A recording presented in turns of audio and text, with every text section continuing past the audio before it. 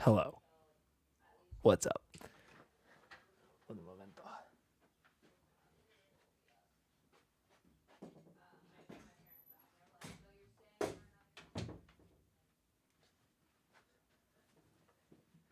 How's it going?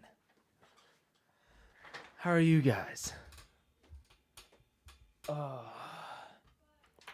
It has been a journey to get this stupid shit fixed. I I hope it's fixed. I'm saying to get it fixed. We're fucking hoping that it's fixed. But yeah, essentially, what up, Mr. Steak? Essentially, I had the internet stable, and I was like, "Hey, please don't fuck with it, family. I appreciate you so much for like giving me these routers. It's very, very nice of you." Um and they kept saying like, well, because I was getting like 100 megabits down, 200 megabits down, like somewhere around there. And they were like, dude, it should be like 400, 600. And I was like, yeah, I get it. Please don't fuck with it. Cause it's stable. That's all I need. I just need it to be stable. And so apparently they did something that they told me they were going to do. They're like, we're gonna put your routers on this dashboard so that we can see it. And apparently, I didn't realize this, but that meant a bunch of other people could see it as well. And the other people were like, what are these demo routers doing, like, fucking active? And so someone else just shut them off. And then when I turned them back on, and I was like, oh no. When I turned them back on, they kept it was like a different person. It was like a game of whack-a-mole where every time it came back on, someone else was like, what's this doing on? And I would fucking whack it. And so I talked to my stepdad, and my stepdad was like, I'm sorry that this is happening. I'm like, it's okay. It's okay. And now, theoretically, the internet is actually better, but oh boy, was it a sucky day of dealing with it. But that should mean that full episode Wednesday should go off without a hitch. Ah! What up, Tai Tai? What up, AKL? And you know what we're going to do? Not worry about any of that, because we're doing Daggerheart, baby. You know what was hilarious? I was watching Mike's stream for a little bit yesterday, and he was like looking through the rules on the website, and I was like, man, I felt so low tech having been looking through the literal PDF the other day. I felt so low tech. So, we're going to be looking through the game rules on here. We're going to finish the classes. And then I really want to look through the rest of at least some of the rest of the general rules. And I really want to look through the GM rules because I have at least sort of committed to GMing this shit. So I need to probably learn what the heck GMing is all like. But okay, where did we leave off? Low tech hides full paper printout. Don't look. Look, dude, I use both. I just had to put a short pause on my BitD game. I felt bad, but like honestly, like I feel like when people normally say like, put a pause on the game, they mean cancel it forever.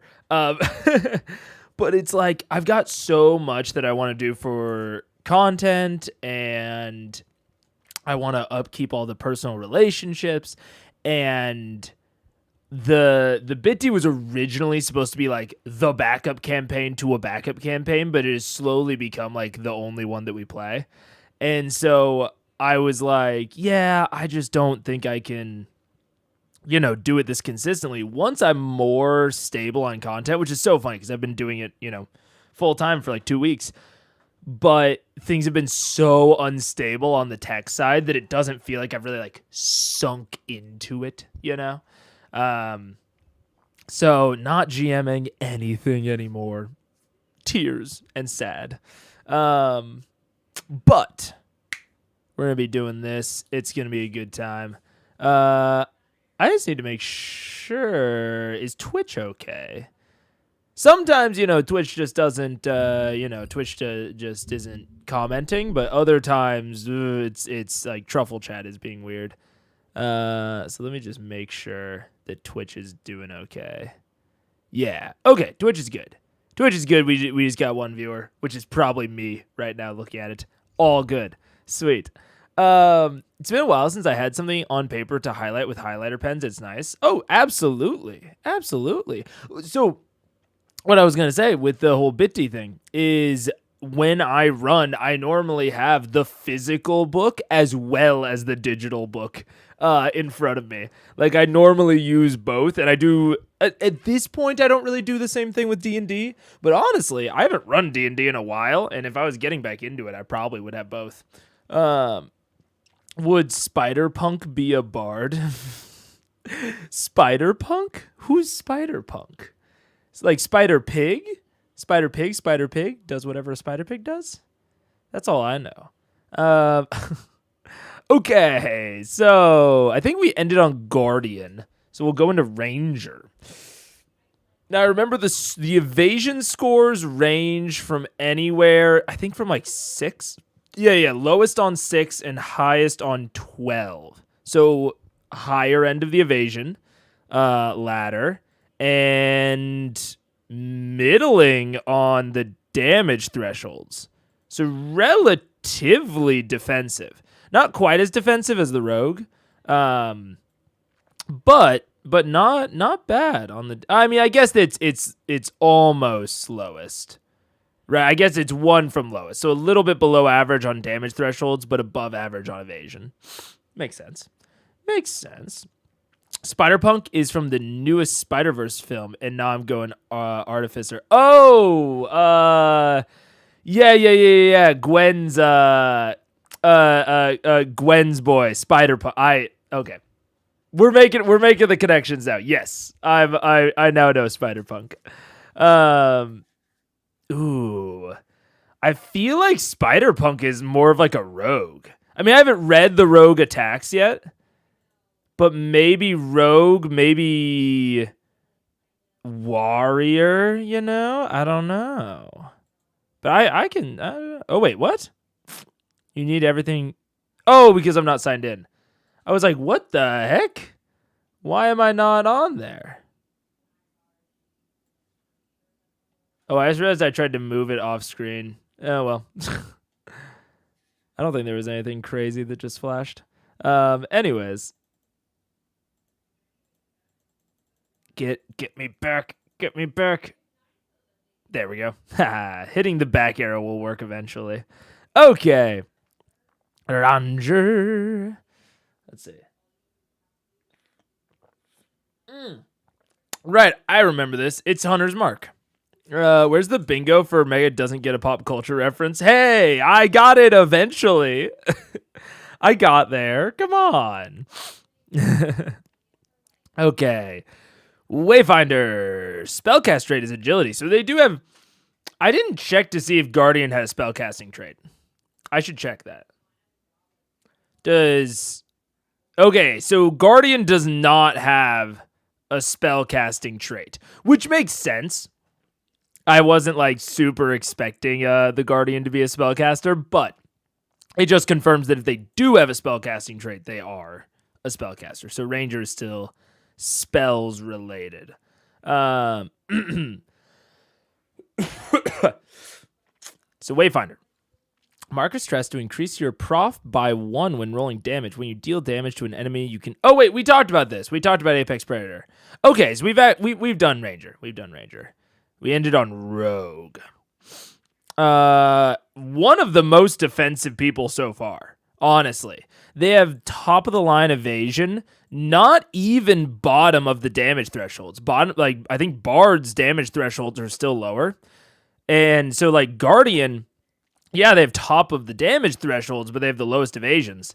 So Rogue seems like one of the more defensive classes, just in general. What up, Albie? How you doing? Watching from a train? Oh, delightful. I love trains. So Rogue, yeah, Rogue absolutely, especially if you want to play like the dodge tank. Like class fantasy, it seems like Rogue's the way to go. I mean, I guess I haven't looked at Warrior. Okay, maybe Warrior's the way.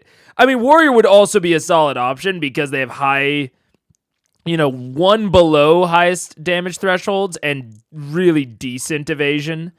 So I think that Rogue or Warrior is probably going to get you that dodge tank sort of feel. Are you making a ribbit? I will not be making a ribbit. Ribbit's not the way for me.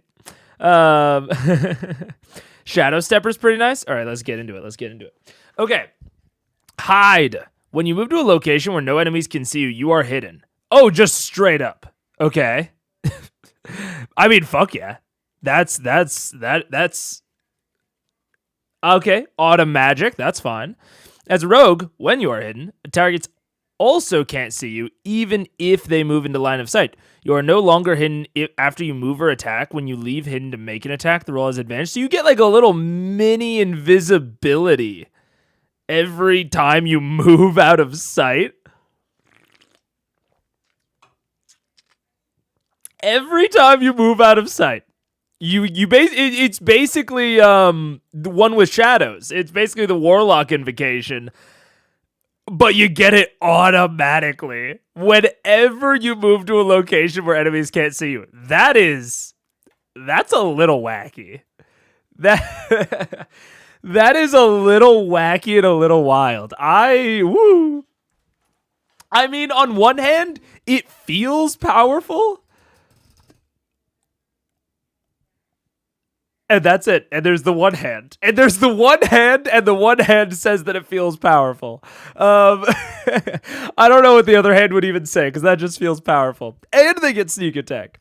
If you have advantage on an attack roll or an ally is in melee with your target, okay. So I'll just say it right now. Especially when you're pairing it with, this hide or whatever, this like very good ability. I very much understand the allies within melee of your target. I think it feels too D&D. Like, literally, just from an optics perspective, I don't even, like, I don't think that fucking D&D has a monopoly on sneak attack or whatever. But, like, I feel like if you already have this very good feature in hide, just keep it to advantage on an attack roll, just to not invoke the D&D adjacency. Because it's one thing, to have a sneak attack on your rogue. It's another thing for it to have almost the same proccing mechanics, I mean, that's just me. But from an optics perspective, I would just take that out. Theoretically, they can't do anything while hidden, so AoE seems very effective against them. Yes. I mean, that's true. You are unable to be directly targeted by attacks and any attack rolls and any rolls against you at disadvantage. So, I mean, AoE is going to be as effective against them as anyone else, just less so. I think one of the base improvements that goes fairly understated is that level 1 characters feel so much more complete. I mean, I absolutely feel that. I have I am absolutely a supporter of take your subclass immediately. like start off things strong. And I'm also a big proponent of play from level 1 in D&D, but I also absolutely understand why people don't want to. Like, I very, very much understand why people want to, get XP to level 3 and go from there. So I absolutely agree. It does feel like level 1 characters are a lot more solid. Yeah. What up, Hades? I tried to make a warrior wizard something of a gish like the Hexblade. Ooh, very interesting. I haven't even seen the multi-class mechanics yet, because I know it's at levels like 5 to 7 or 8 to 10. You can choose an additional class for your character, then cross out an unused taken up upgrade subclass card and the other multi-class option on this sheet. I wonder why do you have to cross out both options? I'm a little confused by that. But otherwise, yeah. No, that's very cool. Use things like spikes to keep them away from hidey holes. Yeah, I suppose. One issue I've found is card in our game. It's annoying to track at a non-IRL table. Now I'm a programmer, a tracker out of anger. Programming a tracker out of anger.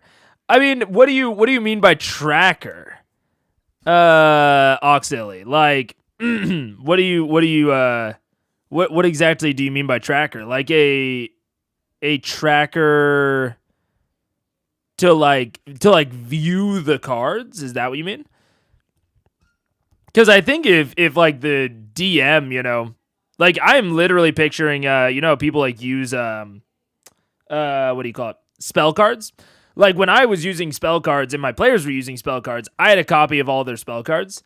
So like whatever spell cards they had, I just had a copy behind so I could easily flip through and see all of their abilities. Like I just had one of those like Pokemon or like Magic like card sleeve binders. And then I would be like, okay, like this section is for for Grog, this section is for Vex. And just flip between the cards whenever there was a thing. So unless I'm misunderstanding you, I could be misunderstanding the complaint. Well, I've heard so many people talking about homebrewing classes already. My mind went to that. Lol. I am not going into homebrew quite yet. I feel like I need to give it a little bit of time. Syndicate. Finesse. Okay, so it does have a spellcasting trait, but spellcasting trait is finesse, which is cool. And same thing with like the Ranger's spellcasting trait being agility. I think it is cool to have those non-mental spellcasting traits. I like that. When you arrive in a heavily populated town or city, you know somebody that calls this place home. Give them a name, note how you think they could be useful, and choose one from the list below. They owe me a favor, but they will be hard to find. Are going to ask for something. They're always in a great deal of trouble. We used to be together. It's a long story. We didn't part on great terms. I fucking love this. I love this. Especially because, dude, this kind of goes after what we were talking about with like the bard, with the troubadour, It kind of goes after this, like this heart of a poet and rousing speech, where it is this sort of, it's this very creative exercise to get a mechanical benefit. But we were talking about how like, oh man, like Shire players may not, want to give a fucking statement with 3 rhyming words, or they might not want to give a heartfelt or inspiring speech. And so I said, we could abstract that within the fiction and just say that they do it. But this is similar to that, but they don't have to like come up with something that crazy in the moment. They could improv it, absolutely. Or they could, have a couple of options in their back pocket, It's almost like a little like mini DM skill. And so they can just have like a couple of note cards just ready for whenever they go to a new town, and they can slap it down on the table. And yeah, That's very cool. I like that a lot. That's very, and I think it's legitimately useful. Like, I think it is a cool, well done feature that doesn't favor loudmouths too much, like me. I love that. I love that. Let's see. It's really prior to the beta, and the tools aren't really for online players, IMHO, but it's new and in beta. I mean, I am a traditionally online player. I don't particularly understand what you're saying, but like, just because you're an online player doesn't mean you can't like use physical tools. Like when I run Daggerheart, I plan on having either a physical copy or just like an edited sheet of all of my players' domain cards and features, because there aren't that many to track from my perspective. I mean, we'll see. We will certainly see how that changes over time, but I don't know. We'll see. This is the first time I've been able to watch. I've been catching up on your Critical Eyes and Daggerheart. Welcome, Disengaged. How you doing? Thank you for joining. Thank you. I think you have to mark off too, because multiclass then takes up both your level up points, so you can't, for example, take both multiclass and proficient. Oh, that makes sense, ARO. I fully understand what you're saying now. Okay, yeah. Syndicate seems like I really want to roleplay and world build a lot subclass. Yeah. No, I mean, but they mechanicized it. Yeah, absolutely. I mean, there's nothing wrong with that mentality, and they gave you a nice feature to do it with. No spoilers in chat and or on screen. Yeah. We'll do it in chat. Give me back to basics. No spoilers.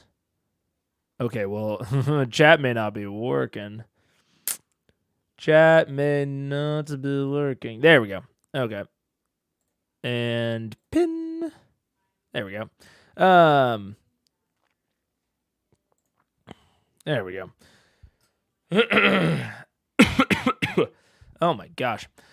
I'm interested to see what hacks people come up with for the action tracker when playing online. And maybe that's what Auxilia is referring to. I don't know what the action tracker is, so I'm not fully aware of that, but I will have to check it out. I will say, outside of a few hiccups, it's been really fun now to just con a friend to be the darn GM. Yeah, absolutely. That's what happened to me. I got conned back in the day, and now I'm here. Specialization feature for Syndicate. Once per session, you can briefly call forth a shady contact. Immediately choose one of the benefits below and describe the flashback that brought them here to help you in this moment. Oh, I mean, incredibly Blades in the Dark-esque feature. Incredibly Blades. They provide one handful of gold, a unique tool, or a mundane object that the situation requires. So once per session, you just grind out a handful of gold. That's just every single day. I don't think so. But that's funny. When making an action roll, their help lets you shift your hope or fear die by 3. Ooh, okay. When dealing damage, they snipe from the shadows, dealing 2d8, adding 2d8 to your damage roll. You know, I don't like this as much as this. It's interesting because it does feel like a progression. This one feels like, you know, their foundation feature plus, but in I don't know, in like a weirder way, in like a more like, I don't want to say like contrived, but just a slightly odder way. I don't hate it, but it's a little, I don't know about this one. I really like the foundation feature. Not so sure about specialization. I have a session 0 for Daggerheart playtest. Hell yeah, Sponge Man. Good luck. Everyone here will forgive me, but I've never played D&D in my life and know next to nothing except watching others play it. Hey, I mean, it's hard to find a table, and that's just like what you like watching. Like, I've talked about how I don't really like watching much D&D content, so but I, play it, or I try to play it as much as I can. So just different strokes for different folks. Starts X shit's gold rumor like Tywin Lannister. Precisely. That's beautiful. Nightwalker. Shadow Stepper, you can move from shadow to shadow. When you step into the shadow cast by another person, object, or area of darkness, mark stress to disappear from where you are and reappear instead of any other shadow. So the fucking Way of Shadows monk. Okay. I'll take away a Shadows monk. I ain't arguing against it. Also, just realized, just looked up and conspicuously no monk, and I think that's okay. I think we could leave monk in its tomb. It's too hard to make it interesting. But yeah, very Way of Shadows monk. Very cool. I mean, I love that ability. Dark Cloud, create a temporary dark cloud that covers any area within it. Okay, yeah, Way of Shadows, very nice. You may spend hope to immediately slip out of anything that is physically keeping you from moving. That's cool. I like that a lot. Nightwalker feels, I don't want to say more complete, but it definitely, like, I think I like the foundation and specialization together more than I like Syndicate's foundation and specialization, but I like Syndicate's foundation a lot. Damn, and here I thought they would add the Mystic. Where's the Mystic, dude? Where's all my psionics? Let's check out the Seraph. Oh, and also we have Midnight and Grace. Midnight and Grace. Seraph, Splendor and Valor. Lower evasion, but pretty high damage threshold. Seems just in general a little bit less tanky than something like the Guardian or even the Rogue. Like, look at the difference between the Rogue and the Seraph. Like, the Seraph is so much less tanky overall than the Rogue. You can maybe put it on the comparison of the Ranger, but that's a big evasion drop for only a little bit more on the damage thresholds. So interesting. Which is, not bad. Not everything has to be tanky. Prayer dice at the beginning of a session. So it's cleric, divine fighters, and healers. At the beginning of session, roll a number of D4 dice equal to your spellcasting trait, which is going to be at the start of the game, probably 2. And store them to the right. You can exhaust them at any time to use their value in reducing incoming damage, adding to a roll result, or exchange for that many hope. Whoa. It's basically Portent. It's essentially the fucking Portent from Divination Wizard. I think this works better as being additive. It's sort of a mix of Portent and Bardic inspiration in a good way. Like, I think that they took the best parts of both of those things, and I like it. And I feel like it works. I don't know about the name, but I feel like it works with what they're going for this class. It's a little bit more, like, supportive. Man, that's good. Well, I mean, we were talking about how, like, it doesn't feel like D&D has a true support class, whereas I feel like Warden of Renewal on Druid was very supportive. This Seraph, this prayer die, you know what? I was talking mad shit on Seraph when just, like, hearing the flavor. I'm not saying I'm going a Seraph, but this makes me much more inclined to consider it because that feels like an actual real support option within the game. This feels very supportive, which I like. I think is very cool. So anywhere between 2 and 8 points to spend at level 1. 2 and 8 points. I don't know what we're talking about, Cabium. Maybe. I have a friend who wants to play a Fawn Monk. I'll figure it out. Yeah, I mean, I'm sure you could probably make it work. I'm guessing with something like the Warrior, because the Warrior's evasion is very high. And you know what? I don't know what Grace does, but maybe even a Rogue. I feel like there's definitely, just based on like what I think Warrior will be, I think Warrior could probably sub in for Monk. Blade and Bone. I don't know what Bone's like, but maybe just do a lot of boning to get Monk in here.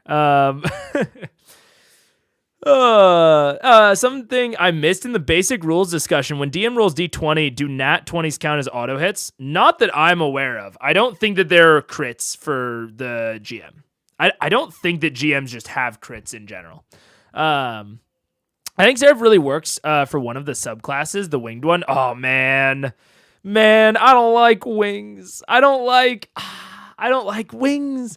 It'll be a little bit less of a thing in this than D&D, but I feel like wings are just like the biggest like way to set you apart from the rest of the party in a bad way. But we'll see. I don't know. But that I fully recognize that is like a total bias that I have that may not be, that is probably not accurate. Because the prayer dice is equal to the number you roll on the D4. So anywhere between 2 and 8 points to spend. Oh, yes. Yes, Cabium. Exactly. Precisely. Yeah. I mean, you have to use some of them all at once, but yes, anywhere between 2 and 8. You're totally right.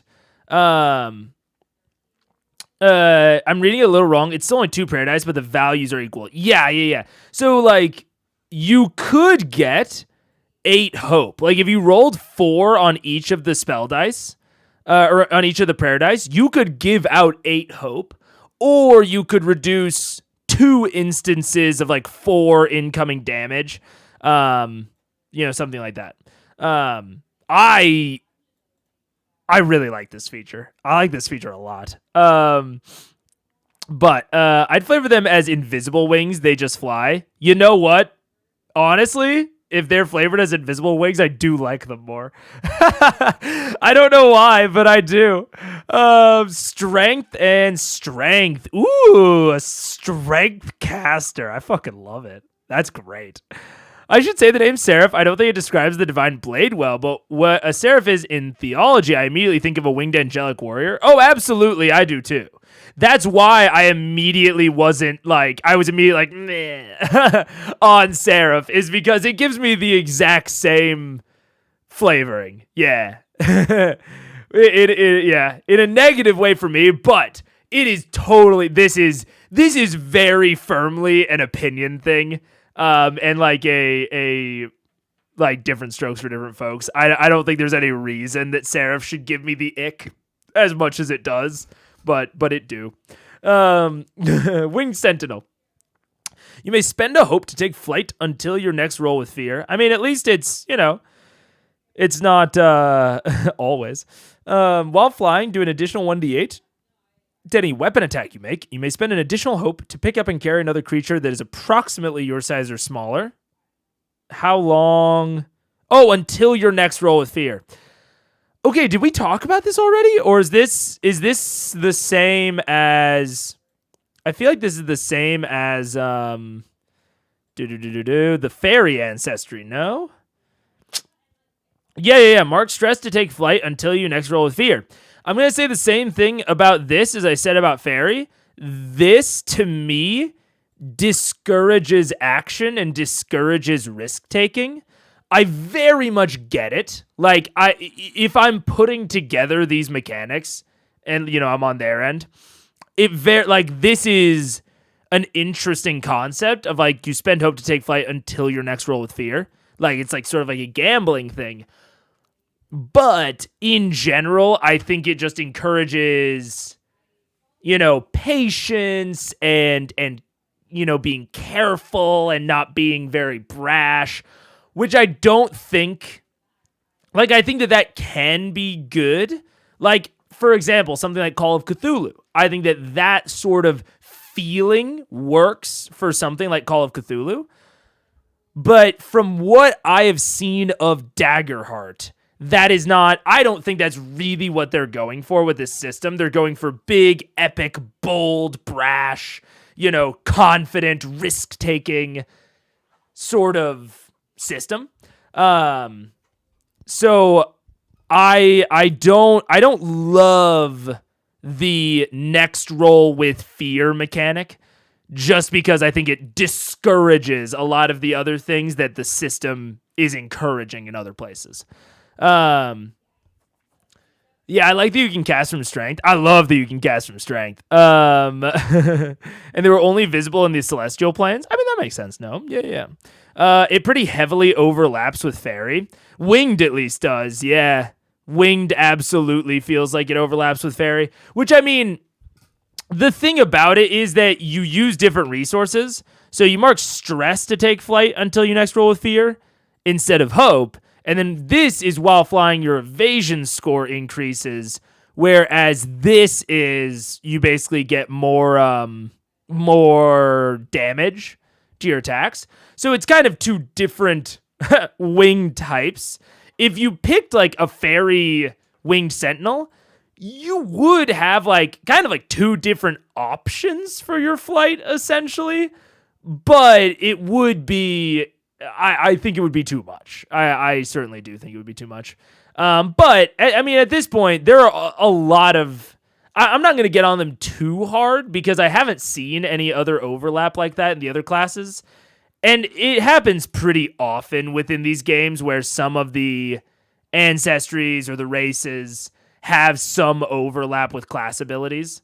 Like that happens. It happens all over the place in D&D. So sometimes it's, I don't want to say it's unavoidable, because it certainly is avoidable.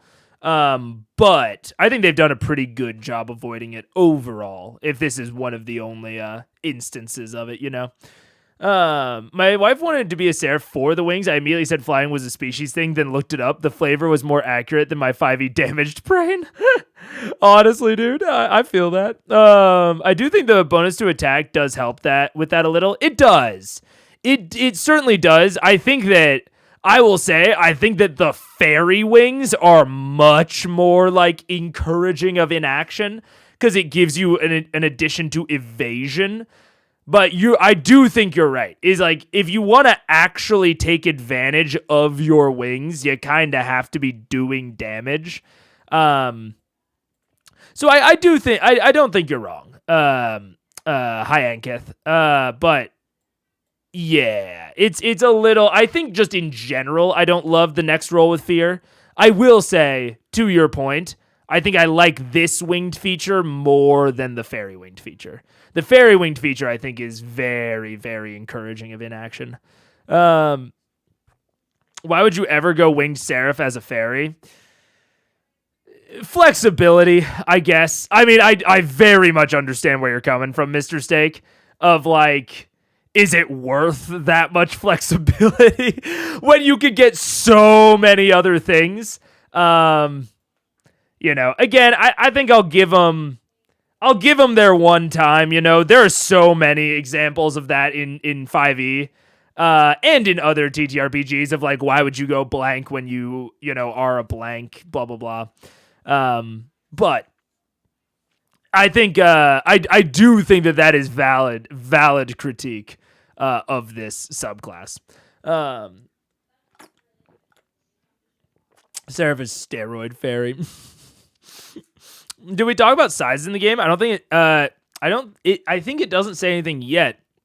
But again, the GM could flavor as they see fit. I would use fly to explore, but not necessarily in combat. Yeah, which I think that, especially the winged sentinel. I think both do encourage that level of exploration. But even then, if we're thinking about exploration, I think that you would only use it in like safe exploratory circumstances, right? You're not going to be using your wings in a more dangerous, risky circumstance. And I think that is a little bit disconnected from the rest of the system's theming.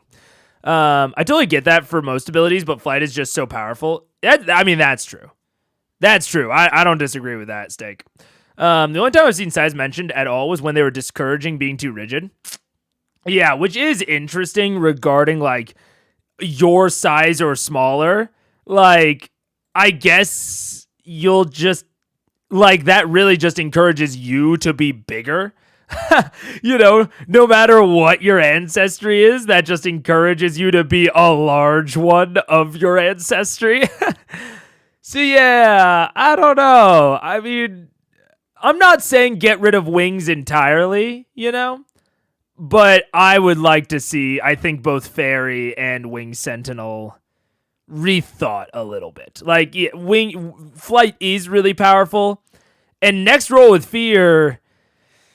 Again, it's the time frame is very odd because it's either really short if you're using it in a risky circumstance, or it can kind of be as long as you want if you're being safe enough with it. So it's a very odd thing for such a powerful ability to like tie it to. So yeah, a little odd. I don't know about that one.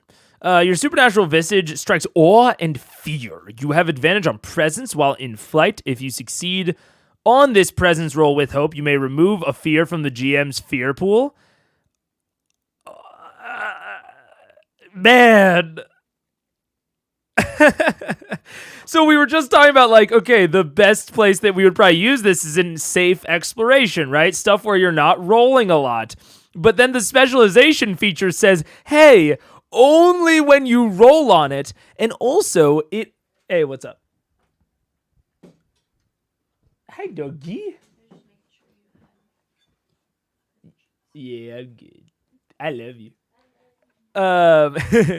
Even with this this supernatural visage, right? This specialization. Hi, puppy. Can you guys see the puppy? Oh, she's right off screen. Hi. Hello. Even with this, advantage only modifies the final result. It only modifies success or fail, It doesn't modify if you're rolling with hope or rolling with fear. Right? Like if it upped your D20 die, I could actually see something there. Like if it upped your hope die from a 12 to a 20, maybe we have something going on here. But the advantage, that doesn't modify whether or not you roll with fear. So this specialization feature is encouraging you to use your flight in a way that flight discourages you from using it, with the fear. And I like this. To be clear, I think that this ability is cool. It's very, to me, this is very reminiscent of Astral Self Monk, which I think is one of the coolest monk subclasses. This is very reminiscent of the Helm of the Astral Self to me. But yeah, these two features kind of seem in not direct opposition, but they sort of seem like they have a little bit of tension between them. Wings are cool. I'm pro wings. I mean, fair enough. Balancing will probably go through a few more iterations. Yeah.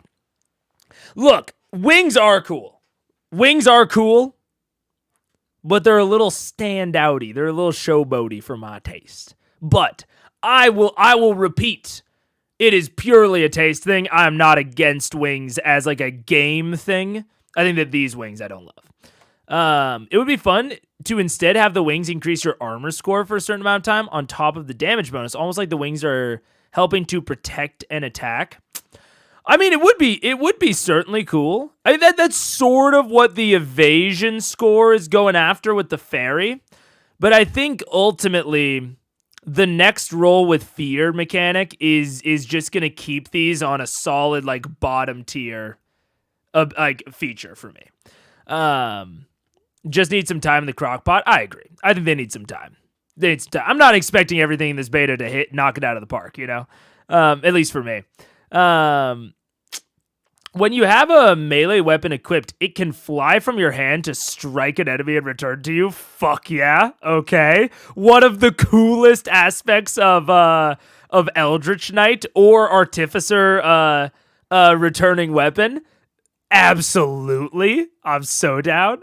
Treat it as though it is a weapon with close range. Mark a stress to also apply this attack to another target in range. Oh man, that's delightful. That's just good old-fashioned fun right there.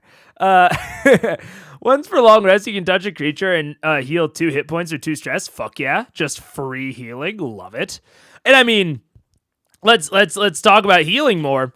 One of the problems with the healing fallacy or whatever within D&D, right, is going down, which I have not read the going down mechanics, but I've heard they're pretty decent. But it's also that anytime you would be using healing to heal someone in 5e, you are using a spell most of the time, or using some resource, because D&D doesn't really have a lot of once per long rest type abilities.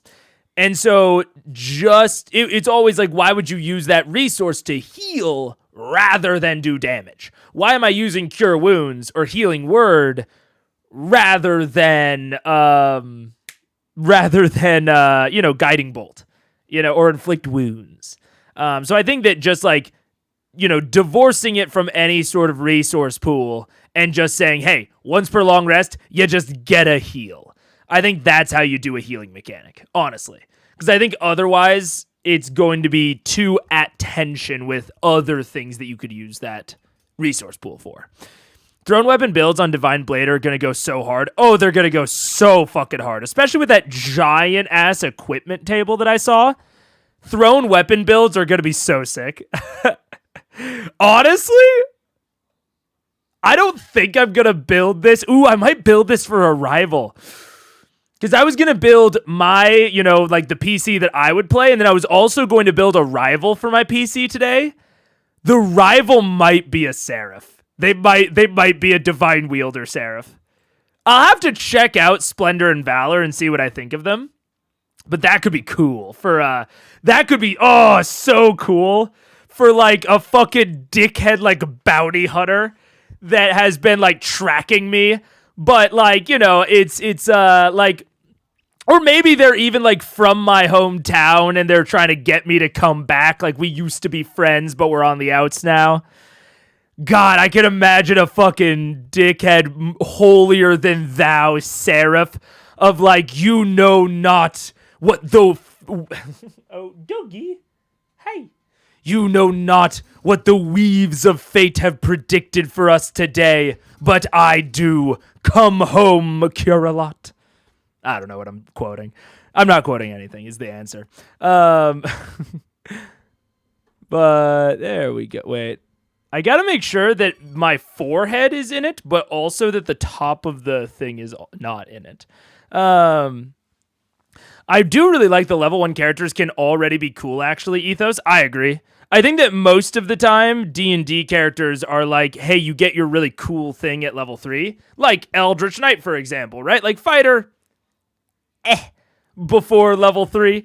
And then they get, fucking Eldritch Knight, or, they get fucking any of their subclasses, and their subclasses are so fucking cool. So yeah, I agree. I do like that philosophy as well. I also really like I've said it for 1 D&D.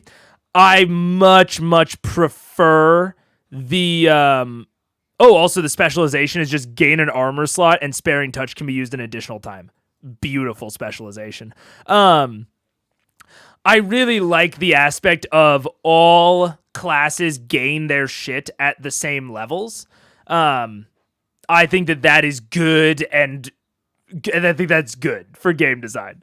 I think that all of I gain different things at different levels makes multi-classing way more of a power game thing of when you multi-class, you have to, do this many levels of this dip because you get, these features at those levels. Whereas I think having everyone gain the same things at generally the same time is much cooler, I think. Don't forget to make them insanely attractive. Oh, they have to be so hot. They have to be so hot. Why did bot delete Seraph Druid Eye? What the heck? Why did bot delete that? What bot? I don't even know what bot did that. Was it Nightbot? I'll have to check on that. I don't know why bot deleted that. I understand these start super wake and then later coolness will be even cooler. I've enjoyed video games that do that well, but it does take time and commitment to a longer journey. It certainly does. And I think that you can still. I think you can do both, but I do absolutely see what you're doing, AKL. Yeah. I think there's, absolutely still a way to make people feel increasingly more strong. You just have to like really start upping the ante a lot. But like annoyingly hot and probably unaware of it. Yeah, absolutely. I'm writing the hate fucking in my head already. Yeah, they absolutely have to be annoyingly hot. I agree. All right, Sorcerer. Arcana and Midnight? Midnight's the rogue domain, right? Ah, okay. What's Arcana? Is Arcana Bard? No, they're Grace and Codex. What else is Arcana? Wizard?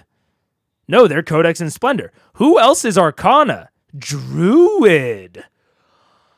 Huh. Sorcerer is Rogue and Druid cut.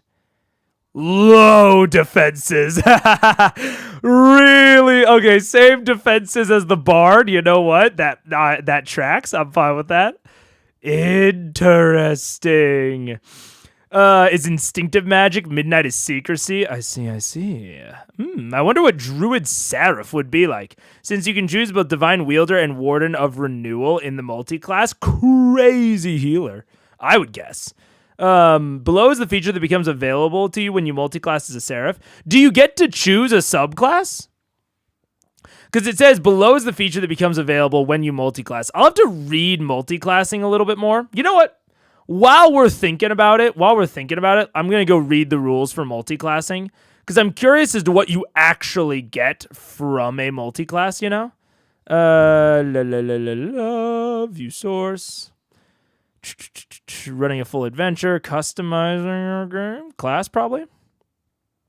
Damage threshold, mastery. Where are we going to get multi-class? Let's see. Multiclassing. Starting at level 5, you may choose a multiclassing option when you level up. When you multiclass, you get to choose an additional class to take a domain from and gain access to a particular multiclass feature. Take the appropriate multiclass module and add it to the right side of your character sheet, and then choose a foundation card from a subclass of your choice. You're right. If that foundation card has a spellcasting trait, you can choose to use that trait when you make a spellcasting roll. So you're absolutely correct. You get one domain, you get the multi-class feature, and you get a foundation card. So you absolutely would be able to take Warden of Renewal. I don't think you would be able to eventually get the specialization.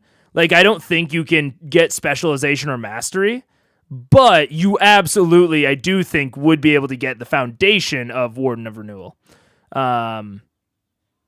Interesting. Very interesting. Yeah, I mean, it would just go hard as a healer. It would go absolutely balls to the walls as a healer. Let's see. Oh, Whispering Orb. Yes, please. Arcane Sense. You can sense the presence of magical people and objects when you're close to them. Straight up. All right. Bet. Minor Illusion. Okay. Minor Illusion. It's interesting. Minor Illusion's like a little bit, I'd say like slightly worse than traditional, but nothing you have to spend, basically a cantrip, and you get fucking detect magic for free. Shit, man, I'm down. Also channel raw power. Once per long rest, you place a domain card from your loadout into your vault and choose to either gain hope equal to the level of that card or add magic damage. Wait, what? Wait, when do you get to swap? I need to look this up. I'm gonna go long rest because I haven't actually read the long rest rules. Is that when you can swap out? Tend to wounds, clear stress. So okay, wait. Remove all marked hit points. Got it. Clear stress, clear all marked stress. Dude, this is so fucking generous. I'm just gonna say it. This is so generous. Repair armor. Oh, so you don't have to pay for it. You just have to pay. You have to pay a thing. Choose 2 of the options below. Prepare, describe how you're preparing, then gain a hope. And then work on a project, establish or work on a continuing project. Swap any domain card in their loadout for any in their vault and choose 2. Interesting. So the long rest is when you can. So basically, you are removing one of your features from your loadout to gain a bunch of to gain a thing, to like channel raw power. Fascinating. Off rip, I would have to see how it feels in play. Off rip, I love that. Off rip, that is cool as hell. I like that a lot. And disengaged. What I meant is you can't get the mastery feature. I think I don't think you can get the mastery feature from your from the class you're multi-classing in. So I believe you could still get the mastery from your main class, but in multi-class, let me see. You must cross out one of the available take an upgraded subclass card option at the level up, meaning you won't be able to gain mastery. Oh, no, I'm totally wrong. Yes, disengaged. You are correct. When you multi-class, you must cross out one of the available take an upgraded subclass card. And there are only 2 of those. So you can take an upgraded subclass right here once, and then you can create, and then you can do it 8 to 10.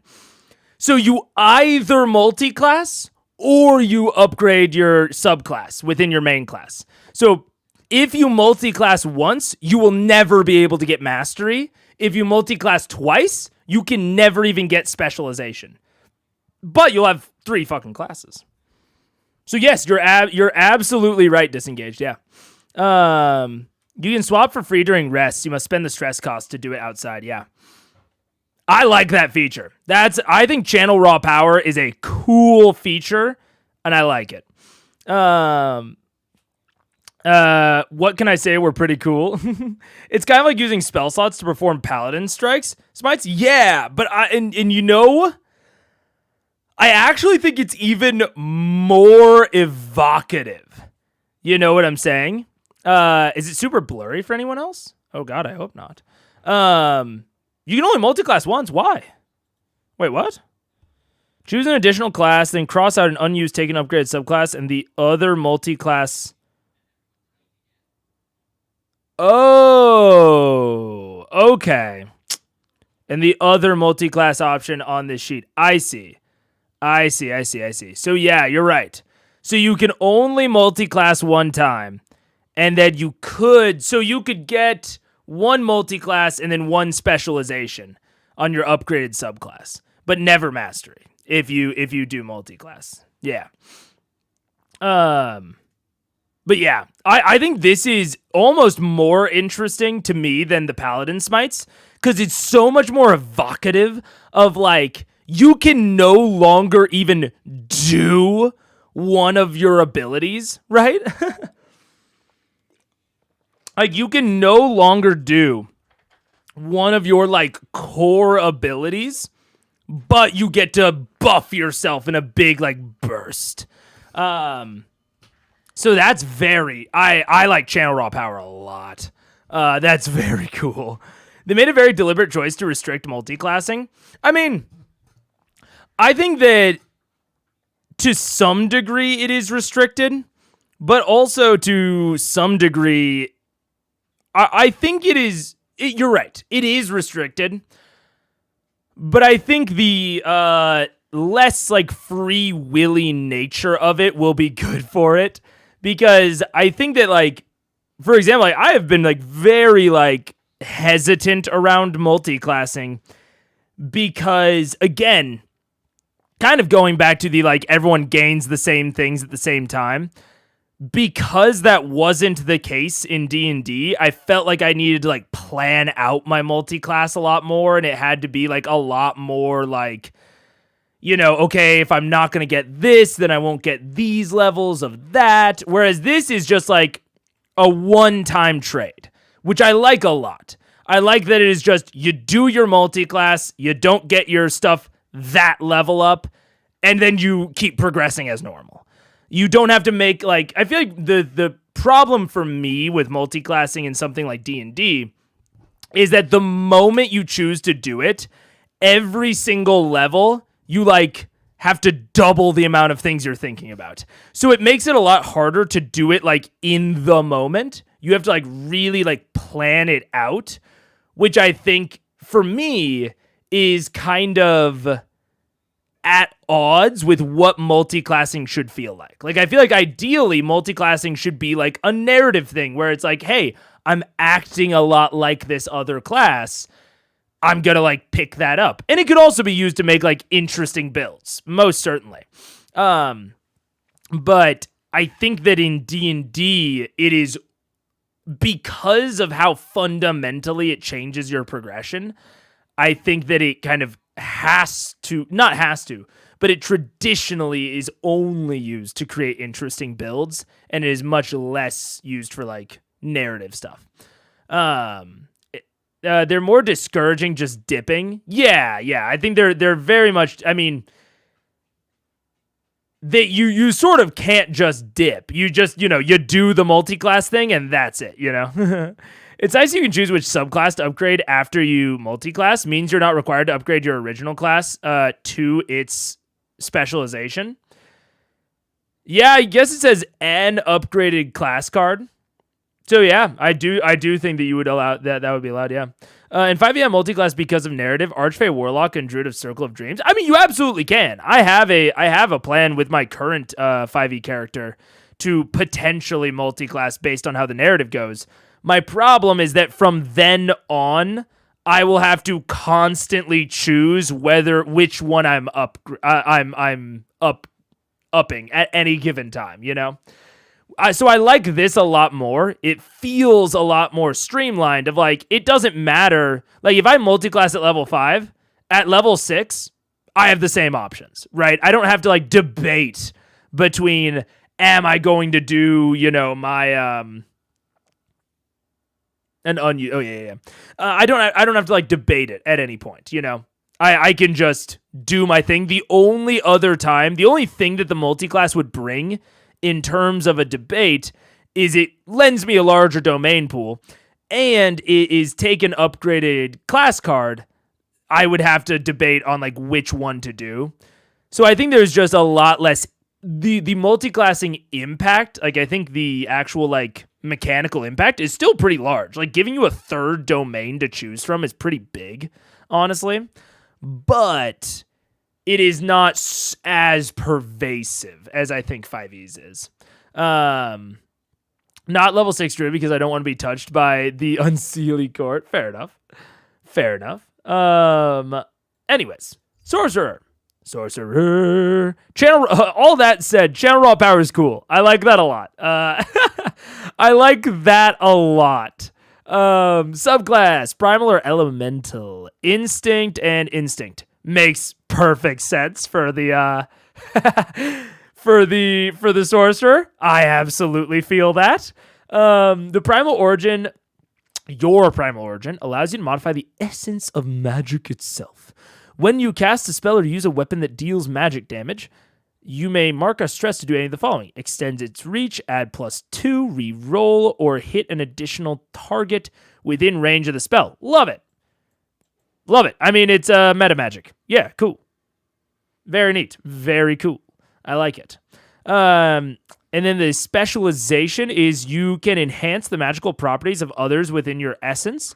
When you help an ally on a spellcast roll, the advantage die you roll is 1d8. After you help them make their spellcast roll once per long rest, you can swap the values of their duality die. Interesting. How many spellcasters are there? Bards are spellcasters. Druids are spellcasters. Guardians are not. Rangers are. Rogues are. Seraphs are warriors. Warriors are not, and wizards are. So it is more likely than not. Because the only thing I was looking at there is I was like, well, if you have an all martial party, this basically never gets used. But only 2 of the classes are non-casters. So most likely this is going to get used. And it's specialization. So by that point, you'll very well know if it would get used or not, you know? Multiclassing on 3 and 3.5 was fun. Fair enough. I mean, I don't know if any of the mechanics would be something a DM would struggle with, but I don't really see a problem if it makes sense for your character progression. Wait. I'm not really sure what we're referring to with the multiclassing. Oh, wait. Maybe I didn't read Mr. Zakes. Multi-classing in 5e definitely always felt like an unnecessary burden. The one time I tried it, my DM just asked me to pick one and roll with it and gave me the main class feature I was for. Damn. That is much stripping it down. Anyways. Elemental foundation feature. Choose one. Water, fire, air, lightning, earth. Feels like an unnecessary addition. Just to nitpick a little bit, like I get it, but also like a lot of times lightning is either abstracted into fire or air, so it just feels like the odd duck in the camp. You can channel this element into unique, harmless effects. Nice. You may also spend a hope to describe how your control over this element helps a current action you're attempting, and either add +2 to the action roll before making it, or +3 to the damage. Ooh, I like it. I'm thinking through it. I mean, it's very experience. Like it reminds me a lot of the experiences, you know? But like this feels like, obviously people have rightly critiqued that Way of the Four Elements monk sucks. This feels like a way to do bending within this context. Oh, hi. There's a dog that has butted in under my chair. Hi. Doggy. What? Hi. And especially I like tying it to hope. Because one of the other kind of, I think one of the other issues with it in 5e is that it felt odd that this, you know, kind of inherent power within you could just kind of get tapped. Like, I think that tying it to key always felt just a tiny bit odd, you know? And tying it to hope, because even within this, you could tie it to hope or stress. But hope is coming back all the time. So, like, sometimes, yeah, you can't make your fucking bending work because the situation is desperate and, you know, you don't know, like, you're totally spent. But then you get that little bit of hope and you can, like, you know, fucking, like, dig deep inside yourself and make your bending work again. Yeah, I think that having this constantly regenerating resource is a very interesting aspect of this. That and it's regenerating at an unreliable rate. Like, I don't know what she's doing, so I'm just watching her. Hi. What are you up to? You're not being bad, are you? Don't turn the power off on the computer, please. But having this like stress, we kind of talked about how like stress is basically blood bending and hope is essentially like combo, right? Oh, she's just laying down. And I think that having this constantly generating resource is something that 5e has no equivalent to. And something that, honestly, a lot of systems have no equivalent to, which is very interesting. Like, even something like Blades in the Dark, which I talk about all the time, has no equivalent to hope. There is no resource that you are constantly generating just by interacting with the game. And tying that resource to different abilities, I think allows you to capture some fantasies within your features that are not possible within other TTRPGs. Like, I don't think you can make this work in D&D. Like, straight up. Again, people criticize Way of the Four Elements Monk very fairly, but I don't think there's a way to do this in 5e. Like, straight up. There's no way to capture the essence of something that just like takes a lot of effort and you can dig deep within yourself, whatever. Like, eventually 5e abstracts that or like tries to get after that through the like you gain 1 per combat or whatever. But I think it is I think that is absolutely a sort of slapdash way to implement it. And I think that the hope mechanic is much slicker and much more cool. I think it's much better.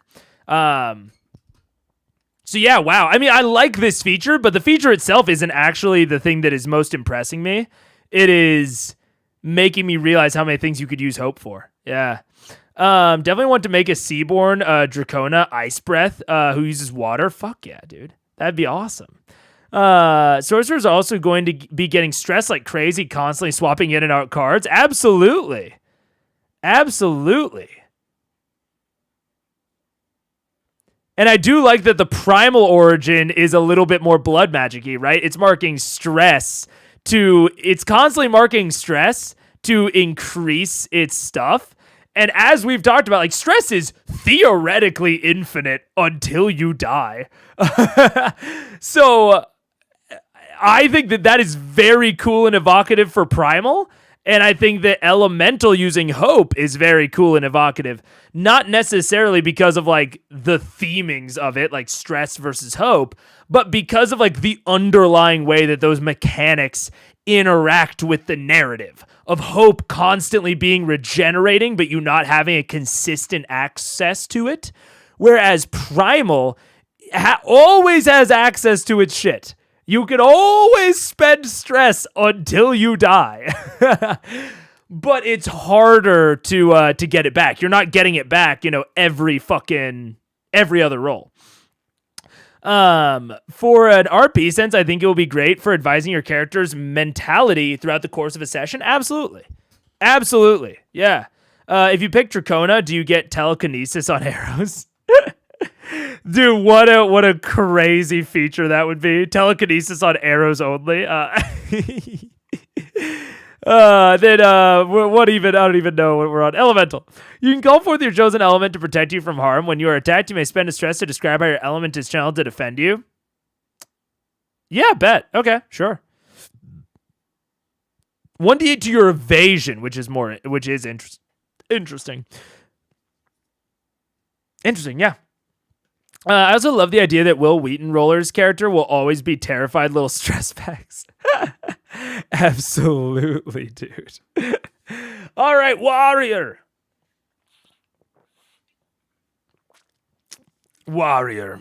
Battle Strategist.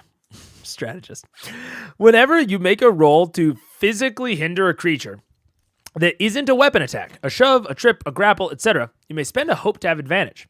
On a success, you can choose to deal 1d8 physical damage to the target. Oh!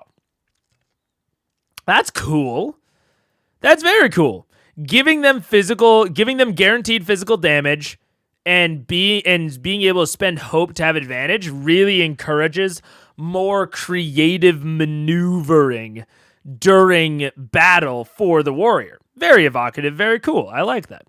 Ignore burden when equipping weapons. I don't know what that means, but I can assume. And you may place primary weapons in your secondary weapon slot. Ooh, a little bit of a dual wielder action. All right. Always add additional physical damage equal to the value of your level when you attack. Wow. Okay, little DPS bags. Understood. Interesting. So it is, you're better at attacking, and also when you're not attacking, you're still good. Okay. They're combat, which makes sense. They're the warrior.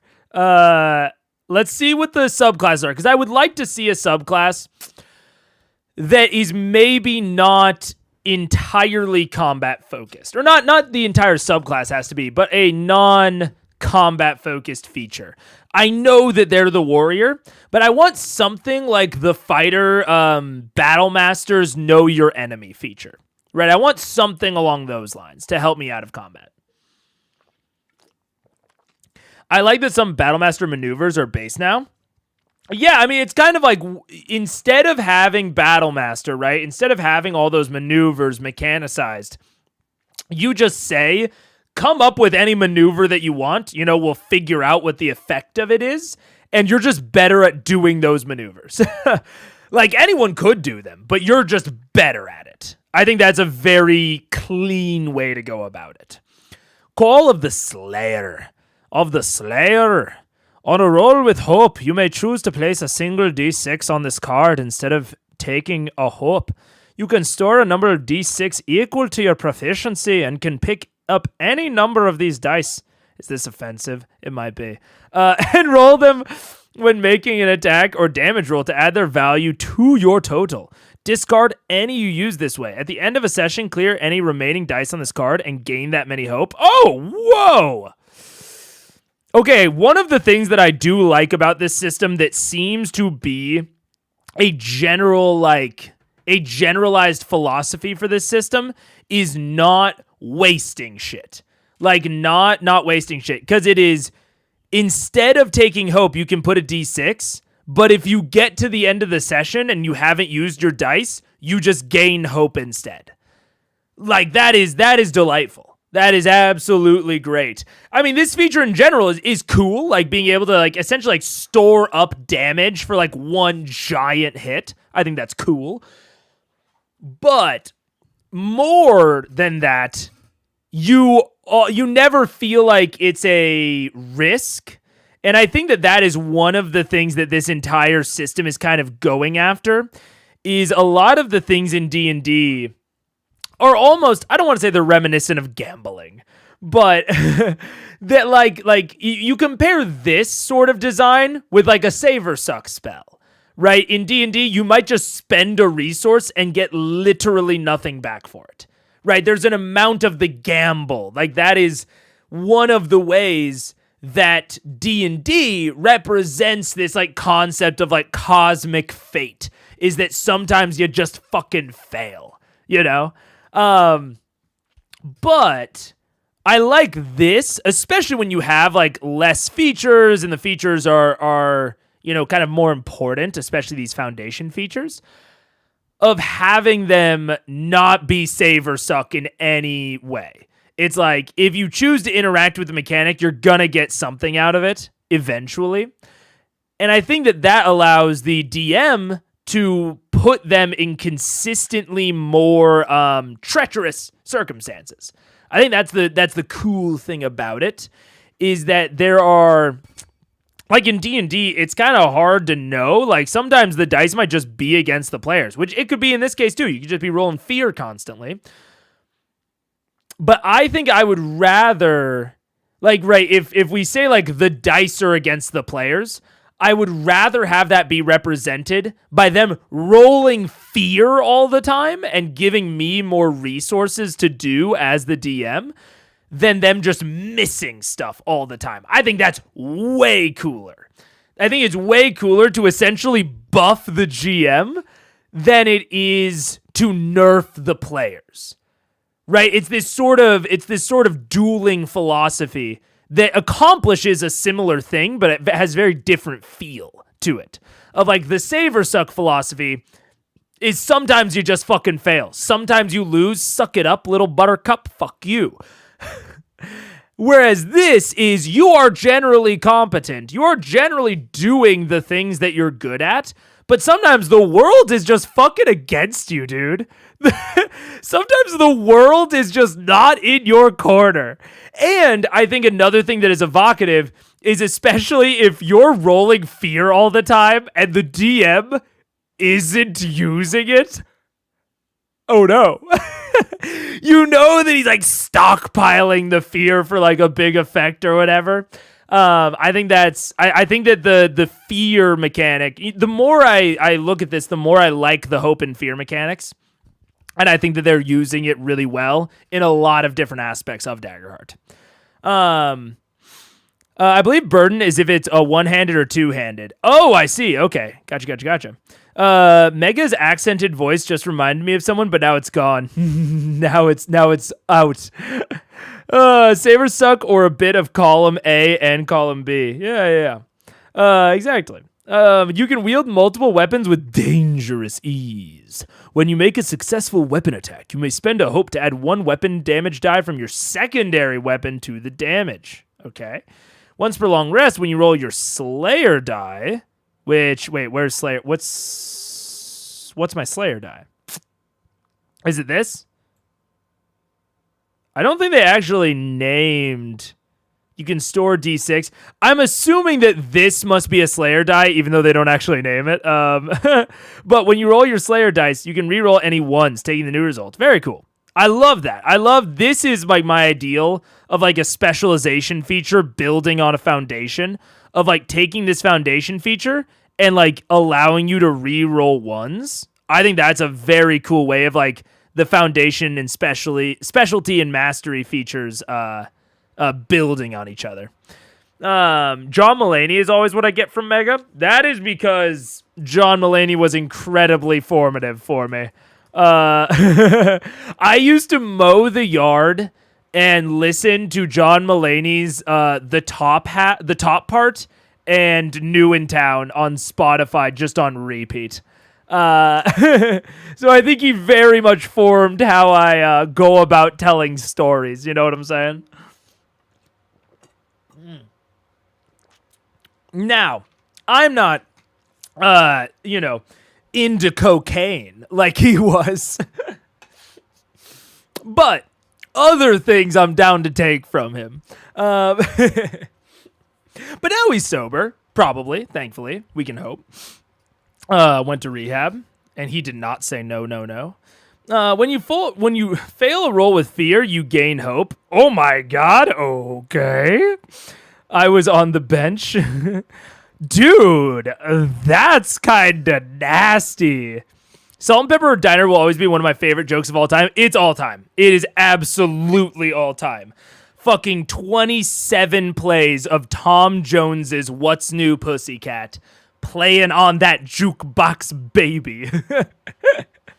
Yeah. Salt and Pepper Diner is absolutely all time.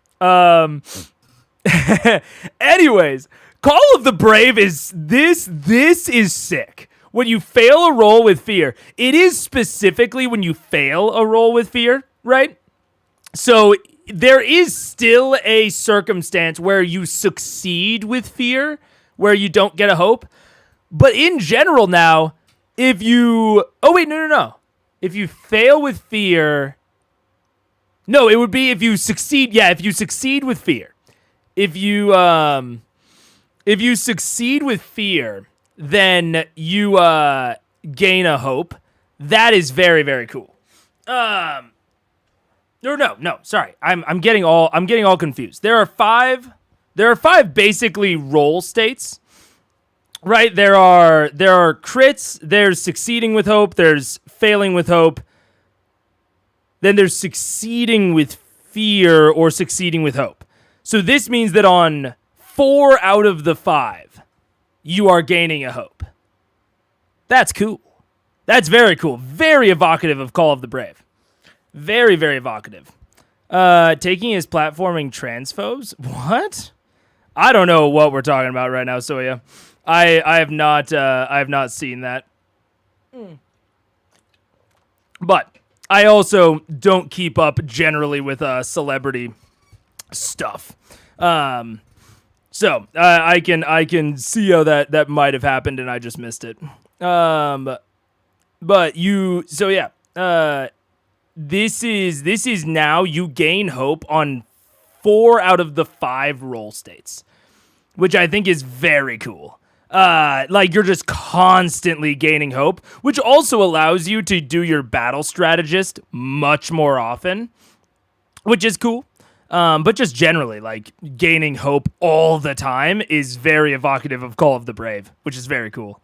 Once per long rest, before you attempt something incredibly dangerous or face off against a foe who clearly outmatches you, describe what ritual you perform or preparation you make to clear 2 stress and gain 2 hope.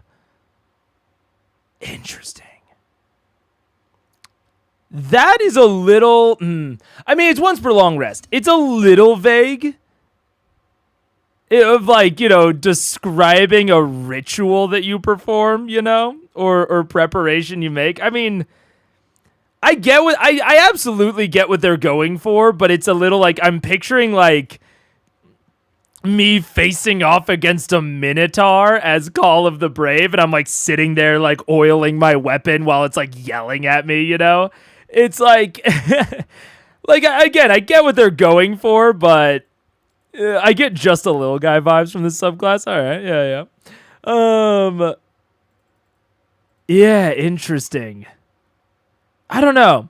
I really like this one. I'm not so sure. And then you are vigilant in the face of mounting danger. When you have 2 HP available or less, your hope die becomes a 1d20. Very solid. I mean, as we've talked about, the hope die becoming a 1d20 is kind of weird because it modifies the math in a very odd way. Because a crit success, this makes you less likely to crit. And so for certain DC levels of like, right, this raises your average roll value from a 2d12 would be 6.5 times 2, so that's 13. And this raises it to 10.5, 17. So it raises it from a 13 to a 17. So this is generally going to make you much more likely to roll with hope, and it's going to raise your average result value by 4. But it is also making you less likely to crit. So at a certain point, for like a certain DC level, this is actually a nerf? Well, it's not necessarily a nerf, but it's making it less likely for you to succeed while making it more likely for you to roll with hope. It's a very odd interaction. I don't know ultimately how much I love the increasing it to 1d20, only because of that like weird odd interaction. You know what I'm saying? Martials sound immediately more fun to try than primary casters. I mean, it'll definitely depend on the domains, I think. But I do think that the martials seem very fun. So regardless of, the casters versus the martials seem super duper fun. Like, I'm absolutely stoked to try them. We haven't looked at the domain cards. Yeah. If you end up with multiple scars equals lost hope slots. Yeah, absolutely. Okay. Wizard. Prestidigitation. You can perform harmless, subtle, magical effects at will. Examples might include changing an object's color, creating a smell, lighting a candle, floating something small, illuminating a room, repairing a small object, etc. Strange patterns. So just prestidigitation, just straight up. All right. Choose a number between 1 and 12. Anytime you roll that number on duality, you gain hope or clear a stress. You may change this number on any long rest. Huh. I mean, cool.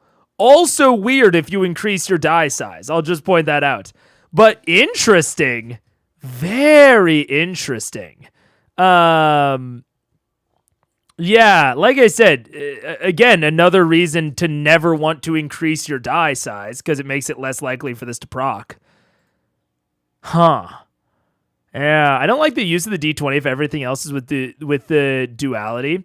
I mean, that's the interesting thing is that it's making your duality, right? It's making your D12 of the duality, your hope die, a 1D20, which I do think, again, is like very evocative.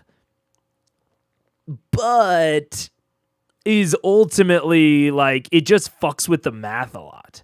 Like the idea of increasing your die size to get better at something is very interesting, I think. But I don't know, is ultimately a little weird, I think, as well. Also, incredibly not defensive, which makes sense. It's a wizard. Come on. My big problem with casters so far is the lack of utility from spells domain cards compared to the unrivaled diversity of 5e. I mean, I would say that 5e is too diverse, personally. I haven't read over like the Codex and Splendor stuff. I haven't read over a lot of the caster options in their domains.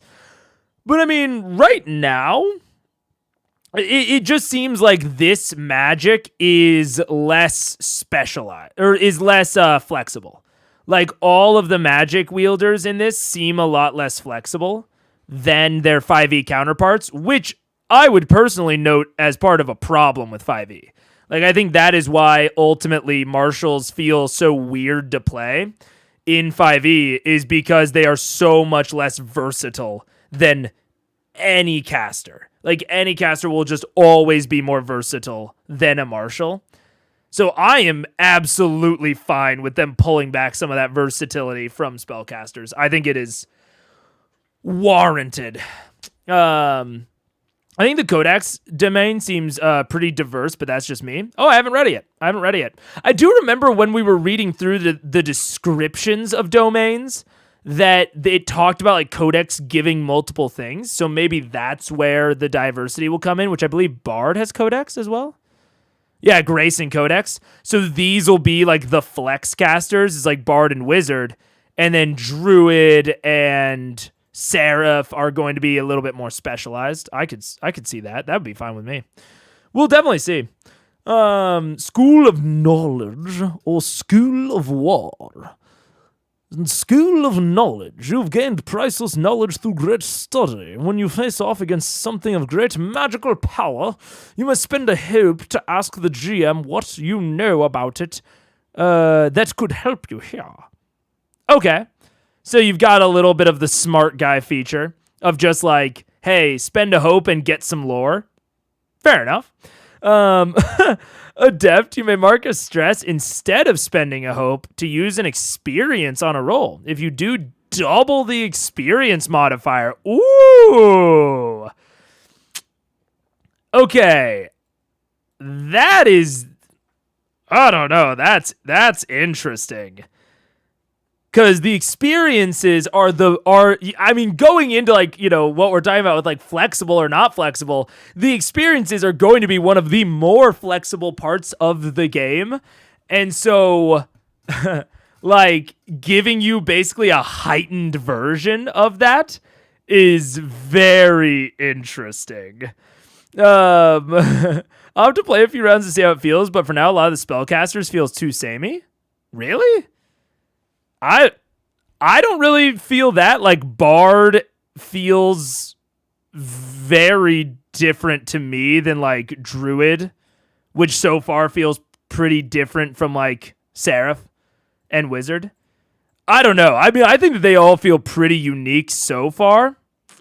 And I mean, the domains, like, yeah, by definition, they share them.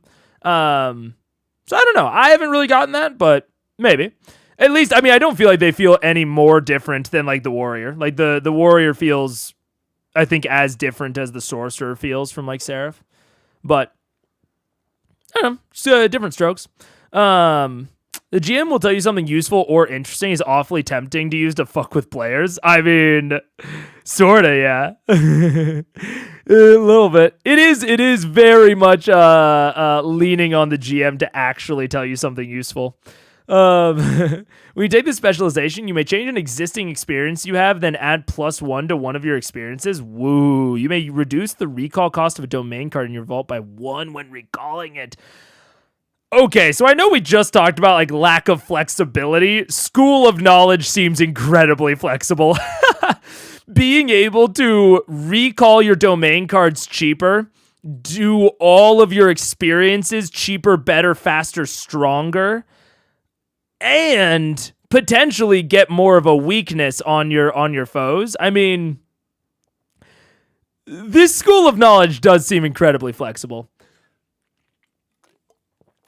You'll see when you check out the domain cards, but I can't really visualize what they do differently in combat. What they do differently? Like what the spells do differently? I mean, that is probably going to be mostly on flavor if I had to guess, but we'll see. But yeah, I'll have to see when I get to the domain cards. School of War. You've focused your studies on the shaping of magic in both dangerous and powerful ways. Take an extra armor slot. Solid. When you make an attack roll with fear, you gain an extra 1d6 magic damage. When you make a successful attack roll with fear. Interesting. I don't know about that one. You can concentrate to maintain a protective barrier of magic to protect you. Protective barrier of magic to protect you. While you have at least 2 hope, you can add your spellcast trait to your evasion. Interesting. So the School of War is much more like, I'm an upfront caster. Fuck you, fuck me. If there are some Codex and Splendor ones that are like at close range, I can see this maybe playing out, but we'll see. Right now, I think School of Knowledge seems a little bit more interesting. And I don't know, like, the only thing here with like these foundation and specialization is that going to be enough to like to make this not terrible? I don't know. We'll see. Okay. So let me think. Out of all of the ones that I was attracted to, let's think. Not really attracted to either of the bards. And the rally, it's a little iffy for my taste. I don't know. I'm not feeling bard. Warden of Renewal, I could see, but I ultimately don't think I like beast form enough to do druid. Guardian was cool, especially Vengeance Guardian. I liked Vengeance Guardian. Ranger, look, I love exploration. But Path Forward just feels like it's taking all of the challenge out of exploring. I think Hunter's Mark is a bit lame. So Ranger feels like cheating. I'm not going to play it. Let's see. Rogue. I love Rogue Syndicate. Rogue Syndicate's very cool. Who could have guessed? Me? What? Seraph? Divine Wielder spoke to me a little bit. Sorcerer, both Primal and Elemental, spoke to me on Sorcerer. Warrior was interesting.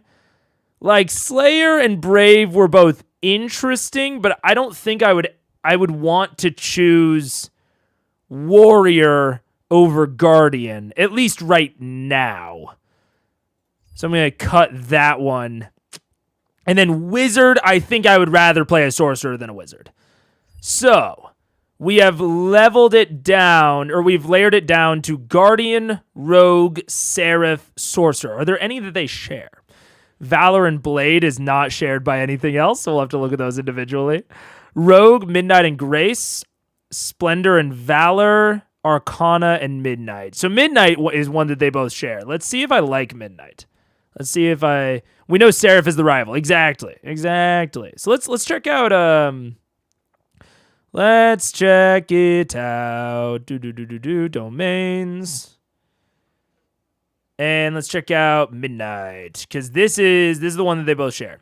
And I'm going to look about up to level 5, I think, cuz I'm not really planning for beyond level 5 yet.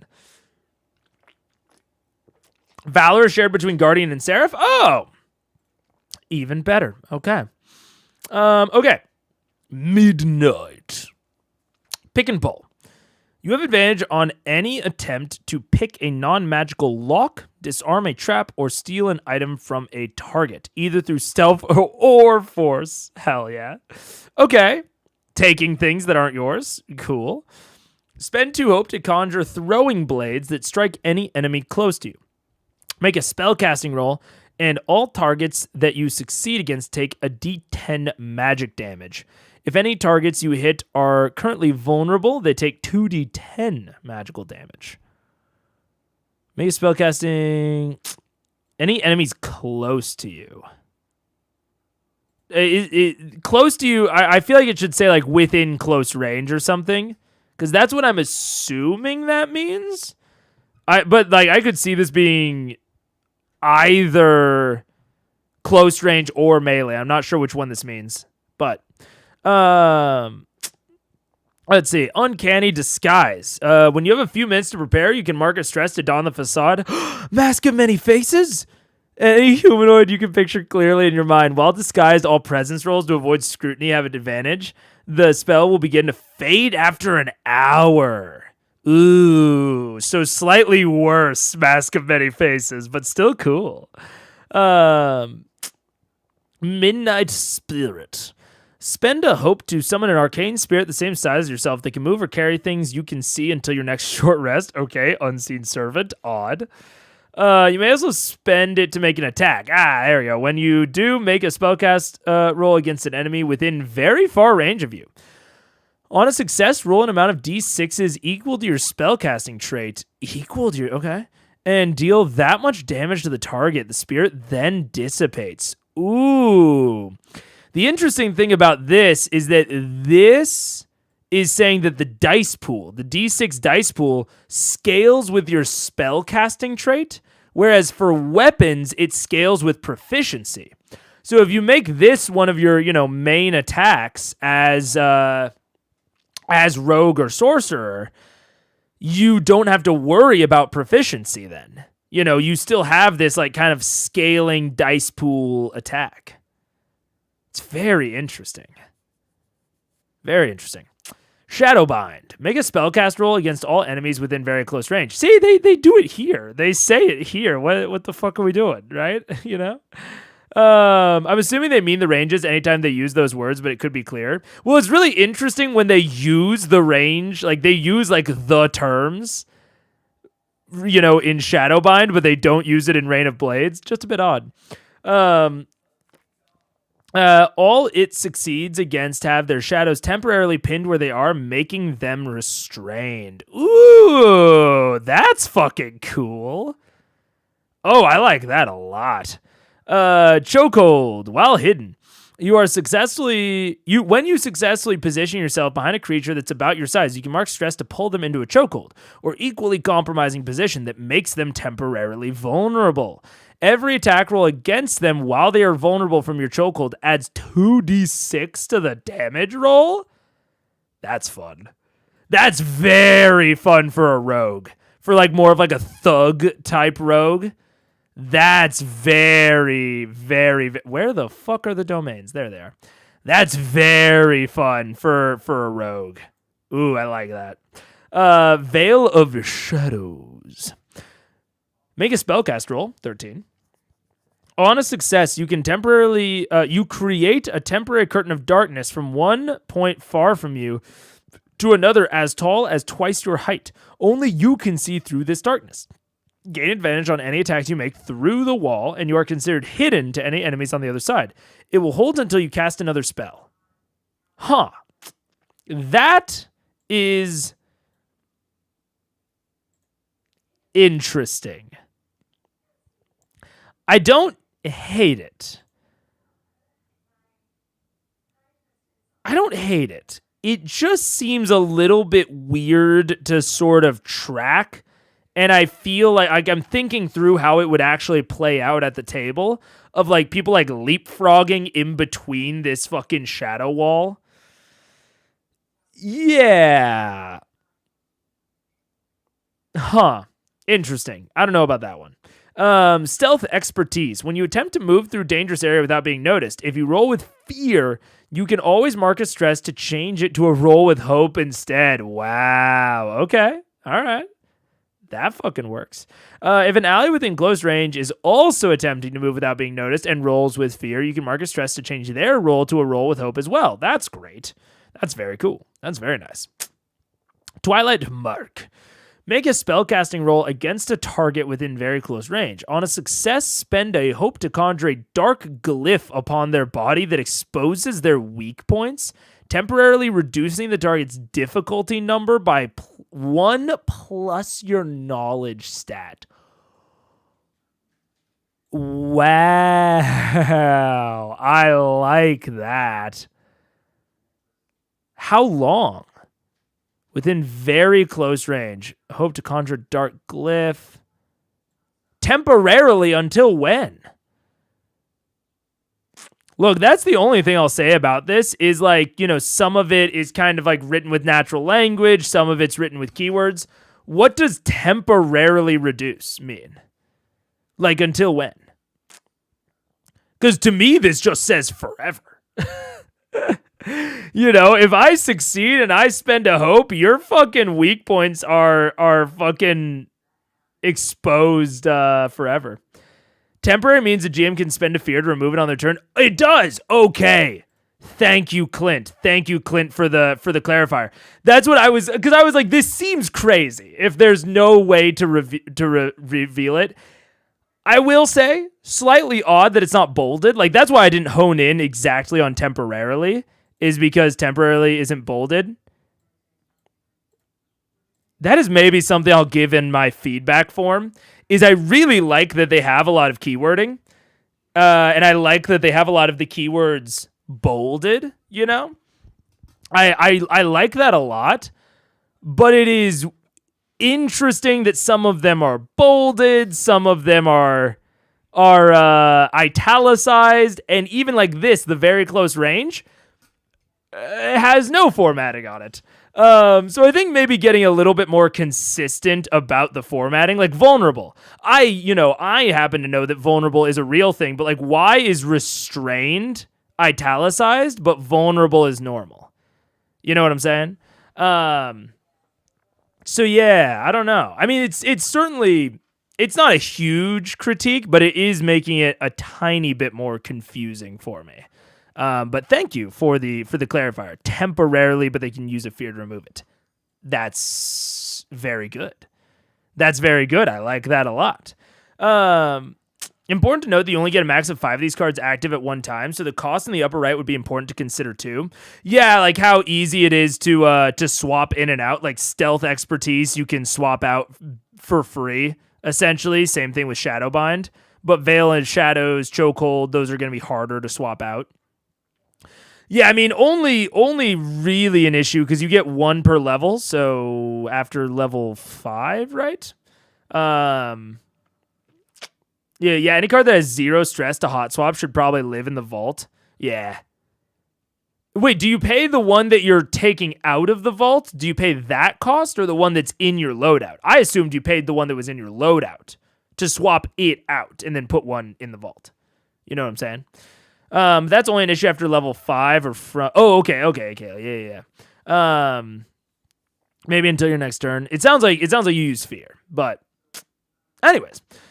Well, also optimistic. You got to remember there are no turns. There are no turns, so it's just based on like when you act, when you don't. You pay for the one you're getting. I think. Wait, let's check. Domain, because that would be interesting if you pay for the ones you're getting versus the ones that you have. Maybe not. Let's do loadout. Oh, recall cost. Loadout and vault. Cards in your loadout can be held in your hand or placed at the table. Your vault. Swapping cards.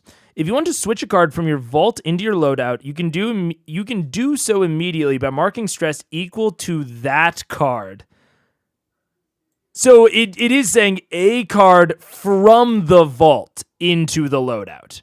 So the card that it's referring to is the one in the vault, which is the recall cost. Okay. Placing the other card into your vault. So you're right. It is absolutely...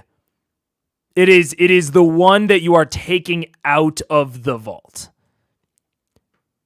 Interesting. So yeah, something like Stealth Expertise.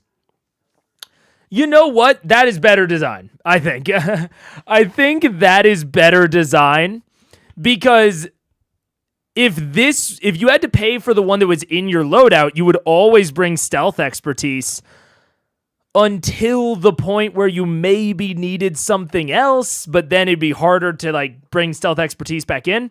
Whereas this is essentially saying you just keep stealth expertise in your vault. You just keep it there.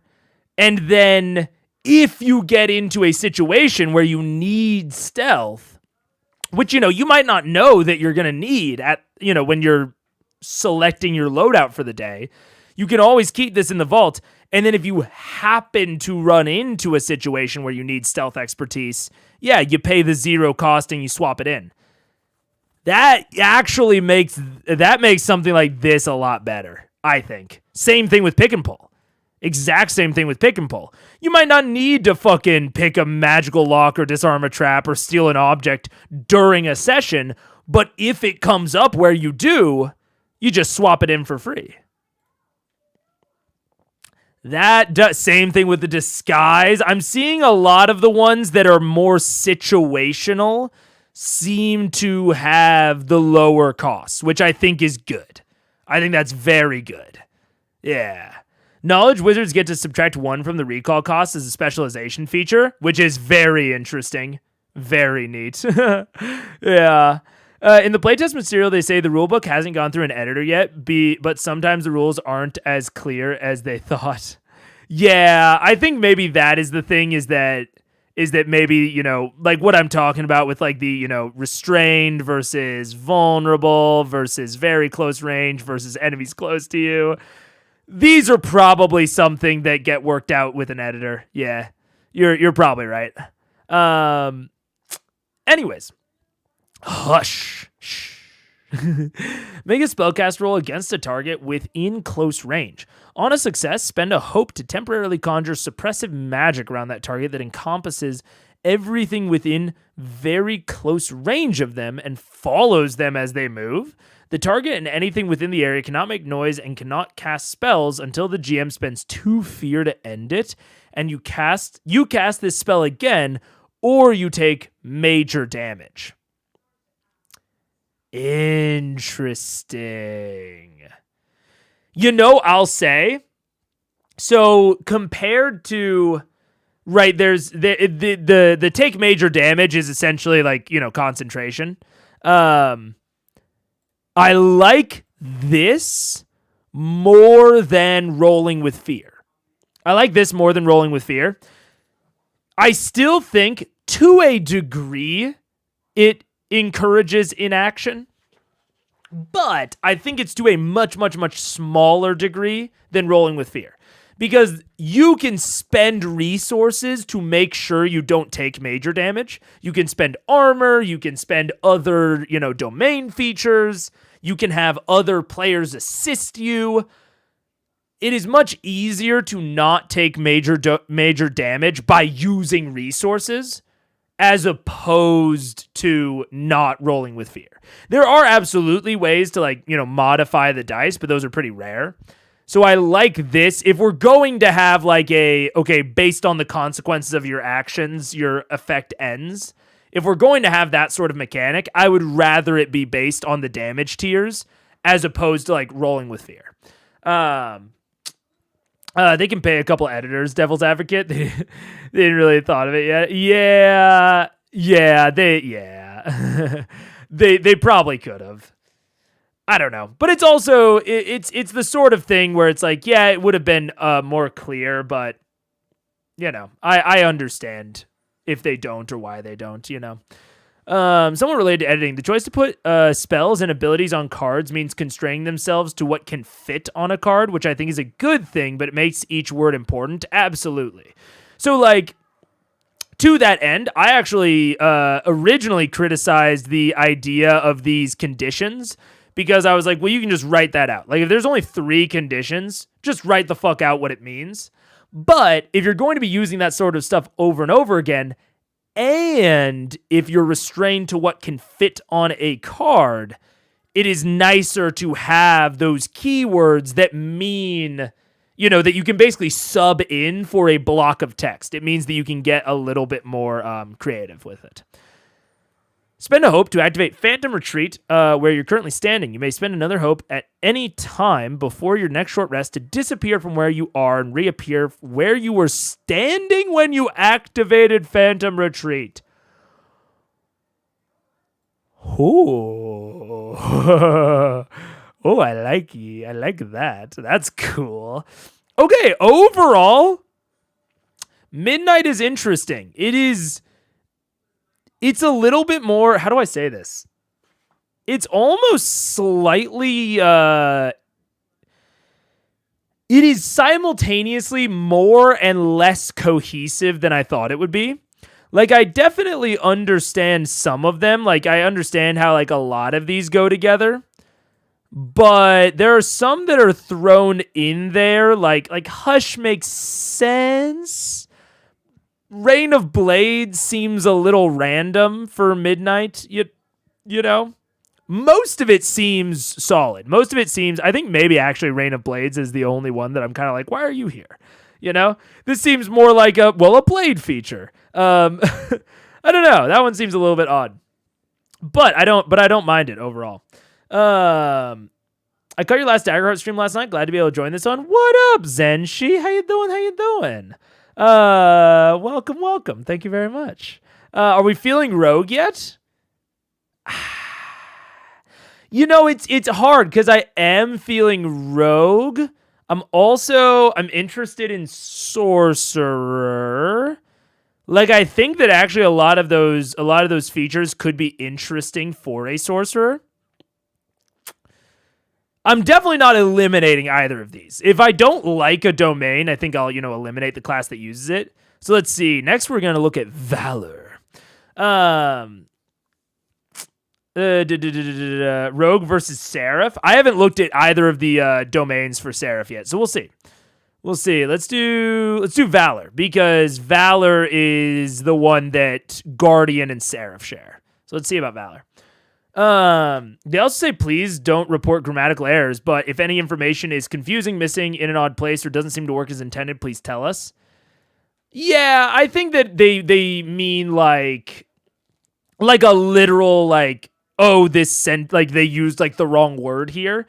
But I do think that it is totally fair to report like, hey, I think that this phrasing is confusing, This phrasing, rather than using the actual range terms, is confusing. I think, not bolding all of the keywords is a little bit confusing. I think you can absolutely still say that sort of thing. What did I miss, or finishing off going through classes? We went through all of the classes, and now I'm looking through the domains. I've narrowed it down.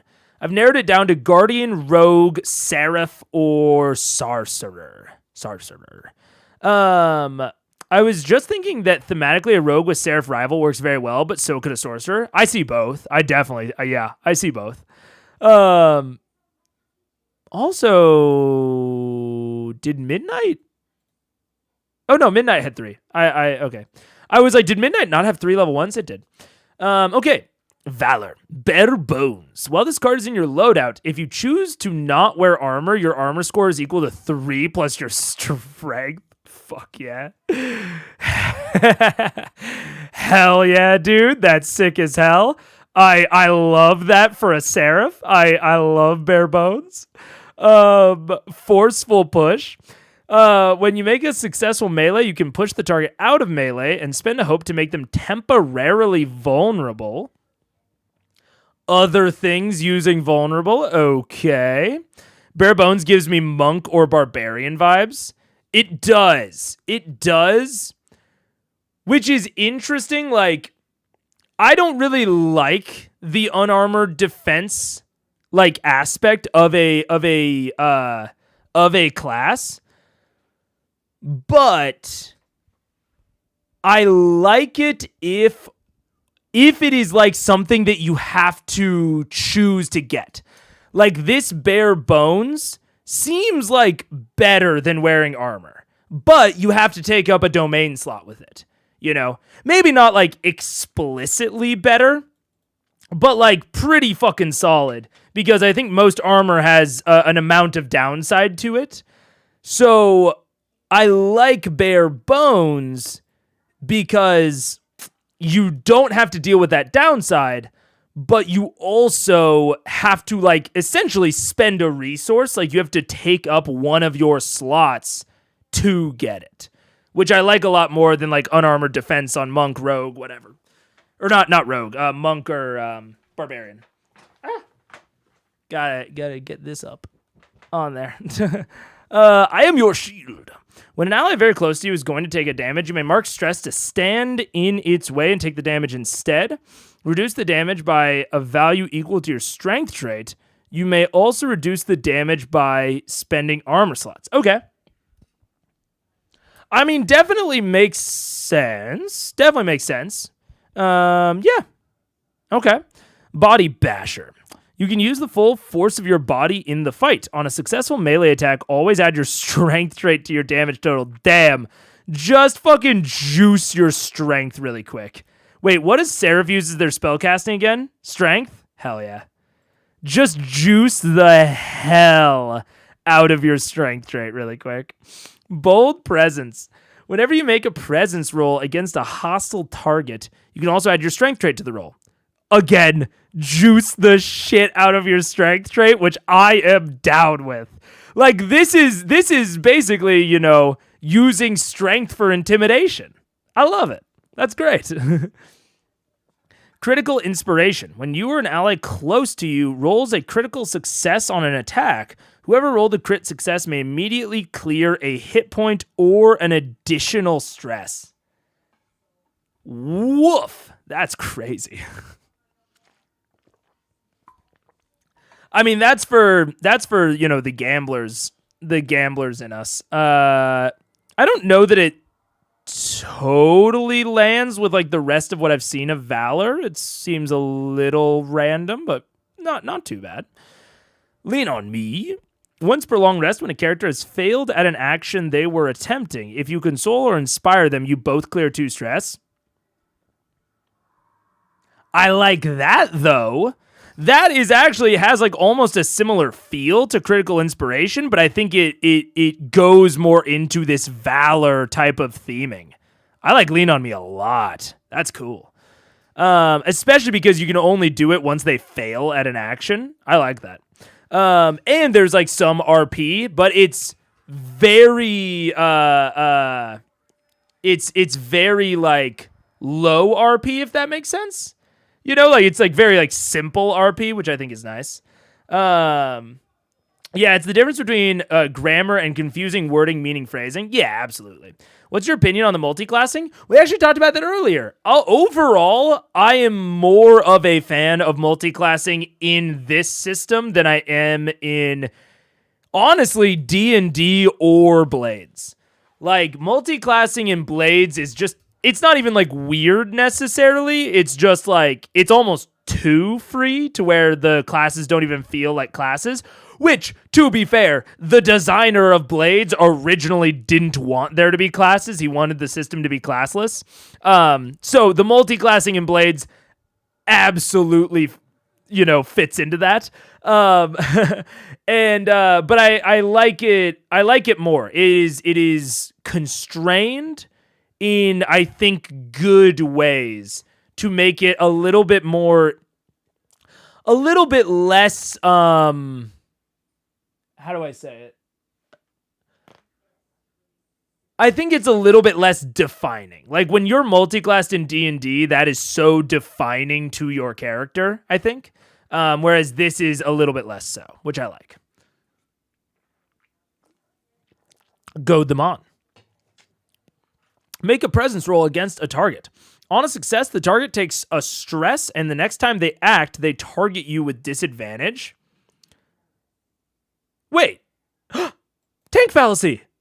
Wait, let me reread it. Make a presence roll against the target. On a success, they take a stress, and the next time they act, they target you with disadvantage. They have to. They have to target you. Tank fallacy. Valor has it. Valor did it. Yes. This is the classic aggro ability, and nice. Very cool. I'm down with it. When an ally close to you fails a roll, you may spend 2 hope to allow them to re-roll either their hope or fear die and take the new result instead. Support tank. Okay. Sure. I'm sort of seeing maybe what they're going for here with like the critical inspiration in the support tank. It's sort of this like leader, divine, like look to me from the masses sort of deal. Okay, it's coalescing a little bit more. Armor, your armor score increases by 1 while this ability is in your loadout. During a short rest, if you choose to take the repair armor downtime action, everybody in your party also clears 1 additional armor slot. That's sick. That's very, very sick. I am super down with that. Rousing Strike. Once per short rest, when you roll a critical success on an attack roll, you and allies that can see or hear you may clear a hit point or 1d4 stress. Man. So there's kind of like a crit build here, almost. You know what I'm saying? Like this critical inspiration, this rousing strike. Like there's like almost like some sort of like crit build, which is very interesting. Normally I'm down with that. Normally I love like luck builds. But because I don't really love the crit system, I'm more hesitant to lean into that, but very interesting. Very, very interesting. Support Tank is a card name. That one could use a bit more workshopping. It's a little bit, yeah.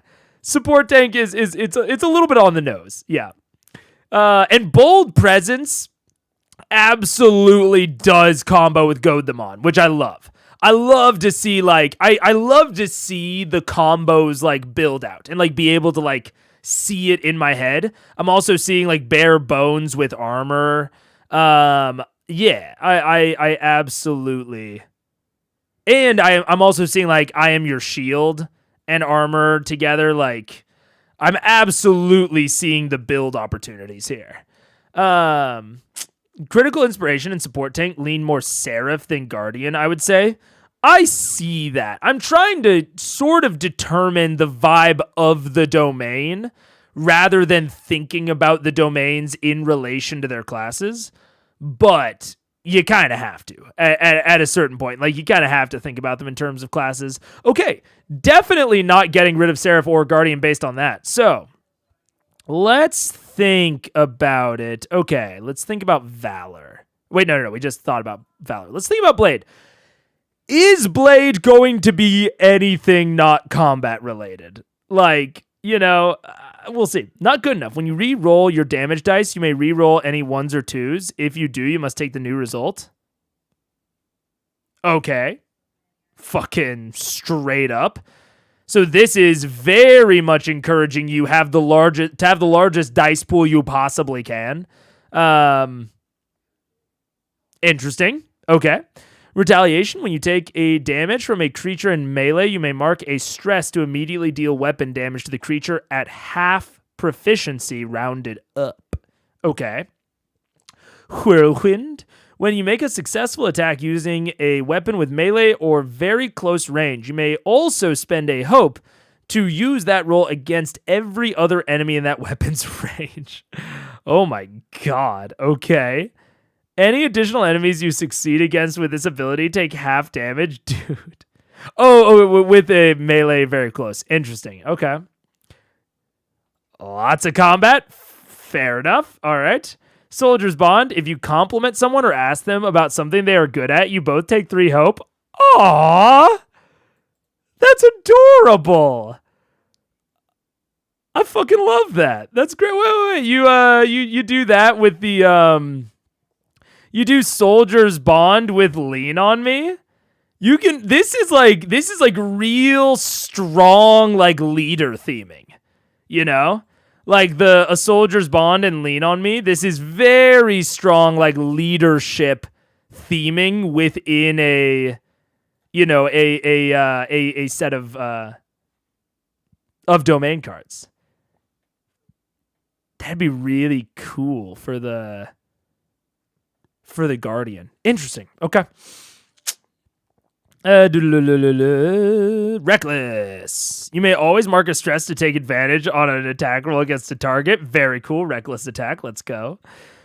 Scramble. When an enemy in melee range would deal damage, you can avoid the damage entirely and safely move out of melee range of the enemy. Okay. That seems a little bit more warrior than Guardian, but fair enough.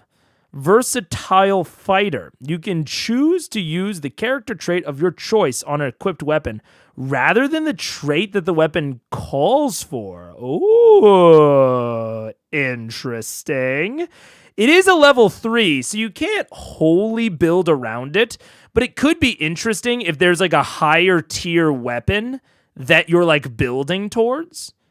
I could see some very interesting builds with Versatile Fighter, especially multi-class builds. Like you take you like multi-class later into Warrior or Guardian, and then you take Blade Domain and then you grab Versatile Fighter from Blade Domain. I can absolutely see some interesting builds with this. Also, you may mark a stress to take the maximum value of one of your damage die instead of rolling it. Hell yeah. Not good enough is just straight up Weapon Master, which is straight up Weapon Master. Is oh yeah. I mean, some of them are just gonna be like that, you know. But it doesn't have the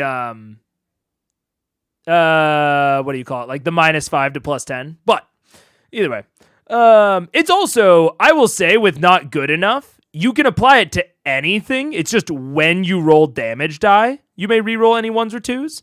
So I can see not good enough. I picture it actually much more on like a smaller weapon person that just has a giant die pool. So, you know, you're rolling like a shitload of sixes, of like D6s or even D4s, and you're, you know, guaranteed to hedge your values up a little bit. So it's a little bit more flexible than GWA, but it is the similar feature. Let's see, Deadly Focus. You can apply all your focus towards a single target, choose that target until you attack another target. You defeat the creature or the battle ends, add +1 to your proficiency. Ooh. You know, oddly enough, this is actually hedging towards a solution to the tank fallacy, oddly enough. Because it's a way to really easily up your damage against that single target and force that single target to try and deal with you rather than get, you know, targeted like this. It's a little bit on the, you know, like the DPS side of things. But especially if you use Deadly Focus with like not good enough, that's only 2 DPS cards, which I say only 2. That's, you know, 2 of your loadout. But that would, adding +1 to your proficiency and re-rolling 1s or 2s, I mean, there's something there. But again, you know, when I talk about the tank fallacy, there's an aspect of like, okay, if your solution to it is just to deal a bunch of damage, you're probably not going to be tanking a whole lot because you're just choosing to do a bunch of damage, you know? Fortified Armor. Increase your armor total by 2.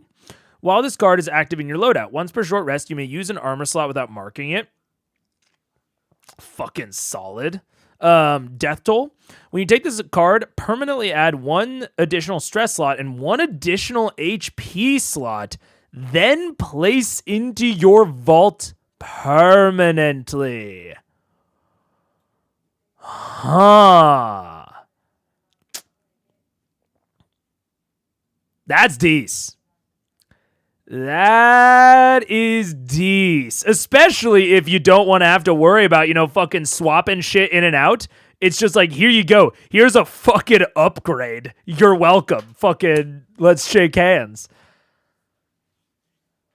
Interesting. Hero's Strike. When you land a critical hit, it's the crit build. On an attack roll, choose 2 of the following. Clear a HP, clear a marked armor slot, mark 1 hit point on the target of the attack. Whoa, okay. Interesting. A crit build is forming in my mind. It is honestly, it's a little too high level. Because if you do, critical inspiration and rousing strike and hero's strike, like there's definitely a guardian crit build hanging around somewhere in there. But I'm not. Oh, I just realized when an enemy does damage to an ally, the next successful attack you make against that enemy has +1 proficiency. You take that +1 proficiency with the oh gosh, what was it? With not good enough, with deadly focus. You're building a fucking dice pool. With all of that proficiency shit. You do versatile fighter in there to make sure you can always use the equipped weapon that gives you the most dice. That's a little bit of a DPS build. Plus the extra benefits of the Guardian's Rage feature. Oh, dude, I totally forgot about the Rage feature. Your Unstoppable begins as a D4. Yeah, add an additional D6 to any damage rolls you make. Absolutely. And spend a stress to re-roll any single die you've rolled. Oh, man. Yeah, there's a fucking die pool monster within this Guardian. That's very, very interesting. You know, I think while in general, I might eventually make a Guardian, I don't think I'm going to do it for like the character that I'm picturing in my head. You know, I think Guardian is really cool, but right now I'm not feeling like a leader. Like if I made a Guardian, I would want to make them like big leader energy, you know? So I think I'm eliminating that one. So now we have to look at Grace, Splendor, and Arcana. I think we've actually already looked at Arcana, if I remember correctly. Yeah, there's a really... I'm feeling a kind of an oddly support build here, but I'm also feeling maybe an Elemental Origin, maybe a Primal Origin. Ooh. Oh, man. Sorcerer's very...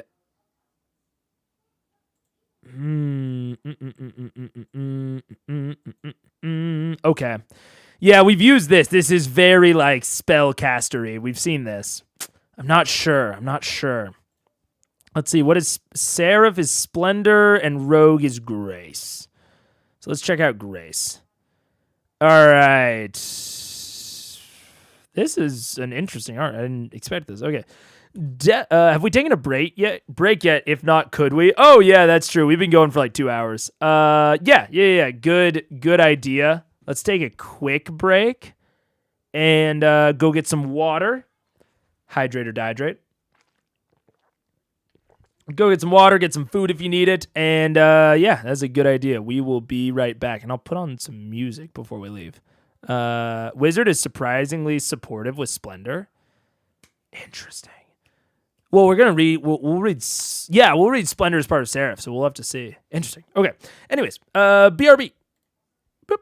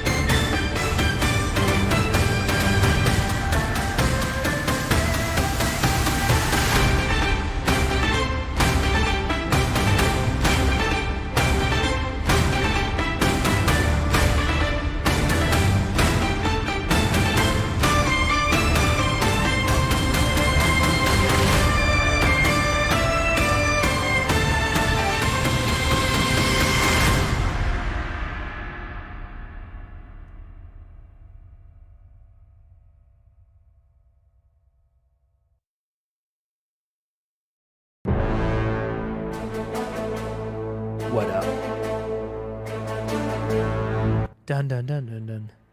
You know, I can actually leave some music playing in the background, I just realized. Leave a little bit on, you know? Just enough to fill the darkness. All right, Grace. Ability. Deft Deceiver. Spend a hope to take advantage on a roll you make to deceive or trick someone into believing a lie you tell them. So a little enchantment magic? Is that what I'm seeing? A little bit of mind manipulation? Enrapture. Make a spellcasting roll against a close target. On a success, you can temporarily keep their attention on you, narrowing their field of view and drowning out any sound but your voice. You may also mark a stress on a success to deal 2 stress to the target.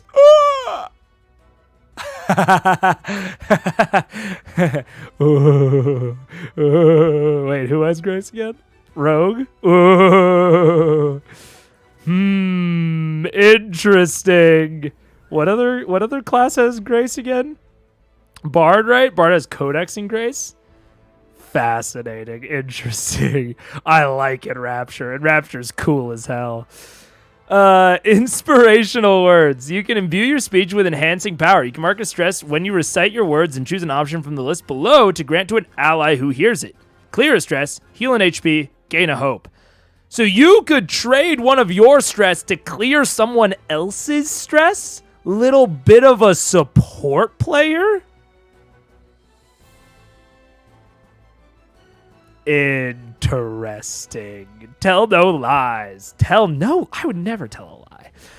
Make a spellcasting roll against a target within very close range.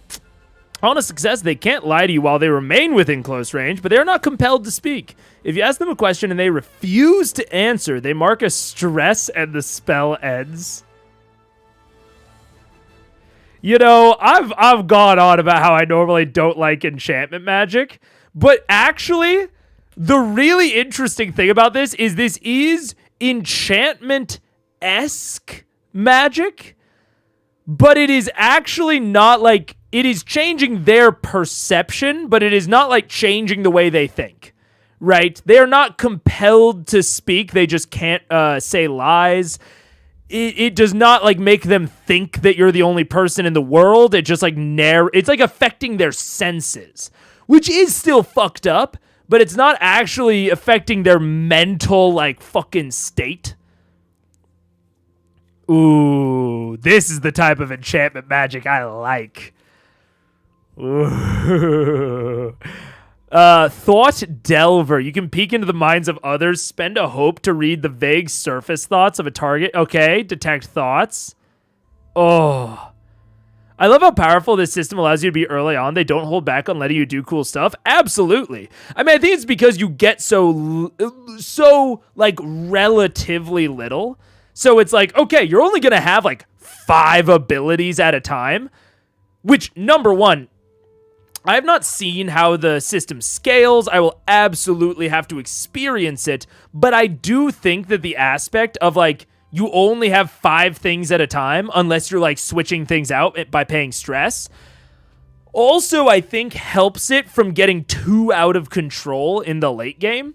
Of like, one of the problems with D&D is like when you get to level 20, as a GM, it is so hard to remember everything that all of the characters can do.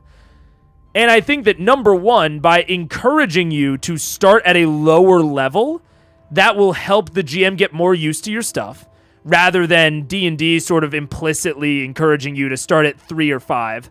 It'll help the GM get more used to your stuff. And the fact that it is all bound to cards makes it much more easier to organize for them. And much easier to organize. And there is very much the aspect of your loadout kind of restricting how many things you can get access to at any given time. It keeps it balanced, and you're not ending up with a druid who has to keep track of 100 spells. Precisely. Exactly. Yeah, you're not winding up with a fucking prepared caster. Like, you know, fucking wizard in D&D is fun, like the collect them all aspect of those spells. Like, there's something entertaining about that, but I think that it makes it impossible for a DM to, like, track that all in the late game. Yeah, and you have, like, prepared casters like Cleric or Druid that have access to all spells at all times, and that can be tough.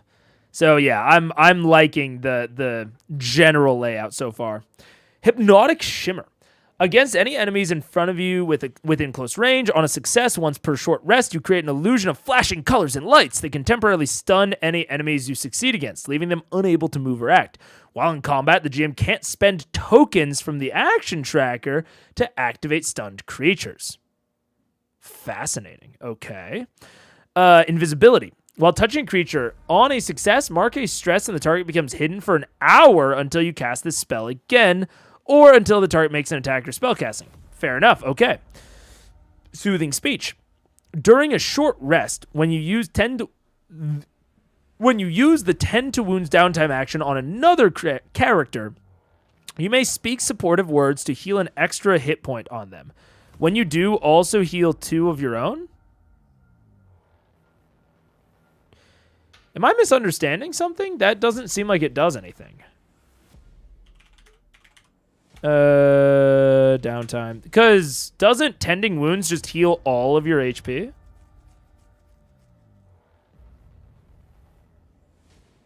Describe how you patched yourself up and removed all marked hit points. Is it short rest? Oh, during a short rest. I see. Short rest 10 to wounds is 1d4. I'm tracking. How's it going? Are you liking DH? I am very excited for it. I'm very excited. I think there are still some things that I'm not sure on, but overall I think it is very interesting, very cool, and I'm psyched to try it. I'm very psyched to try it. You need to make a choice. You can only take up to 3 short rests before their next rest has to be a long rest. If a short rest is interrupted, characters don't gain its benefits. If a long rest is interrupted, characters instead gain the benefits of a short rest, even if they've already had 3 short rests. How long is a long rest? This entire kind of system is very heroic. Like, getting rid of all HP. I'll have to see the adversary's side of things, like how deadly enemies are really supposed to be. But this seems very generous so far, of like clearing all your HP, clearing all of your stress, clearing all of your armor slots. Like, it's just kind of like a total reset. And yeah, they only get 2 of the benefits. But like, you know, tending to wounds and clearing stress, I guess then you're like progressively losing armor. I don't know. It seems, like I said, very, very generous so far, but we'll see. Soothing Speech. All right, through your eyes. Point to a target within very far range. You can now see through their eyes and hear through their ears. Gaze of 2 minds. The Gaze of the 2 minds Warlock Invocation. You may return to this vision at any time until you cast another spell or mark an HP. Whoa!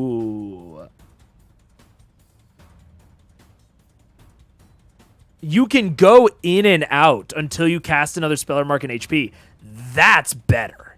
That's better than Gaze of 2 Minds. I don't know if it fully... It also doesn't have to be willing, does it? Point to a target within very far range.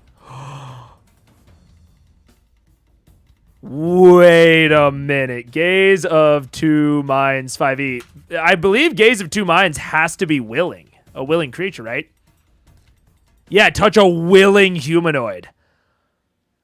Okay, the fact that it doesn't have to be willing is actually kind of nutso, and I love it. The fact that I can just point at some motherfucker and be like, yeah, I'm gonna perceive through their shit. So I can just mark a senator and just don't cast any spells or get hurt, and I can just check it like a week later. Yeah, It seems like you can just point at someone and like follow them, you know, mentally perceive through their shit for ever until you cast another spell mark hit point. Whoa. Whoa. I love that. And it's very far range. That's like 300 feet, right? Can't you just eventually be able to do any of that one? Does it stack? Well, it itself is a spell. So, you know, I can see a little bit of a raw, you know, discussion here of like until you cast another spell. I would assume it means until the next time you cast any spell, including Through Your Eyes. So my assumption would be if you cast Through Your Eyes again, it would end the previous one because it's another, like, instance of a spell. That would be my understanding. I could be wrong. Also within 300 feet rather than touch. Yeah, absolutely. Oh. Oh, boy. Okay, wait. Who has grace again? Which two have grace? It's Bard and Rogue have grace. Interesting. Scary if a bad NPC does that to you? Oh, absolutely. Yeah. Oh, yeah. I see. I was reading it as a different spell. You know, and I don't think that that's an invalid interpretation of it. Like, I think that is a way to interpret that sentence. But I do think that gets a little loony and zany and wacky. You know. That's a cool ass spell. Or that's a cool ass domain card. And there's no fucking doubt. There's no cost. Oh, the basically invisible person can just spy on someone forever? Yeah. Yeah, absolutely. Ooh, okay. Secret plan. Once for long rest, you may explain how you've secretly had preparations in place for the kind of situation you're in and describe what it is. The GM will tell you how much stress you need to mark for it. 1 stress for something reasonable. Okay, this is flashbacks from Bitty. Cool. Yeah, sick. Very cool. Words of Discord. When you whisper words of discord to an adversary in melee range, make a spell casting roll. On a success, the GM immediately makes an attack against another enemy instead of against you or your allies. If in combat, the GM spends a token from the action tracker to do so.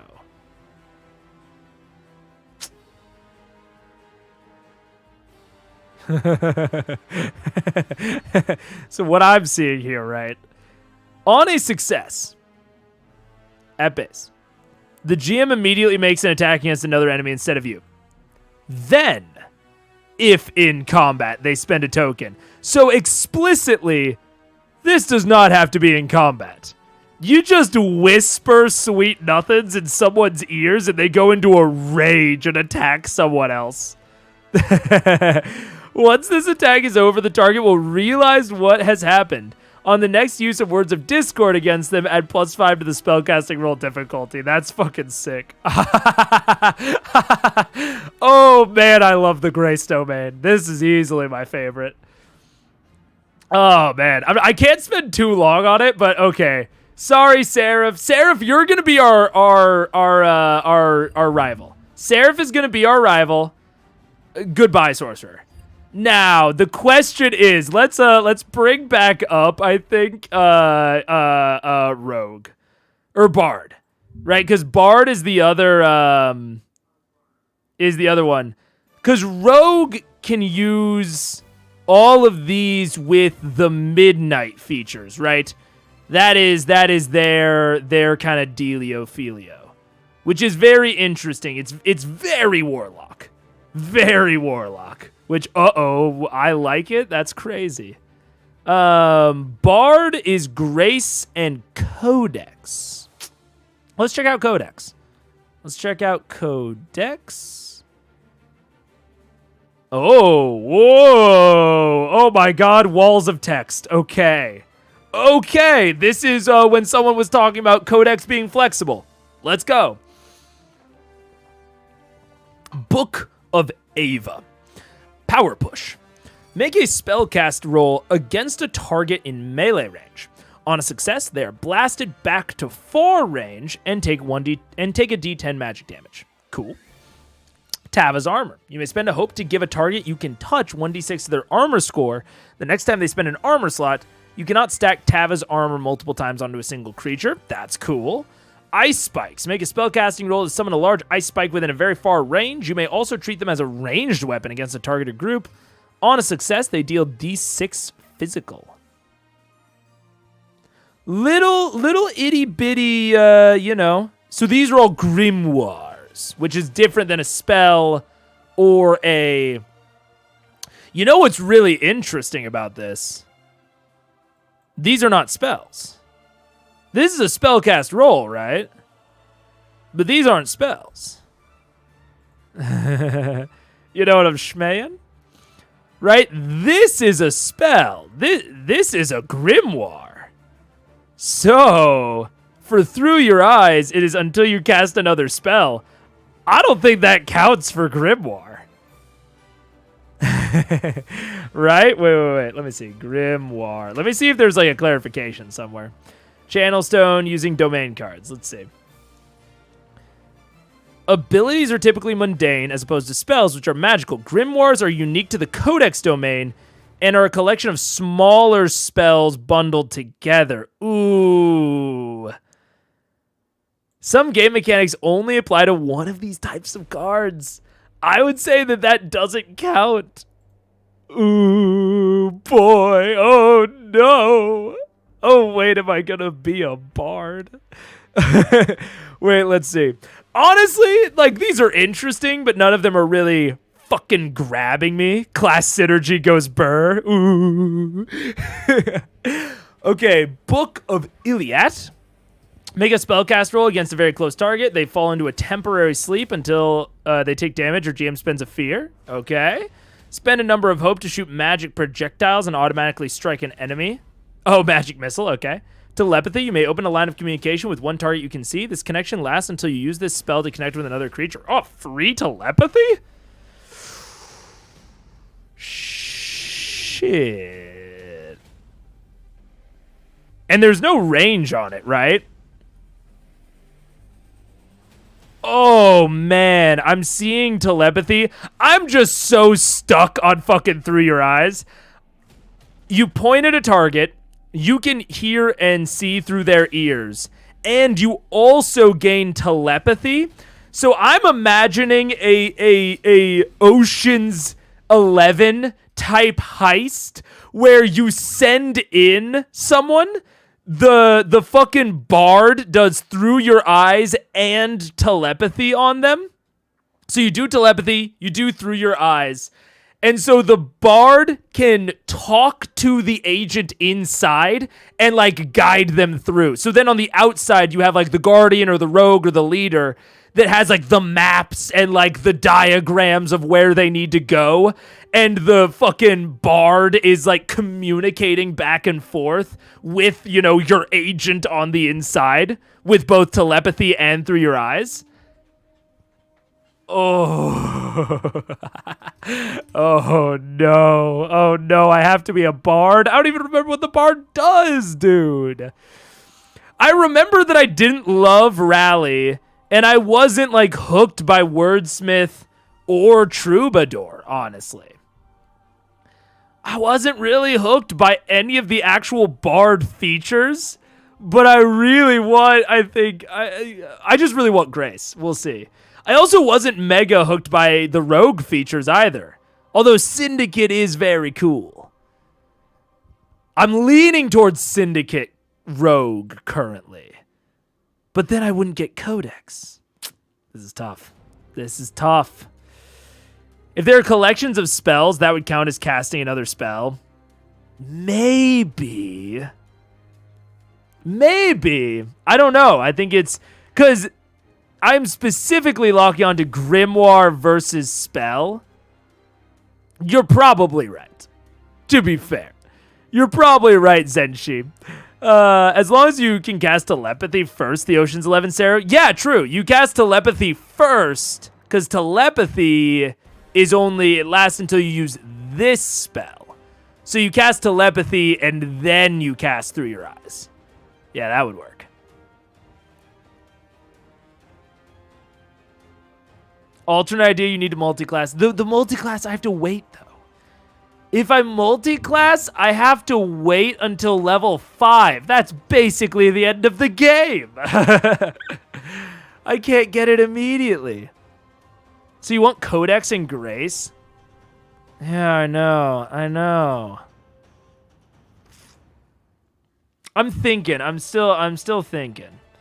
Make a spellcast roll against up to 3 enemies very close. A flame erupts from your hand, dealing 2d6 magic. I need to read the rest of Codex, but so far, yeah. You can reach out with a magical hand the same size and strength as your own to anywhere within far reach of you. Spend a hope to cast a temporary thick fog. Everyone within is hidden to anybody outside the fog. Book of Sittil. You can magically shift your appearance and clothing to avoid recognition. Oh my gosh, that's basically the Midnight ability, but I guess it doesn't exactly allow you to impersonate someone. It's a little bit lesser version of the Midnight ability. Interesting. Spend a hope to cast this spell on yourself or one ally close to you. The next time that creature makes an attack, they can split the damage between any targets in range that the attack roll succeeds against. Interesting. Make a spellcast roll. On a success, create a temporary visual illusion no larger than you within close range that will last for as long as you look at it. It holds up to scrutiny until an observer is within melee. That's interesting. Runic Lock. Man, Codex is so flexible. There's just so much shit you can do, but I don't want to be a bard. Man, this is tough. This is really tough because I have absolutely no attraction to Wordsmith or Troubadour. But holy heck, do I want Codex and Grace. This is tough. I wish Grimoire names were slightly more memorable.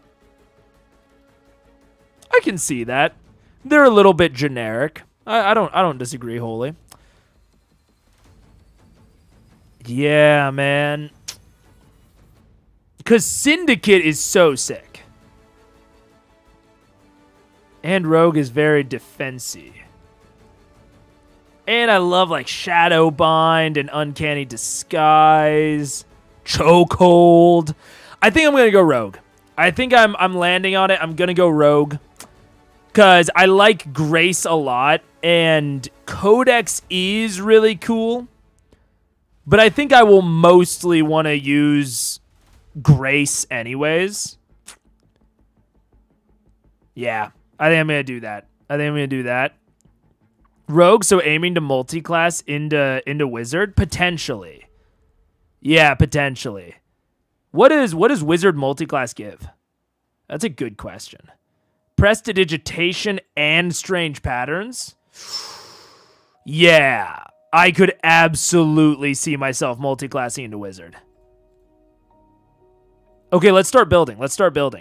I'm picturing that like something happened.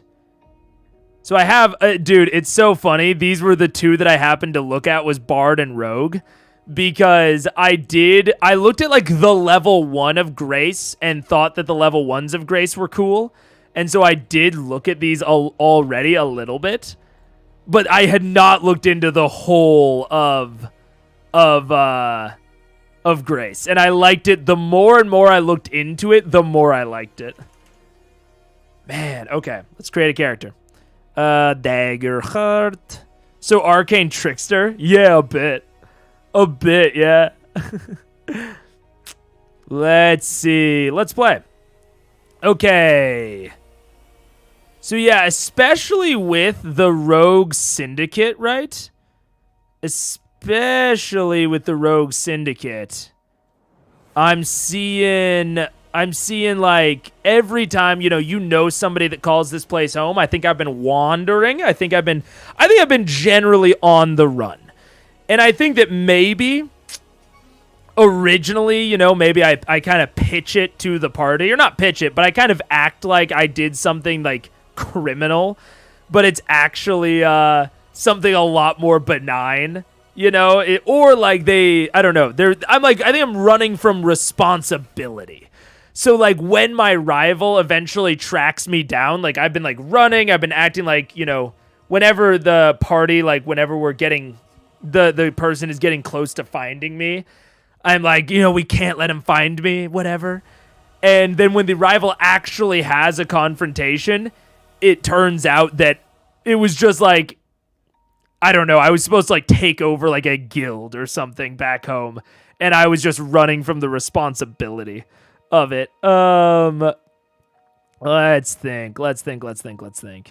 I'll just use suggested traits. I'm not trying to get too crazy or wacky with it. Grace, Midnight, and Codex is very Warlock. It is very Warlock, which is classic me shit. See you later, AKL. Have a good one. Yeah, I hope you feel better. Yeah, it is very Warlock shit. Let's think about ancestries. Or actually, let's think about communities. Because I am communities. Because I think that'll be so. I'm thinking I was part of a community that already moved around quite a bit. So I'm either thinking Wander, Wild, or Sea-born. I'm thinking I was already part of a community that was moving around quite a bit, so that I feel like this syndicate feature will feel a little bit more natural. Like, how I know everybody everywhere. You know what I'm saying? Thank you for the tier 1, Braca. I appreciate it. I very much appreciate it. Thank you. Yeah, so I'm thinking, also thank you for the follow. I'm thinking one of those 3, Seaborn, Wanderborn, Wildborn, right? I mean, I think Wild and Wander are a little bit, they could kind of be interchangeable, but this one maybe doesn't move around as much, so maybe Sea or Wander. Let's see. Safe Harbor. Once per session, when you take a short or long, you may take an additional downtime. I mean, that's just beautiful. That's just beautiful. Chef's kiss. Mwah.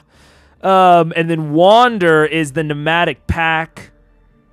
Actually, Wanderborns is similar to the Rogue, right? Yeah, it's similar actually to the Rogue specialization. And kind of Syndicate in general. So I probably don't want to do Wanderborn, honestly. I think I'm going to go Seaborn, yeah. I think that's the play. Is Seaborn, which I'm so down with. And then Seaborn what? Looking good, my guy? Thank you. I appreciate it. Wildborn with Lightfoot is good for the Rogue. What is Lightfoot? What is Lightfoot? La la la la la. Is it Halfling? Wait, what is Lightfoot? I don't know what Lightfoot is, but I believe you. I don't know. Wildborn. Wildborn with Lightfoot. I see. Your movement is naturally silent. Gain advantage on any action rolls you make to move without being heard. Spend a hope to grant this ability to an ally. Oh, that is very good for Rogue. I can definitely see that. For the hiding. I think I'm going a little bit more of like a... I'm thinking a little bit more of like a... less of like the classic like Heidi Rogue and more of like a Vampire the Masquerade socialite rogue, if you know what I'm saying, with that Grace domain. I think I'm going to lean a little bit more Grace than Midnight. So that's why I'm thinking a little bit more on the Seaborn side, because I'm especially considering, like, working on my downtime projects a lot more. Charlatan, yeah, Charlatan style, exactly. So, to that end, yeah, I'm feeling confident about Seaborn. Now, Ancestries, I'm not feeling confident about at all. Clank could be interesting. Daemon doesn't really attract me. Same with Dracona. Dwarf could be interesting. Elf doesn't really attract me. Fawn doesn't really attract me. I mean, Furbolg is nice. Fungrill is very interesting. It's very Syndicate-esque, which I am a little bit attracted to. I like Fungrill and Furbolg so far. Galappa absolutely falls into the Galappa absolutely falls into the Seaborn flavoring, but I don't know if I'm going to be upping my proficiency too much. So I don't know about Galappa. Giant could absolutely work. Goblin, mark a stress to make the GM reroll an attack. I do like Goblin, but again, proficiency, I don't know. Daemon might be fun then. Daemon could be fun for Dread Visage, but the actual like look of Daemon doesn't really attract me.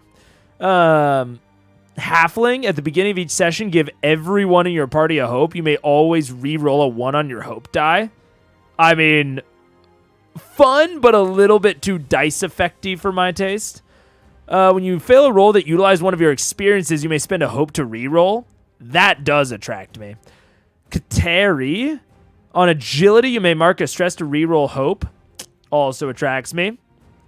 Orc, when you should mark an armor, roll a d6. On a 5+, don't mark armor. Does attract me.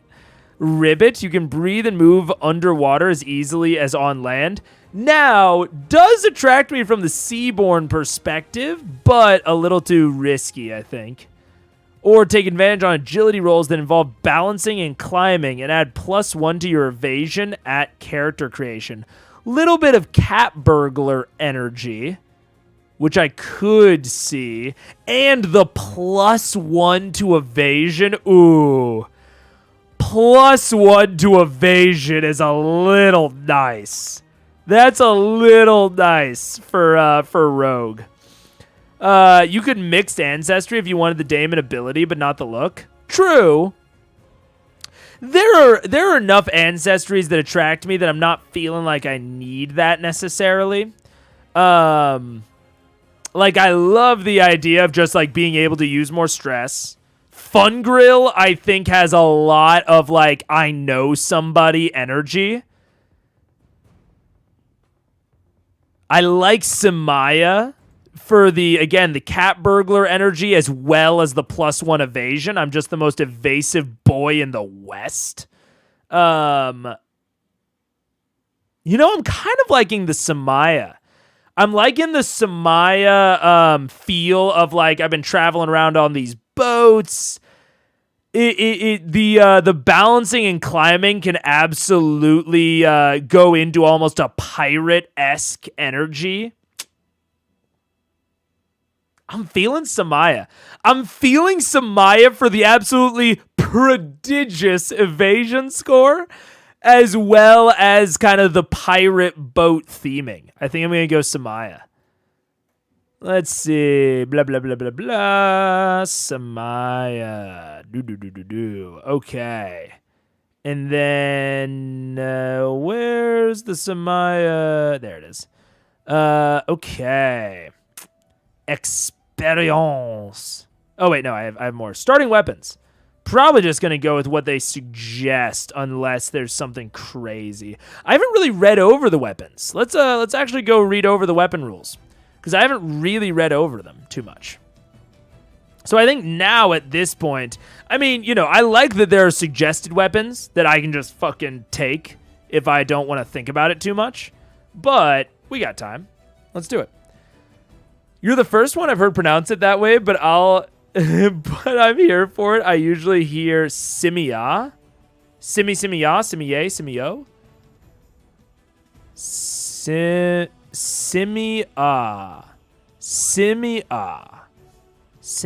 instead of Samaya. I see Simia. But yeah, Samaya looks more right to me. I could be very wrong about that. What kind of ape monkey are you thinking for appearance? Very, almost, I don't know. Ooh. Different types of monkeys. Like simian, but I like yours better. Oh! You know, that does make sense. Now that you say that, like simian, that definitely makes more sense. Do I have save search on? Let's just blur explicit just in case. Let's see. Types of monkeys. Ooh. Wait, I need like a website, I think. Primates ABC. Primates ABC. Let's see. Ooh, a blue-eyed black lemur. I kind of like a lemur imagery. Coppery TT. Emperor Tamarin is hilarious for like a very old, but I'm picturing myself a little bit younger. A little bit on the younger side. Let's see. I'm looking for anything that really stands out to me, you know. White-cheeked gibbon. I could see a little bit of a gibbon energy about this. Wait, let's look up some more gibbons. Gibbon. I kind of like the gibbon energy.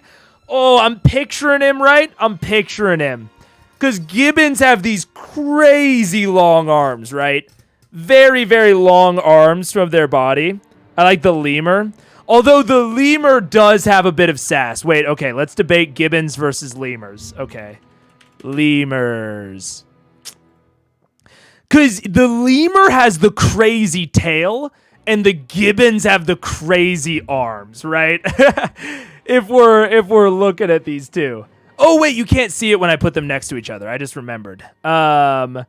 Gibbon monkey from Kung Fu Panda. True. Wait. Lemur. So, this guy's crazy. Lemur has hypnotic eyes. That's what I'm thinking, Cabium, right? I'm thinking like, oh, man.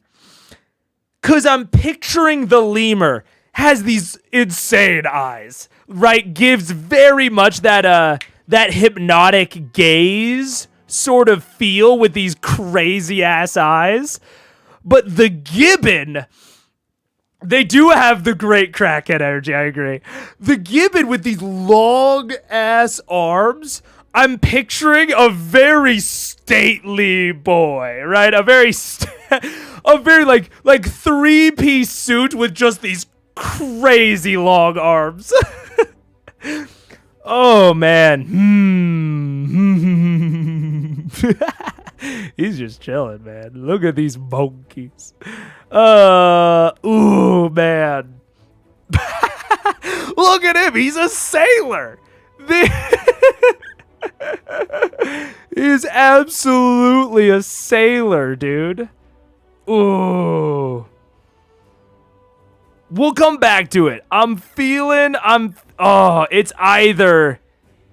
It is either Gibbon or... Oh, dude, he's just strutting. This looks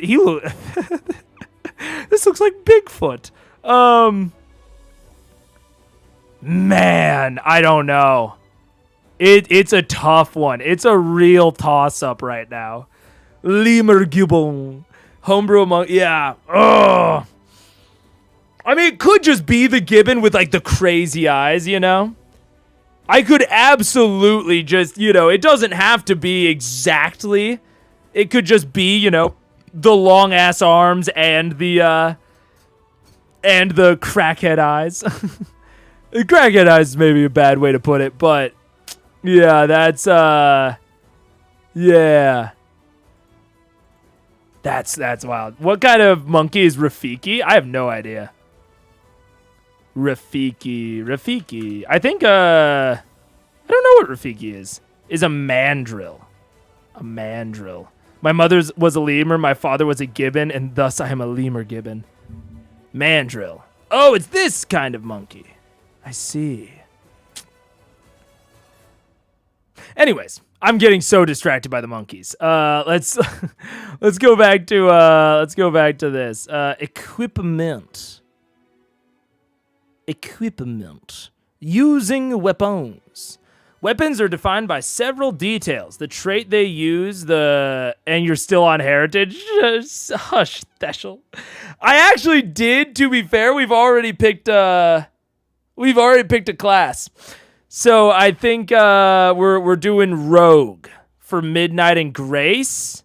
And we've actually got more than you would think. Seaborn Samaya with Rogue Syndicate.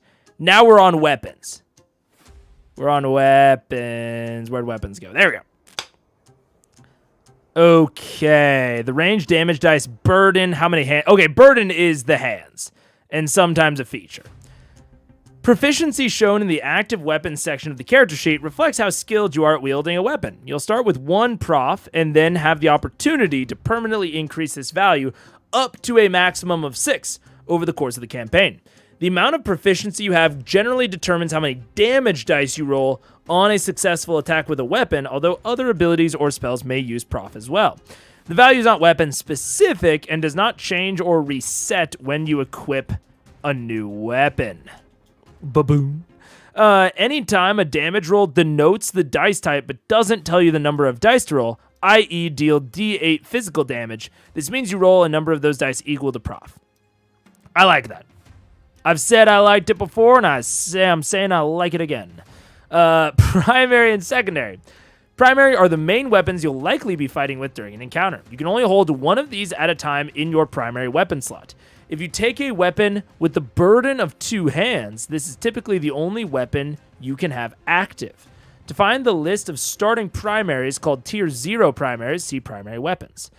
Secondaries are typically ancillary pieces of equipment that augment your fighting, like shields, daggers, small swords, etc. If you take a primary weapon with a burden of 1 hand, it is recommended you take a secondary weapon. However, you can't hold a secondary weapon if your primary weapon requires 2 hands. Additionally, you can only hold one secondary weapon at a time in your secondary weapon slot. To find the list of starting secondary weapons, see Tier 0.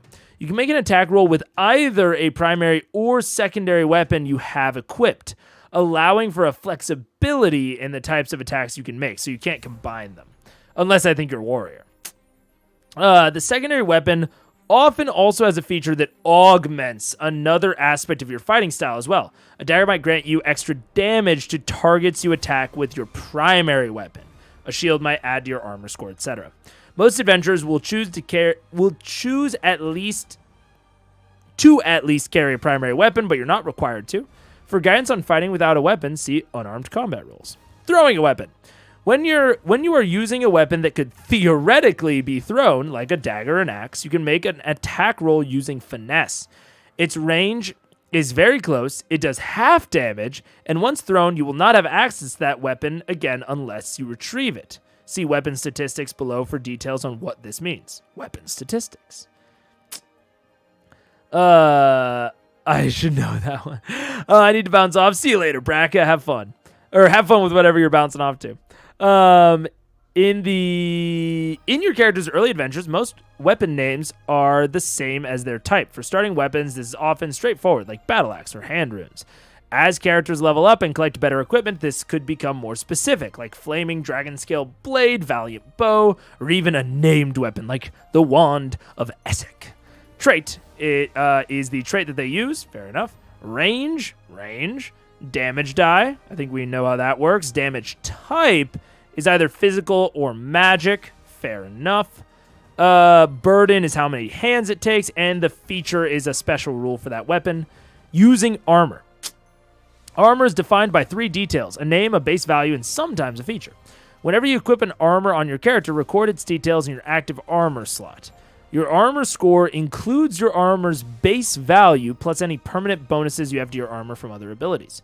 When you take damage, you can negate some or all. Okay, let's look at some weapons. Let's see. Rogue is a good class. Should say, I came up with a Furbolg rogue who I imagine being a strategist. Cool. Hell yeah. I think one of the things that is nice. Again, that, we talked about the first time, is using the experiences to customize their kind of trait and their role even more. So I will absolutely be using my experiences to go after that charlatan energy that I'm looking for within my rogue. And you can use your experiences to go after that more strategist type deal. So I think that's a very cool part of this system. Physical weapons. Okay. Oh, so some of them have modifiers, like +2. They have some things. That's very interesting. Battle axe, melee. Very close. Gotcha. So that's essentially the equivalent of reach. Far, very far. Got it. Okay. Two-handed. A lot of these are two-handed. Oh, they do have downsides. Heavy, -1 to agility. Massive, -1 to agility. Roll 1 extra damage die and drop lowest. But it's a lower die size. Very interesting. Okay. I like that. I just like this shit. And this one, Battle Axe, is D10 +2, but it has no -2 agility. I love it.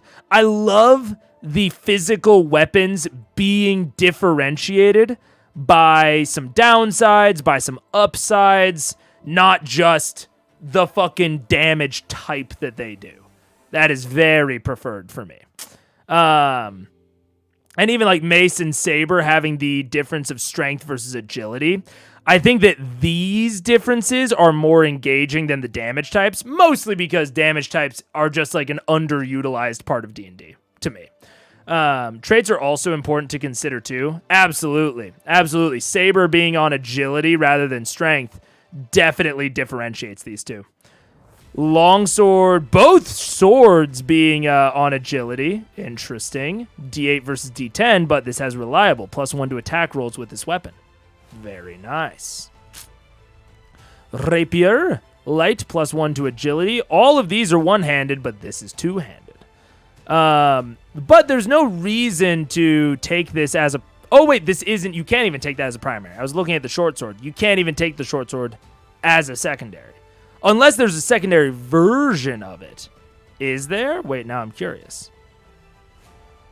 Wait. So these are starting primary. Where's... So are these all of your primaries so far? So it's all of the primaries and then all of the secondaries. So let's see secondaries. There is a short sword version of a secondary. So there's the short sword primary versus the short sword secondary. And it has a totally different feature. So when it's a primary, it literally doesn't have a feature, I don't think. Did it? Short sword, yeah. So short sword primary, no feature. Short sword secondary, paired, +2 to primary weapon damage in melee. Interesting. Okay. Not a fan of the arbitrary difference between a scimitar and short sword in 5e. Well, yeah, exactly. Yeah. Does paired specifically mean... Like, is this +2 to all primary weapon damage? Like, so this is one-handed. If I put a short sword in my secondary, does it have to be paired with another short sword? Does dagger have to be paired with another dagger? Interesting. That's the only question I have about that.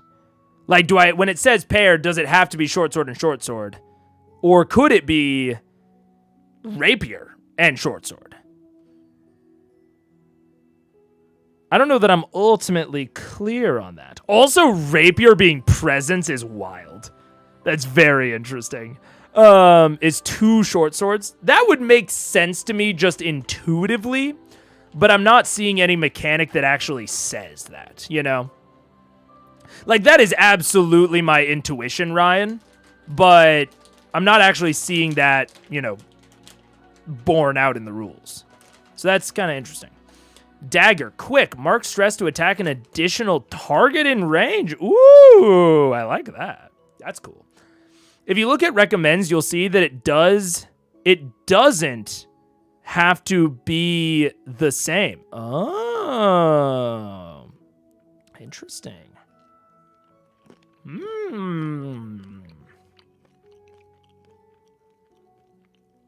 I like quick. Quick is cool. Quarterstaff is on instinct. This is very cool that there are weapons, even physical weapons, that are based on the more mental traits. I find that very cool, personally. Interesting. I like this a lot. I'm a big fan of the magic weapon options. Let's get into it. Its balance, get +2 for two-handed or get +2 from one-handed plus dagger. Yeah, absolutely. I definitely see that. I was just not necessarily, because like the fact that these both have paired, but one has finesse, one has agility, one's D10, one's D8. I am interested why secondary weapons. Like, can I choose to use my secondary? It is recommended you take a secondary weapon. You can make an attack roll with either a primary or a secondary you have equipped. So, depending on the situation. So, like, I'm thinking, if I have a short sword equipped, right, it has agility. I'm probably going to be a little bit buffer on agility. Why would I use the dagger? You know what I'm saying? I guess I would just attach the dagger to get the paired statistic, but I wouldn't. There's no reason to choose. If I have a short sword, right, and I'm an agility person, there's no reason to choose a dagger over another short sword. I'm just making sure I understand. This isn't necessarily a critique. I'm just making sure I'm tracking it in my mind. Of like, I can't see another reason to do that. Musketeers would for sure be a presence build with rapiers. Absolutely. Absolutely. Magic and physical, primary and secondary. I think you would only really attack with a secondary for a feature like whip or grappler. Yeah, it seems like the short sword and the dagger being in your secondary aren't really meant to like be actually used for an attack, you know?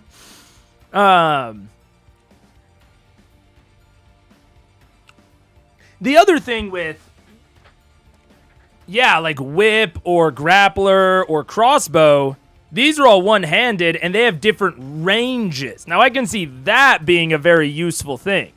All of these secondary things that you're taking having different ranges. I can see that being useful. Either high-leveled weapons have better effects or you want to do non-lethal damage. Oh, yeah. For resistances. Oh, do certain people have resistances to like certain traits, or do they only have resistance to like physical? Because right, I'm looking like if I'm rocking a short sword, is there in my primary? Is there any reason for me to take a dagger? Do people have resistance to like certain traits, or do they only have resistance to damage types? You could also potentially get disarmed and lose your primary. Oh, absolutely. I'm not looking at like why have a secondary weapon. I'm more looking at, because it seems like there's always a reason to have it. But I'm looking at like short sword versus dagger. Is there any reason really that I would take a dagger over a short sword? Unless I'm a finesse build. I guess that's the reason. That's the reason at the end of the day. It's that if I use finesse, I take dagger. If I'm using agility, I take short sword. Yeah, interesting. I'm not sure how I feel about only 2 damage types in such a combat-focused system. Personally, I think not that I necessarily prefer it, but I think if you are going to have more damage types than physical and magical, you need to really make use of them. And I feel like D&D absolutely famously does not.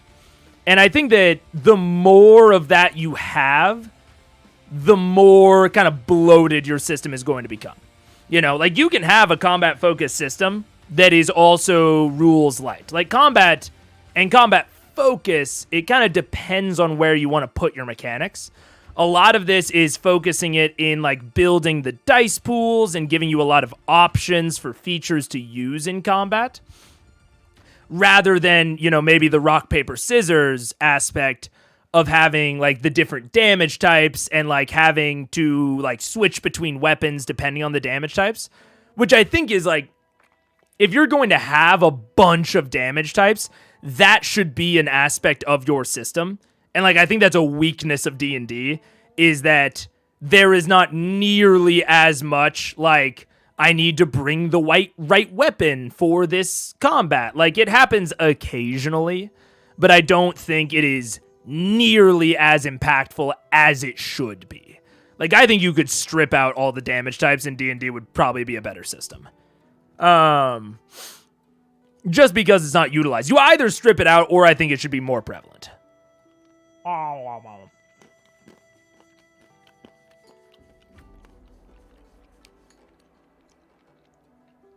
You can have resistance to physical or magical. Oh, okay. I see.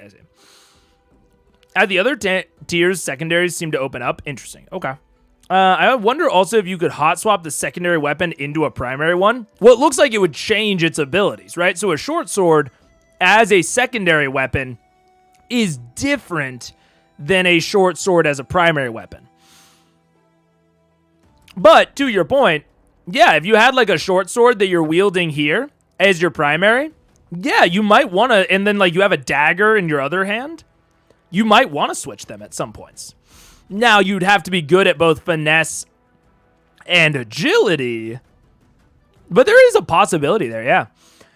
I think there's plenty of diversity. It's just not in damage types. It's in bonuses and effects. Yeah, absolutely. I mean, I am not against having a bunch of damage types at all, but I think if you're going to have that level of mechanical density, you have to actually utilize it. Like, I think that D&D really heavily utilizes its range system. Like, having, you know, everything measured out by feet. Like, that is something that D&D heavily utilizes at, like, every aspect of its play. I think that's an aspect of, like, good mechanical density focused on combat puzzles. Damage types are theoretically more mechanically dense within D&D than ranges are, but are far less utilized. Like, there's, like, more that you have to know to understand, like, damage types as opposed to ranges, but ranges are much better utilized within D&D. You know? I haven't seen a specific rule on it, but as a GM, I would say primary versus secondary is mostly in footing, and you can swap freely. I would agree. That's at least what I would rule, unless I saw a ruling that is like combating it, you know? In 5-foot chunks, yeah, it's mainly just focused on fire damage. Absolutely. Like if every damage type had like an environmental effect within D&D, I think that would be so sick. You know, because like fire damage on certain spells has environmental effects.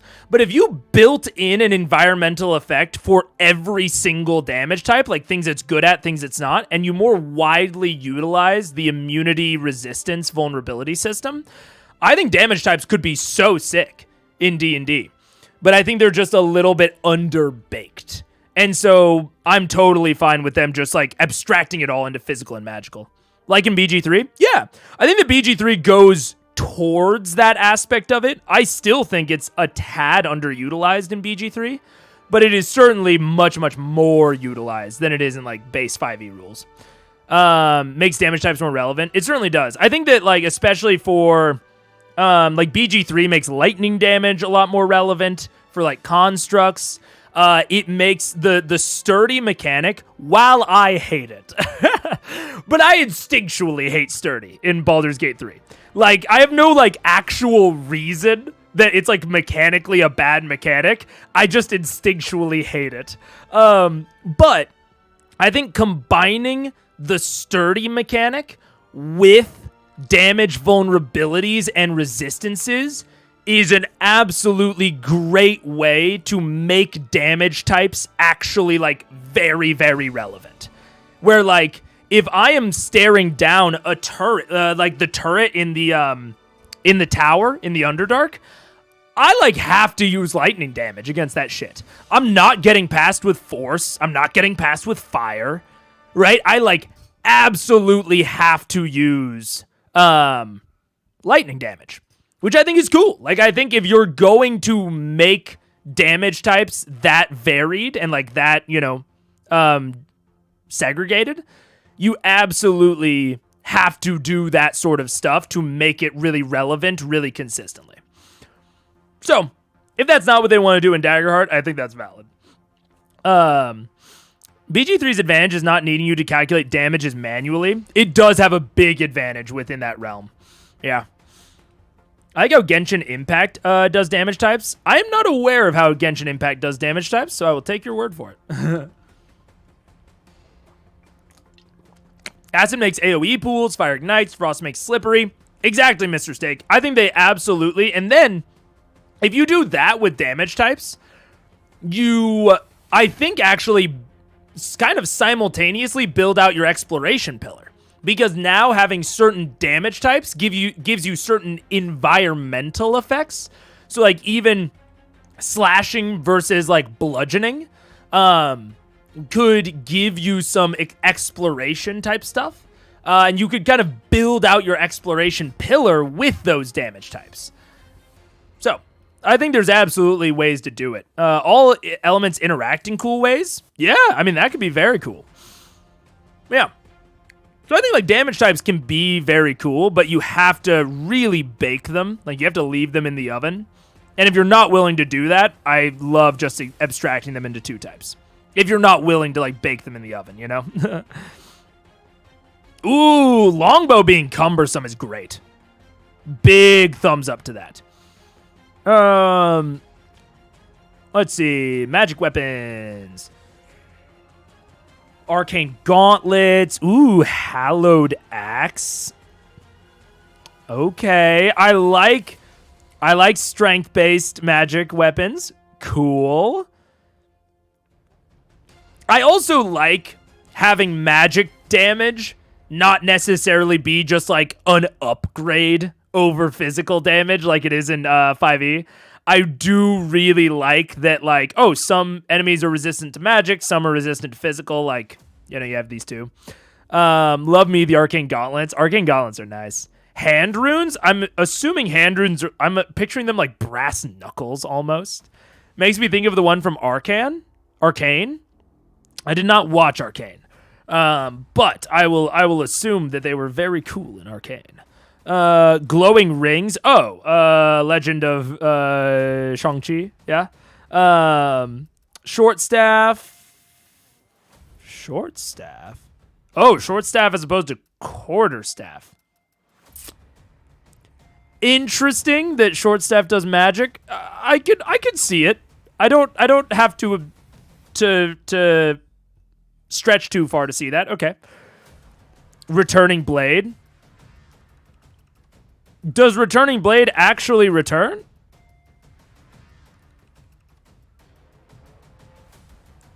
I feel like we're missing something here. Like, returning blade absolutely feels like it should have a feature where it comes back to your hand, but it doesn't. You know? Brother, watch Arcane. It's so good. I've heard good shit. I just don't watch movies. Or TV, really. Like Vax's daggers. Yeah, no, I'm under, like, intuitively I understand what this is going for, but there's no actual feature that says it comes back. You know what I'm saying? Like, without any sort of feature, all I'm seeing is that you could throw this. You can make an attack roll with finesse. The range is very close. Like, you will not have access to that weapon again until you retrieve it.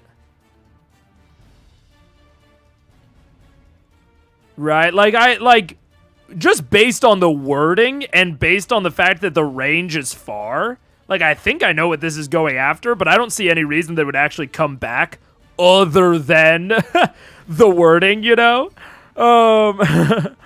Maybe the sword just shoots magic. yeah, maybe. The legendary returning blade has a feature for it? Really? Wait, legendary... wait. Legendary bow, returning blade. Enchanted. This weapon returns to its owner's hand. Yeah, okay. This is absolutely what I figure would be in the tier 0. I'm thinking it must just have been an oversight. I have to imagine that this is supposed to have that feature within it, and it just doesn't. Because I can't think of any other way that makes sense. I think it's just probably a typo. Returning blade could just be designed as a blade that goes down your arm. Potentially. It's a blade you want to return to the store. It's a boomerang. Would it be cheating if you tied a rope to it? Would you call that a chain of returning, Optimistic? Its distance is far. Yeah, with its distance being far, I have to assume that this is just an oversight, and I'm just gonna assume that and move forward with that assumption. Gotta head out. See you later, Mr. Steak. Have a good one. Scepter. Versatile presence. Ooh. That's cool. So it's one-handed, and you can either have a far range where it does D8 plus 2, or you can do it melee where it does D10. That is a cool... I like that more as a trait than switching between one and two-handed, like the versatile feature in 5e, because I find myself almost never switching. Like, when a weapon is versatile in 5e, I find myself almost always just either using it one-handed or using it two-handed. I'm never switching. But this, I could very much see myself switching between. Right? Like, the difference between ranges is much more relevant to you actually wanting to switch between them. So I like that a lot. Great Staff uses knowledge. Fuck yeah, it does. Very far, two-handed, powerful. Roll one extra damage die and drop the lowest, but it's two-handed. I'm liking the weapons. I'm liking the weapons. And I like that it's, you know, the damage, the proficiency doesn't just up the rider. I think that having proficiency tied to your dice pool is significantly more interesting and evocative. And I also think, like, it kind of is, like, improving your average, improving your luck. I think it is, again, more evocative of an improvement in skill than the rider. And I think that the rider, that, like, +4 versus, like, you know, +2s or whatever, I think that is more evocative of the quality increasing. Like, I think that they are absolutely targeting the right things with their mechanics. To me, personally. I think I like it a lot. And I like the downsides. Like, I am generally a person who, when you are gaining things, right? When you're gaining features, I want it all to be additive. So, like, generally, I don't want ancestries or heritage or keystone features or foundational features to have negatives associated with it. Like, I want it to feel very additive. I want it to be building. But when it is something like a weapon or armor or just generally equipment, that is where I much prefer to have negatives. I want there to be upsides and downsides, because I think the D&D style, the Blades in the Dark style, I don't know exactly how Pathfinder handles it, but I think the aspect of having all of your equipment only be additive really hamstrings you because you have to find like unique things to do with all of them. So I think having these occasionally negative things like heavy -1 to agility, massive -1 to agility, but roll extra dice. I think that being able to use those negatives, like cumbersome -1 to evasion, I think using those within equipment is a much better area to put those negatives because you can easily trade out this stuff, right? You can easily actually like make those decisions within your class. Spencer Stark once said in an interview that they like dice pools, which comes out in full force here. It does indeed. But I think it's pretty slick dice pooling. Like, I think the actual like way that you go about forming your dice pools is complicated. Like, it's more complicated than D&D. It's more complicated than Blades. But it's not that complicated. Like, there's not that much density in it. So I'm down with it so far. Gaining a feature with a downside tends to push it into niche rather than just strict better. Yeah, I agree, Daniel. I definitely agree. Okay, interesting. So we have all these improved stuff, but then we also have unique. Gilded Falchion. Falchion? Falchion? Falchion? I think Falchion.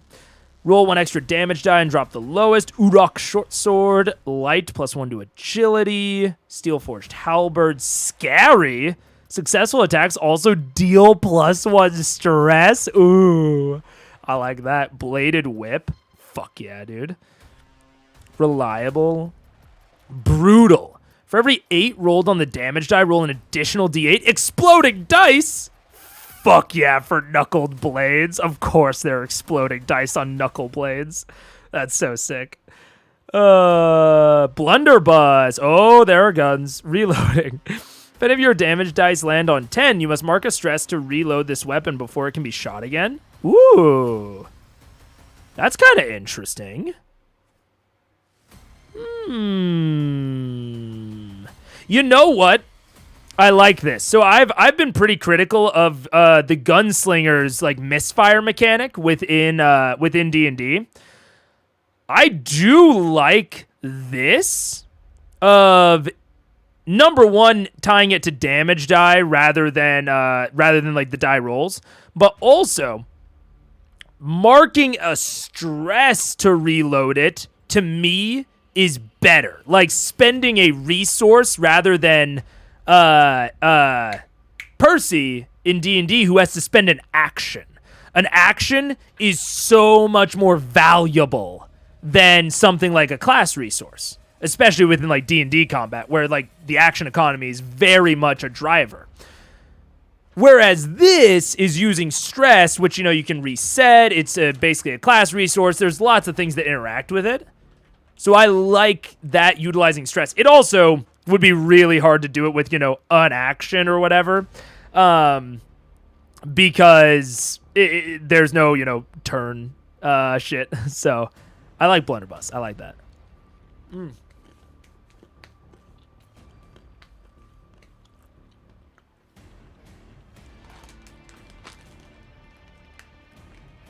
Generally said falchion. Falchion. It's a Roman short sword. Okay. Cool. I think the negative things on dice tend to be on good numbers. It means you never get fully bad. Yeah, you have to reload, but you just kicked butt.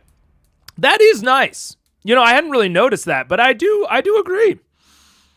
I like that. Yeah.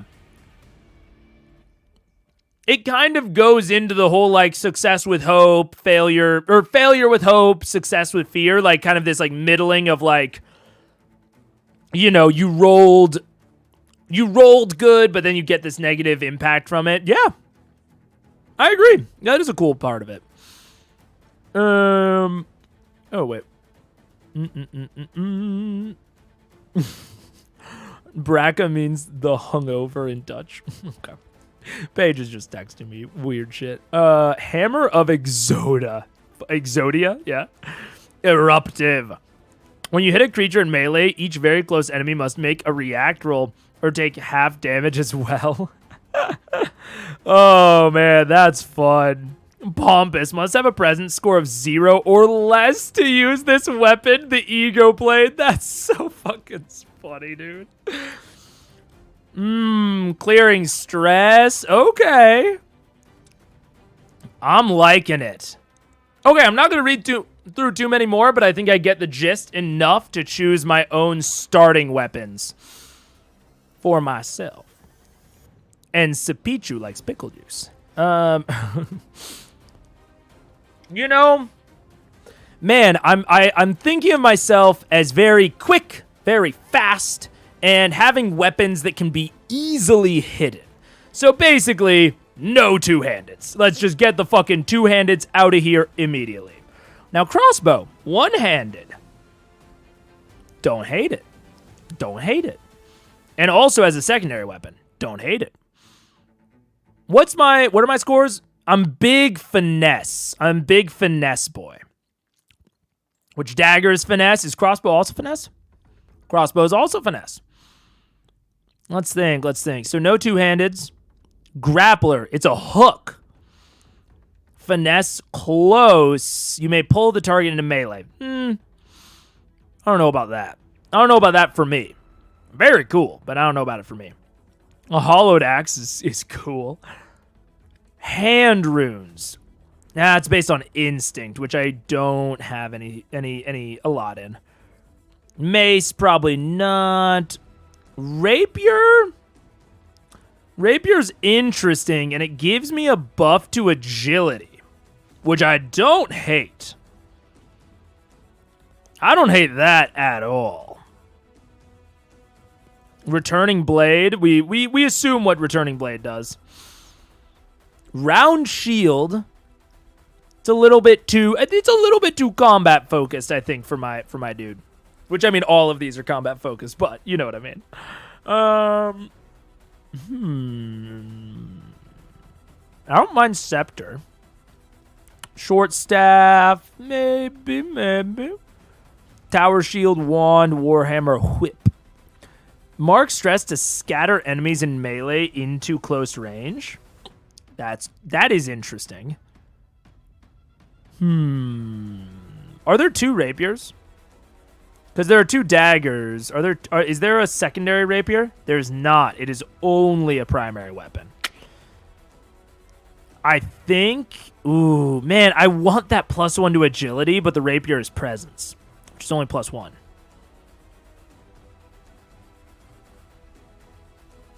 I'll go with what it suggests. I'll go dagger. Dagger. All right, starting armor. Let's take a look at our armors. Leather armor. Light +1 to evasion.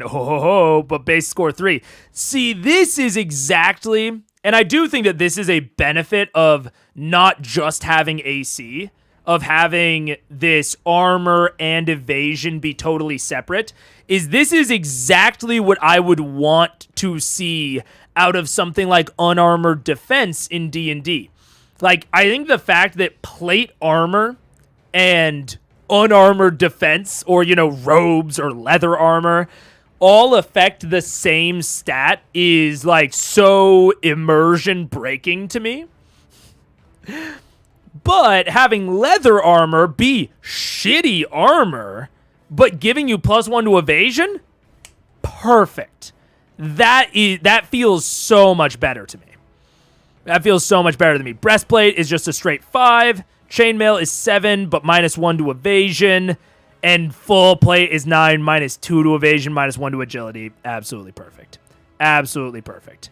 And, you know, with Simio, with getting +1 evasion, with Rogue giving me 12, I think we go full dodge tank in here. You know what I'm saying? I think we go leather armor. We get another +1 to evasion. So we're at 14 evasion. I think that's what I'm into. Let's see. I think I'm gonna take a health pot just in case. And then I'm feeling grappling hook. Even though I'm feeling like cat burglar energy and charlatan energy. Those are kind of the two roads I see myself going down with this character. Been building 10th level characters to get an idea of the abilities and power scaling. The Rogue and Midnight Domain in particular are my favorite thing in the game. Worth checking out higher tier cards. Okay. See, the tough part is, like, when it comes to, like, checking out higher tiers, I know I won't get there for a while. So when I'm building, D&D characters, normally any type of characters, I'm only looking about 5 to 10 levels in. I'm looking about halfway through the power scaling. But I will say, ultimately, I think once I get a better grasp on the lower levels, I absolutely do want to build some higher level characters. The character creation seems super intuitive.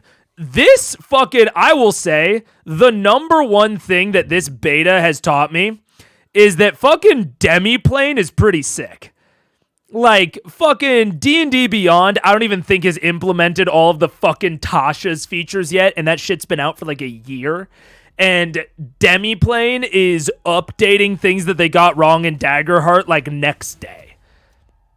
So I'll tell you, the number one thing that this beta has done has been very successful advertising for Demiplane for me. Demiplane seems pretty sick, honestly. But yeah, the entire character creation, start to finish, does seem pretty good, pretty sick. Let's see. I also really love that they have suggested stuff. I don't actually remember if D&D does suggested. I think at one point they didn't, and maybe now they do on D&D Beyond. But I love having suggested stuff for new players. I think that's absolutely a powerful feature of these sorts of character builders. Okay.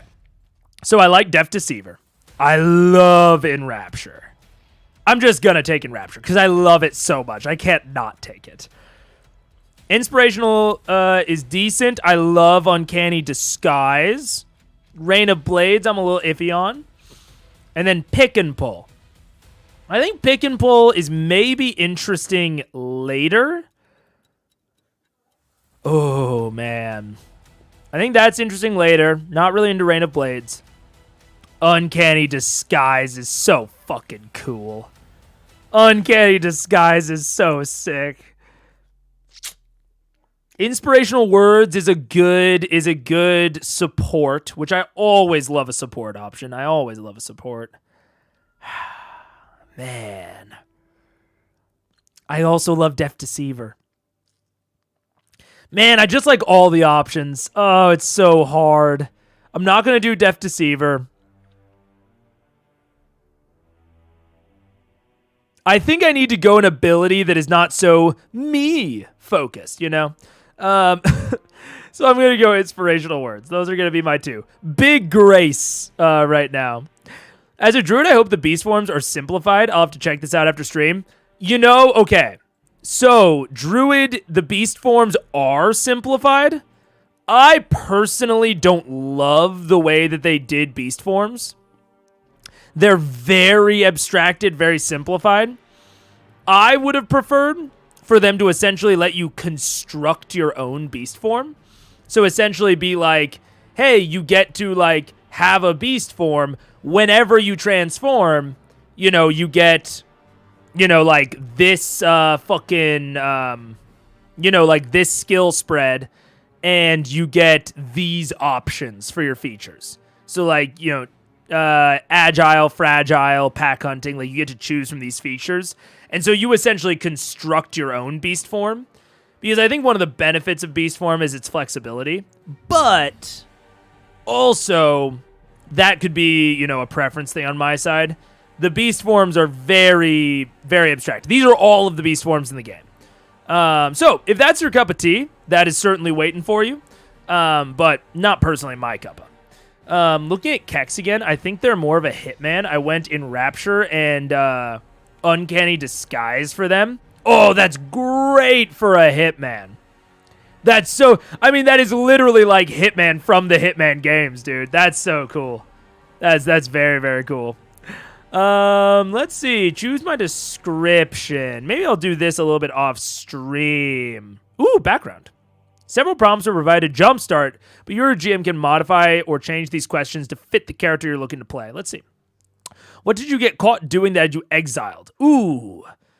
Again, I think my exile was more of I think I'm running from responsibility. I don't think it's more of like an exile thing.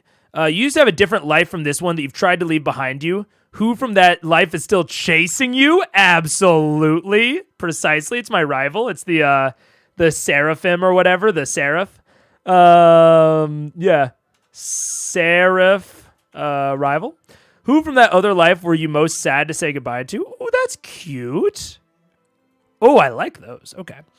Let's think about experiences. So, experience example. Backgrounds like bodyguard, con artist, merchant, noble, pirate, scholar, thief. Specializations, magical historian, navigator, sharpshooter, swashbuckler, map maker. Or skills like barter, repair, tracking, quick hands, incredible strength. Phrases like chef to the royal family, I won't let you down, street doctor, this is not a negotiation, or I'll catch you. Look into my eyes for an experience. Ooh, look into my eyes is good. Yeah, I could do a very simple one like charlatan. Charlatan is very simple. You know, it kind of goes after what we're looking for. So I'm gonna put it in for now. I do like look into my eyes. I also kind of like trust me, or like you do trust me, don't you? Like there's like an amount of guilt there that I think is interesting. Ooh. Ooh, I also kind of like world traveler. Ooh, man. Running from responsibility. Flighty. Ooh, there's a lot of experiences here.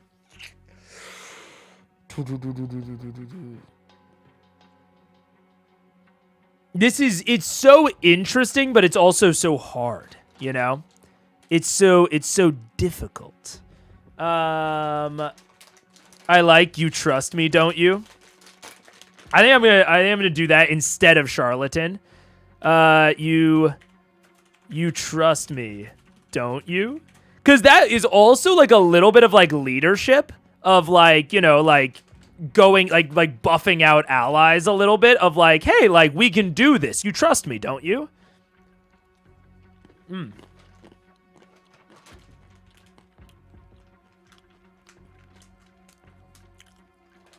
Yeah. I see into your soul. It's about figuring out what people are going to do. Felt fitting with them having higher knowledge? Yeah. That absolutely feels fitting.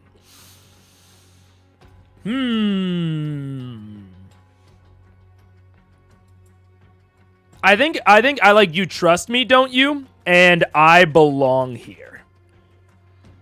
I like both of those of like talking my way into anywhere and anyone.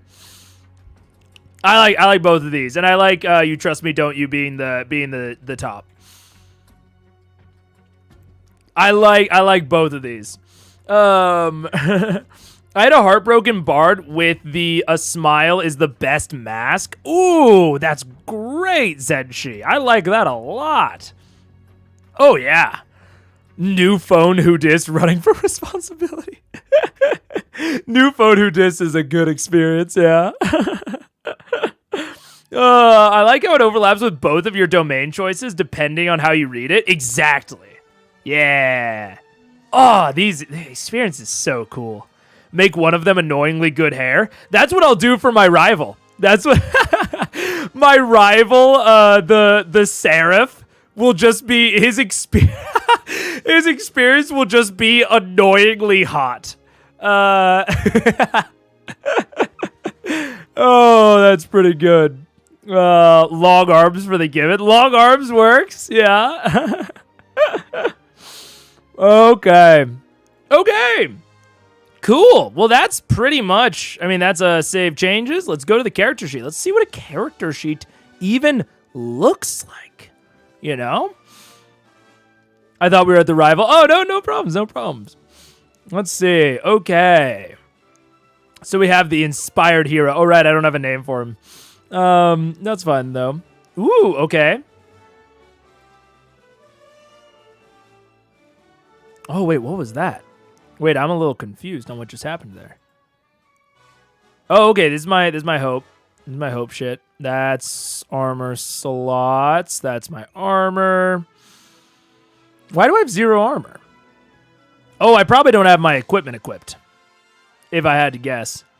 Let's equip the daggers. Ding, ding, ding. Let's equip the leather armor. That 14 evasion. Gimme, gimme, gimme. Okay. So now if I were to roll finesse, let's say. Control, hide, tink. I like that also they have some, like, examples of, like, the things with them. So then we have a trait roll, hope and fear, give advantage or disadvantage. Oh, so these can stack. That does make sense. Okay. Okay. Roll. Oh my god, it's down at the bottom of the screen. Okay. So a 21. Dude, I'm fucking killing it. Although it's with fear. Shit. Oh no. Interesting. Fun fact about gibbons, mothers teach their daughters to sing. Oh, that's so cute. Man, that's very, very cute. Okay. So 6 HP marked. Got it. Calculate damage. Okay. Level 1. And then down here, I have the domain effects of Enrapture versus Inspiring Words. And then all of my features. Hide, Sneak Attack, Spellcast. Oh, all my subclass stuff. And then my Ancestry and Seaborn Safe Harbor per session. Interesting. What happens if I just click downtime? Okay, that makes sense. +2. Is that like when I'm building my stuff? So if I have another. Oh wait, that was a plus down there. So if I hit +2, it applies to there. Okay, cool. Seems like a solid, not VTT. What's the word? Seems like a solid character manager. Interesting. Okay. Let's go and make our rival. Let's do it. Let's see, play test. And then after we make the rival, we'll go and look at all of the GM rules and like examples of play and all that. Because that's the thing that I'll actually need for my actual upcoming shit. Where's the character creator? There it is. Okay. So let's create another character. Bang, bang, boom.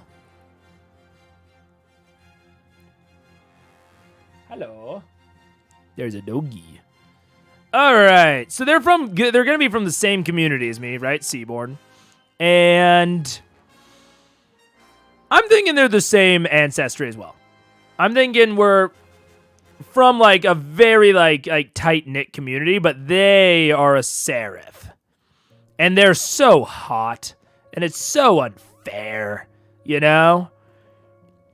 And I think that they were absolutely like at birth, like gifted this divine weapon, a super hot monkey. Exactly. An insane, the hottest monkey you've ever seen.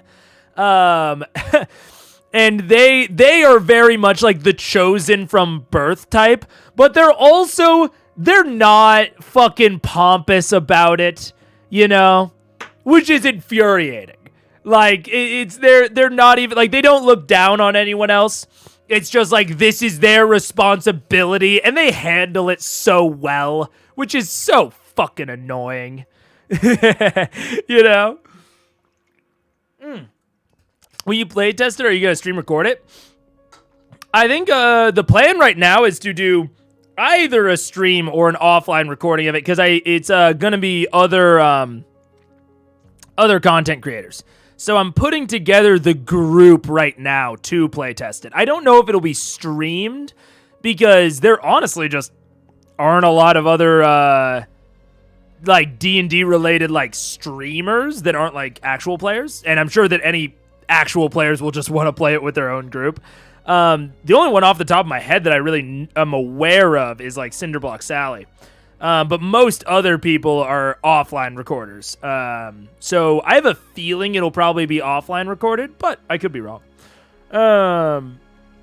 All right, starting weapons. The suggested is the hallowed axe and round shield. I definitely think it's a one-handed weapon. I think no question it's a one-handed weapon. So let's just look through. Hollowed axe feels good. Hollowed axe definitely feels right. Hand runes, nah. Mace? What do they have? They have strength. Is hollowed axe a strength? It is a strength magic. Okay, it's probably gonna be the hallowed axe. Let's see. A saber, a scepter, maybe scepter. Tower shield. What's the difference between a round shield and a tower shield? Barrier, +4 to armor, -2 to evasion. Fuck yeah. Or round shield, +2 to armor. Oh, I think we dump evasion. They're not trying to step out of the way. Everyone is giving me attention. Fucking shit, Zenshai. Everyone is giving me attention. I can't even look at you. I can't even look you in the eye when you talk like this. Yeah, I like the tower shield. I'm almost debating like a warhammer. I need to read my subclass again. Does it have to be throwable? You know? Let's see. Divine Hueldel. When you have a melee weapon equipped, it can fly from your hand to strike an enemy and return to you. So it does not have to be reasonable that it's thrown. I almost like but the hallowed axe is really cool. Damn. I was thinking about the two-handed aspect of like a great sword. Glowing rings are cool. Or just like a battle axe. I think it's going to be one-handed each. And I actually like the imagery of the round shield more than the tower. Now, the more I look at it, damn it, I didn't want to do the suggested, but they fucking got me. I do want to do it. And then I think we go full plate. I think we go absolutely full plate. They are resplendent. How dare they? How dare they be so resplendent in their armor? I got some good furry content. Yeah.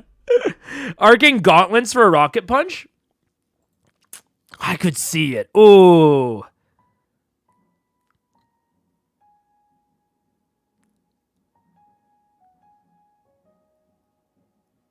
I'm thinking and I think that you're right. I think they roll up in full ass plate saying, what the fuck are you gonna do about it? And with their arcane gauntlets. Wait, I can't attach the round shield, right? I can't use the round shield, right? This is just like if I want to this would be like if I wanted to swap. I can't use a shield with these gauntlets, right? What would their alternative weapon be? What would their secondary weapon be if it's not the arcane gauntlets? I think a grappler maybe? A grappler I could see. I don't think the shield can be used with the gauntlets. So what would my secondary be? I kind of wish I could make the longbow my secondary. I guess the closest is a crossbow. I think it'll be a crossbow as the secondary. Yeah. Warhammer? A warhammer as my secondary? So I have the gauntlets and the warhammer. There's just no reason. That's so silly.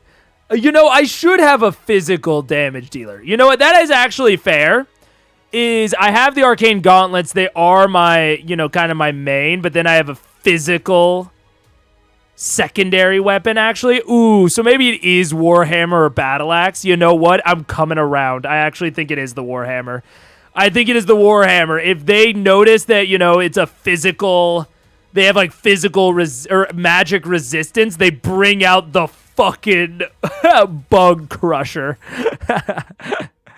I think that's absolutely right. Oh, yes. Oh, yes. Okay. Stamina potion. They keep going all day long. And then a bundle of offerings, because they're so nice. They're so nice, and it's so annoying. No bare bones. He's just a wall of holy power. Exactly. Bolt of Beacon. Make a spellcasting roll against a target within far range. On success, spend a hope to send a bolt of shimmering light towards them. Treat it like a ranged weapon, dealing D8 magic that makes them glow brightly and become temporarily vulnerable. I see that. Okay. When you make a successful melee attack, you can push the target out of melee range and spend hope to make them temporarily vulnerable. I also like this one. On a success with hope, add a D6. Fuck yeah. I am your shield. You know what? As fucking as righteous and as beacon of hope as he is, I think he's a loner. You know, he's been coming after me for a while, but he's alone. So I don't think I am your shield. Mending touch. You lay your hands upon a creature and channel healing magic to help close their wounds. When you take a few minutes, absolutely, he would definitely have that. Reassurance. Once per short rest after an ally attempts an action roll, but before the consequences, you may offer assistance or support. When you do, you may re-roll their dice, but must accept the new result. I think Mending Touch.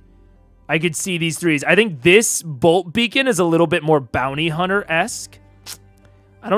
Forceful Push is interesting and evocative, and I think it's what I'm doing. The more I said, the more I talked myself into it.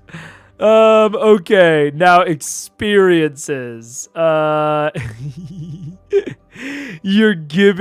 is giving me attention, yeah. I think I'm gonna do Annoyingly Hot. Annoyingly Hot. And, what is the other one? But I also think, I'm feeling like the best of men or... Oh, man.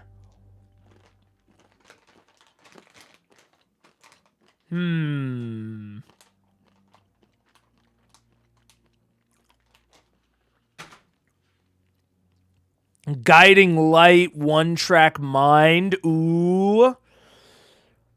Ooh. Purpose is a little bit too broad.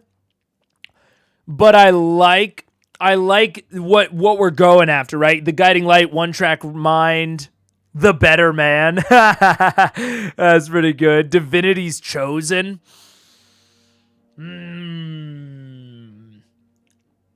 I think Annoyingly Hot is going after parts of that. I want more of the he has a purpose. He is absolutely convinced I'm better than you. I'm better than you is in the Annoyingly Hot vein. I want the, like, he has a purpose. He knows what it is. He's confident in it. He's not lost. He is not going through a midlife crisis. He knows what he wants, you know? Even though you're from the same community, this character would make a perfect Orderborn. Oh, they absolutely would. Actually, we might just change it. We honestly might just change it and just make him an Orderborn instead. And honestly, our community could have been both Sea and Orderborn, right? Like the same community, depending on the part of it that you're in, could be you know, kind of construed differently.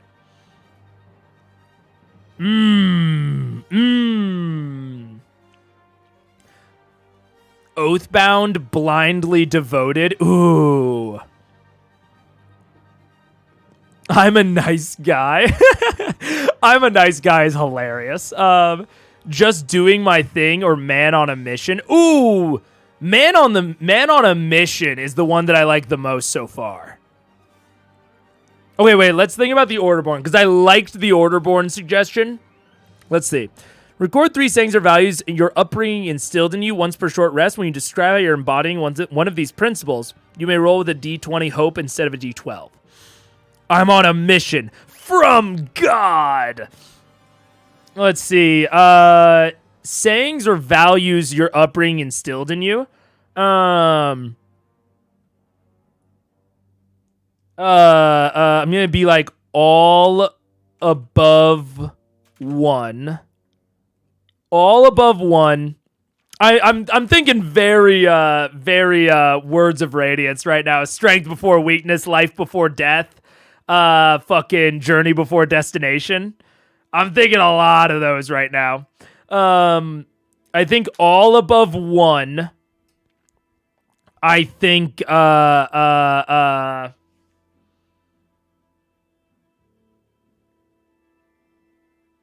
man, I'm trying to think. I like hope above fear. Kind of going after the entire mechanics of the game. Hope above fear. And ooh, what else? God says hi. All above 1, hope above here. Thinking like found above lost, but that's not it. That's not it. All above 1, hope above fear, and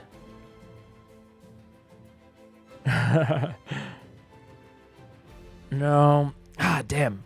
I'm Jason Bourne. Looks before brains. He's not that stupid. I'm Jason Bourne. We mean well. Yeah. I wanted to match. The thing is, I want it to match the pattern. You know.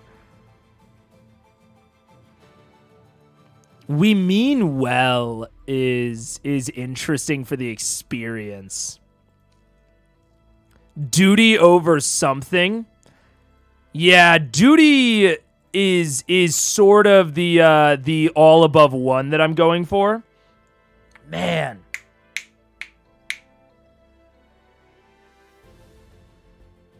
I'll think about it. All above 1, hope above fear, God above men. God above men. Oh, there's something there. We're going to go back to it. I think for now, I'm going to put Man on a Mission. Because I liked Man on a Mission. And I'm going to put that at 2. And Annoyingly Hot at 1. Okay. Dude, and it's just that fast. Man, if you know what you're going for, like if you have it like really burned into your brain, character creation is actually like stupid quick. But and I like that a lot of these can like, you know, help guide you there. I love creating connections as part of this. Hope above all. Ooh, wait. All above 1, hope above all, and like purpose above hope. There's like a building pattern there, you know?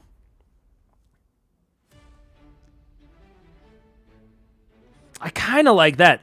All above 1, hope above all, purpose above hope. There's something there. I kind of like this like escalating thing to it.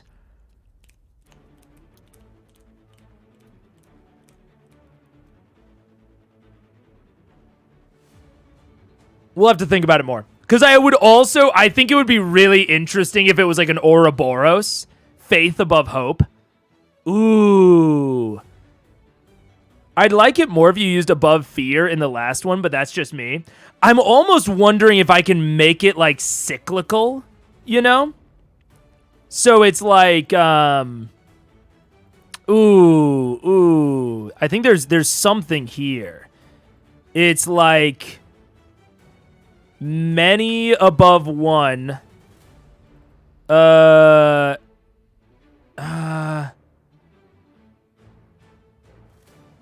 No, all above one.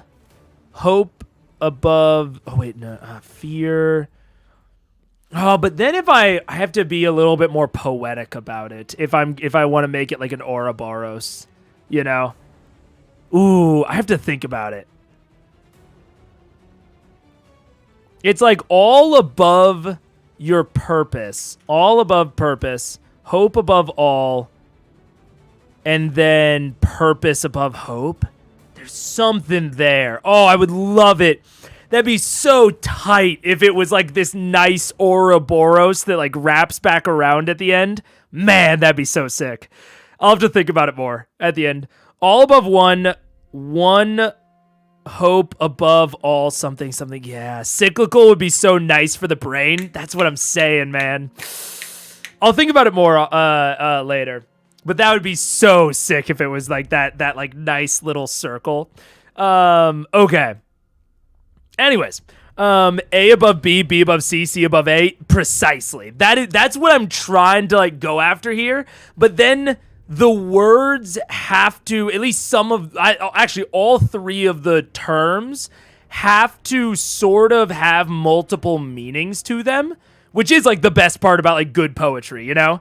All above one man, hope above all, one king above hope. There's something, yeah, Arrow, we're grasping at it.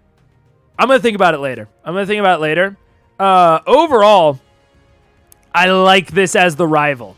Now, let's go read up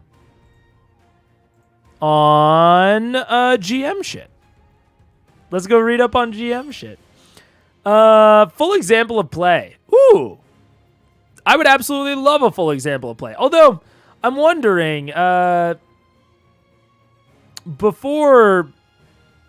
I still don't know exactly, like, flow of play.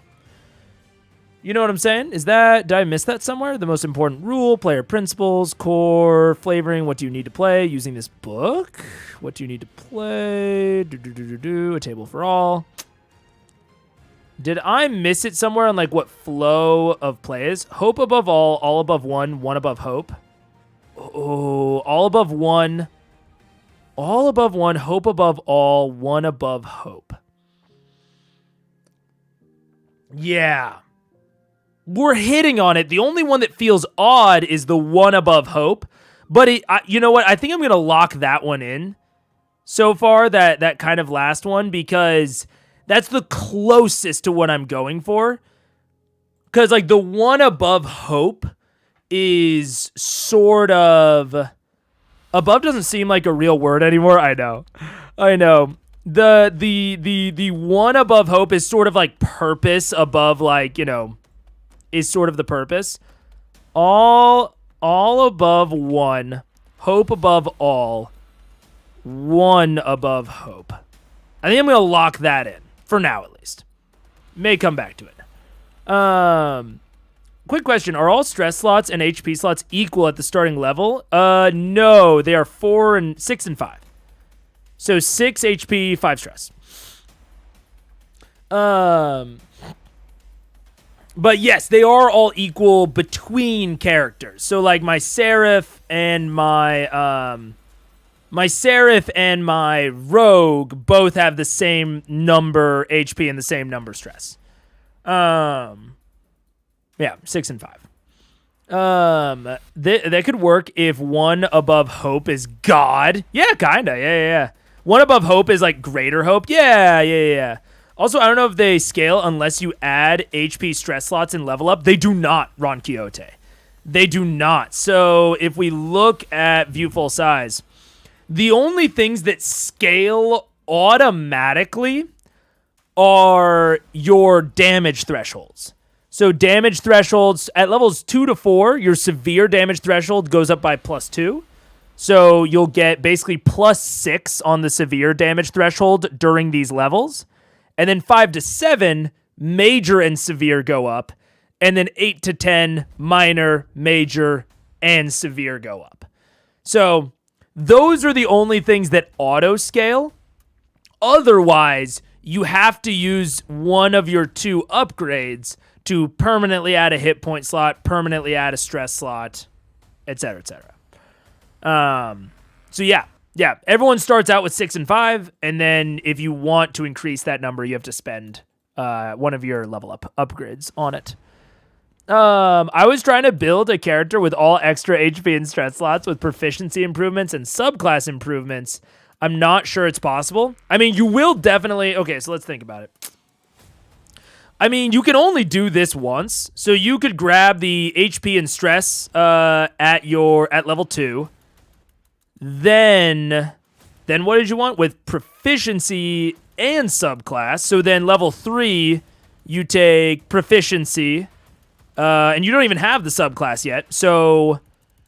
if your priorities are hit points, stress, and proficiency, you can get those all at 2 to 4.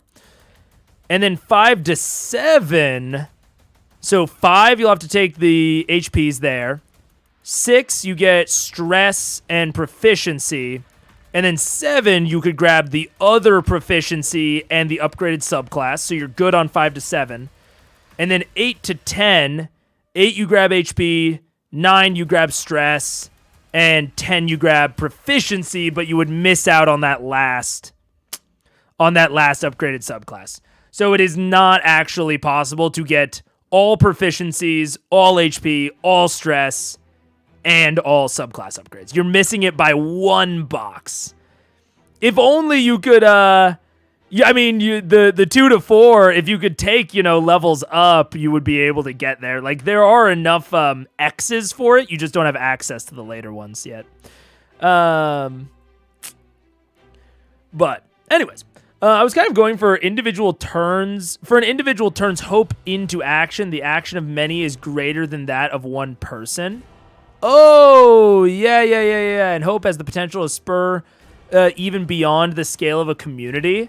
No, Cabium, I think you did a great job. I like what we ended on. Maybe I'll come up with something that I like more, but for now, I think it's very cool. I love the very poetic, cyclical nature of it. It's very nice. Man, the bot is so fucking...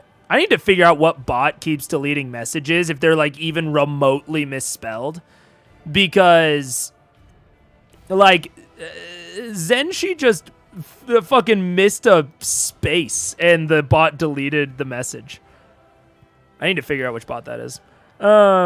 It's good to note that for each level groups, you can only increase a character trait 1 time per group. Yeah, that is good to note. So, yeah.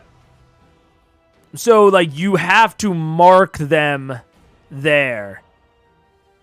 Do you... Wait. When you record it... Oh, clear all marks on character traits. Yeah. So, you can increase... If you do this once, you increase 2 unmarked character traits by 1. But then you can't increase them again with this slot. Then when you get to 5 to 7, you could increase the other one again. So... You can only increase a character trait by 3 total. 3 total. So the maximum that you can have is +5. Unless I'm misunderstanding something. But unless something else gives you a plus, like there are some weapons that give you +2 agility, right? But from actually leveling up, the best you can get to is +5. Because you can increase it 1 here, and 1 here. Yeah. No, I deleted that. Oh. Gotcha.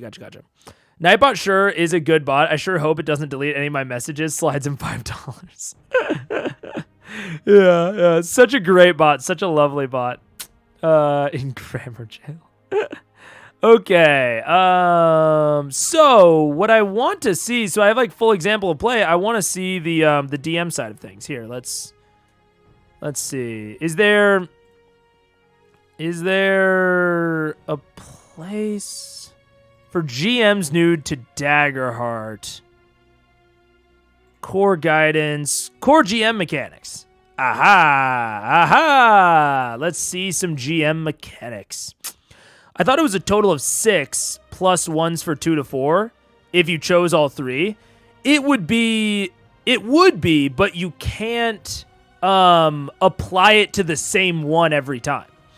So if you chose all 3, you would get to do +1 to each of your things. But every time you increase one, you have to mark it, and you can only increase one that is unmarked. And then when you get to this next tier, this levels 5 to 7, you can clear all marks on character traits. So each skill or each trait can only be +1 per like basically like level tier, essentially. Yeah, exactly. Which is very interesting, but it's not that hard to do. You know, you get 2 character trait increases from 1, level up usage. So you mark 1 on your level up from 1 to 2, and you immediately can upgrade like your primary stat and a secondary stat. So it's pretty forgiving, but the unmarked versus marked is the pretty big thing there. Okay. Let's talk GM shit. GM's died. 2d12 versus the d20. We've read this, actually. Making moves.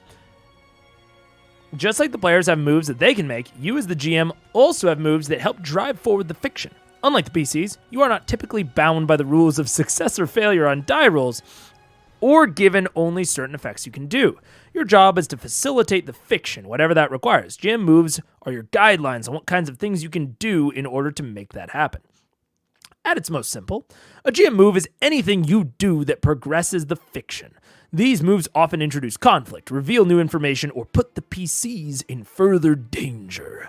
But they don't have to. They are simply your opportunity to change the scene in some way. Knowing when to make moves and what kind of moves to make are almost certainly the biggest parts of learning to GM Daggerheart.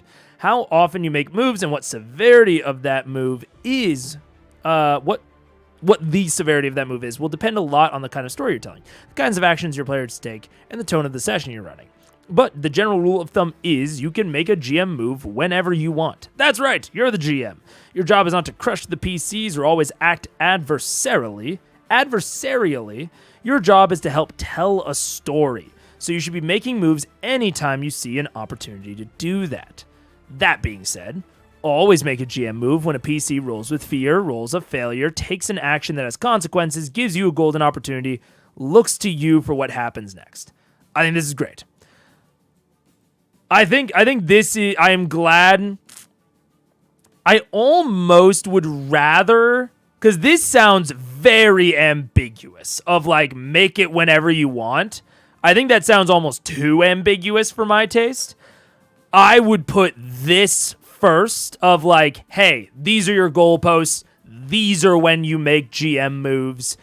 And then also, as a kind of catch-all, you make them whenever it feels right.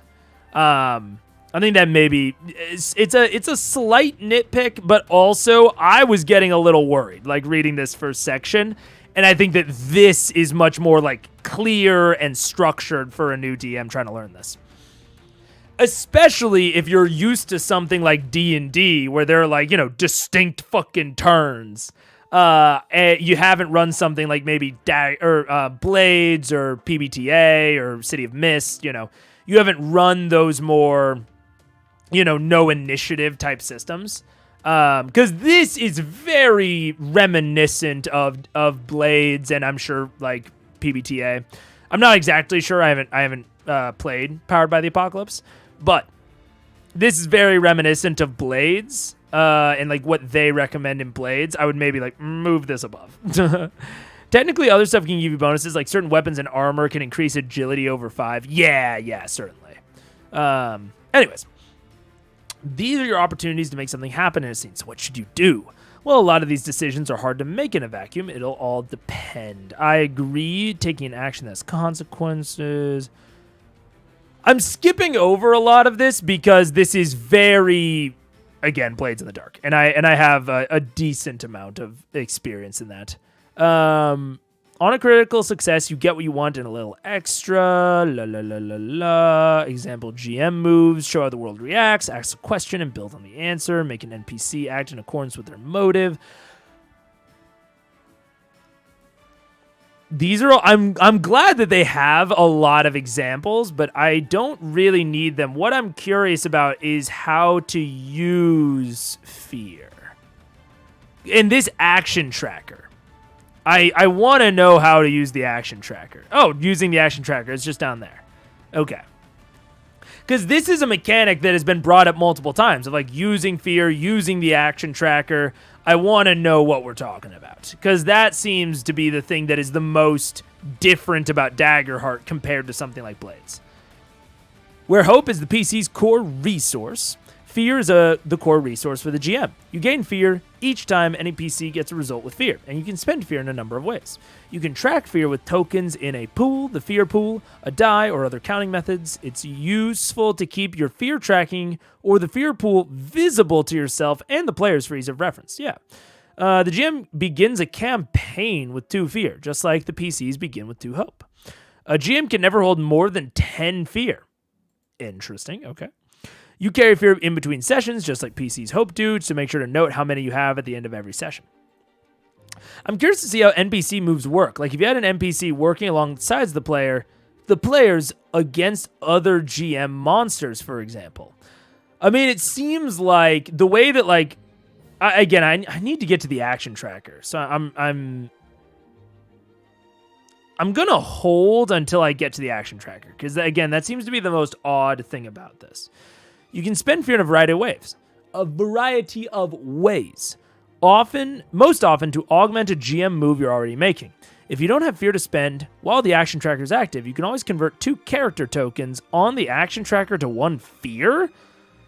What? Okay. When you spend a fear, you can do something big, take a countdown, use an adversary's fear move, take advantage on a roll, end an effect, clear a condition, add an additional D6 damage die.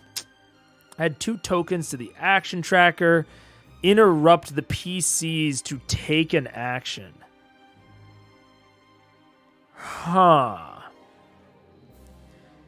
This seems a tiny bit convoluted. Like, spending a hope for PCs is like very direct on what you can do with it. Giving the GM a resource of like, you have to think about like what you're doing and is it big enough to qualify as doing something big?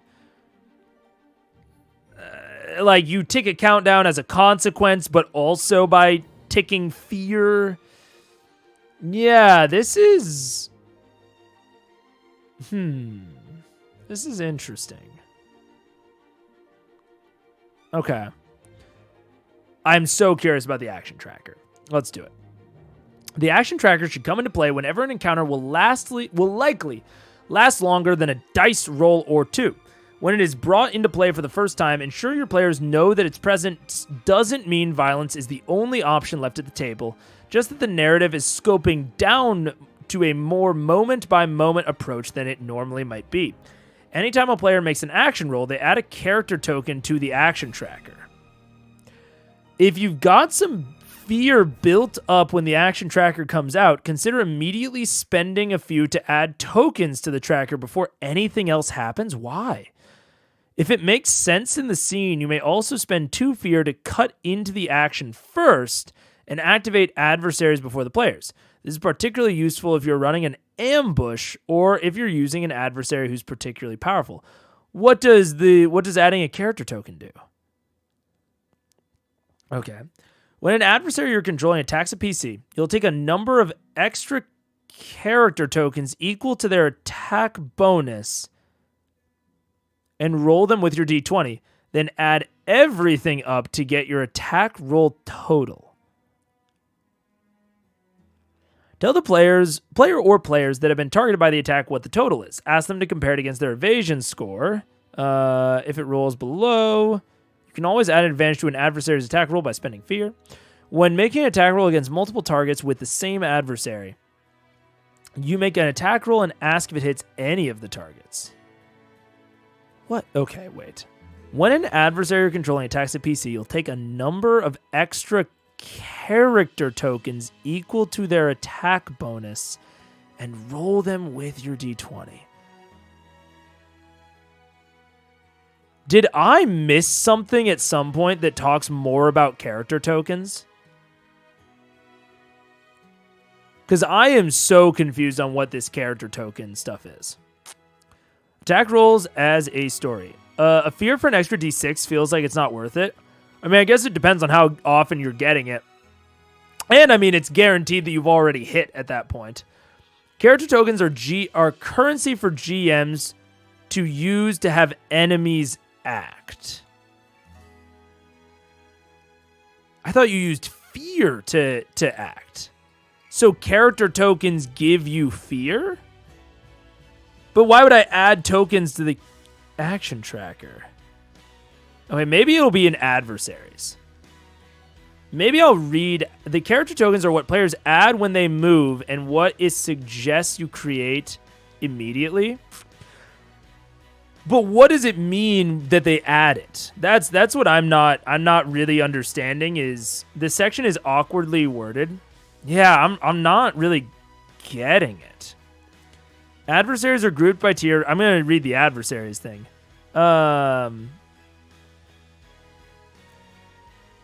Adversary breakdown. A full list of adversaries. I don't care about a full list. Like PCs, some adversaries have experiences that make them especially capable. That all makes sense.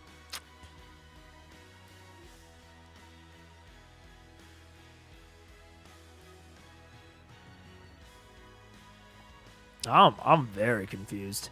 You can add tokens to take more actions. I get it, but it's hard to explain succinctly. Okay. Yeah, I'll have to keep reading. How's the voice? Voice is good. So far, at least. 176 in the playtest PDF has a section about the action tracker that seems a bit clearer. I guess instead of using fear, you could burn it to act again. 176. Okay. Here, I'm just gonna pull up the PDF. I'm gonna pull up the PDF. But I'll have to do some shit. 1 second. Daggerheart playtest. Is it for the GM materials?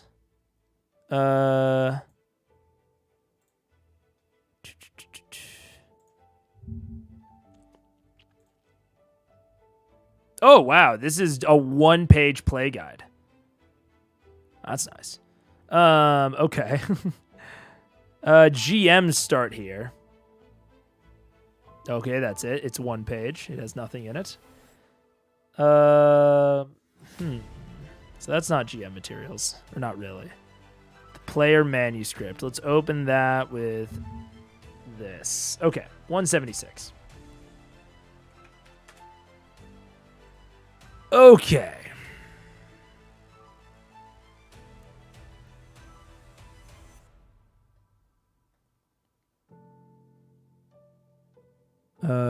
When you spend fear, you can do these things.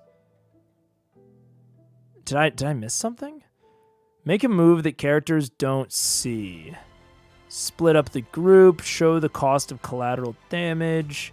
Make them mark a stress. Use the action tracker. Okay. If the action tracker is active, the GM may spend any amount of tokens currently on it, handing the character tokens back to the player it belongs to once it is spent.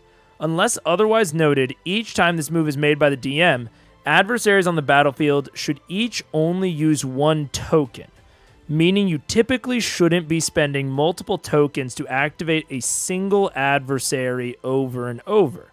Every token that is spent should be used to spotlight a moment in the narrative where the adversary has an opportunity to act. This often means the GM is making an attack roll, but it could be anything that aligns with their tactics and motives.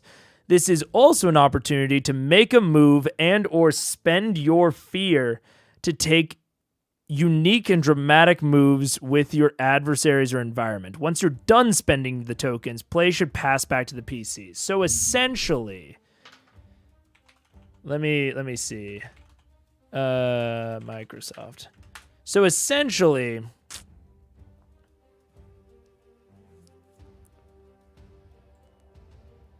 what we're talking about, right, is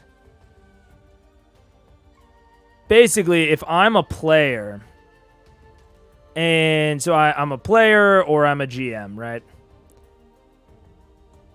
And the players all have PCs, and the GMs have the adversaries. And then there's this sort of tracker business sort of in the middle. And whenever a PC takes an action, they have to contribute 1 token to the tracker. And if the GM wants an adversary to act, they take a token from the tracker to allow the adversary to act.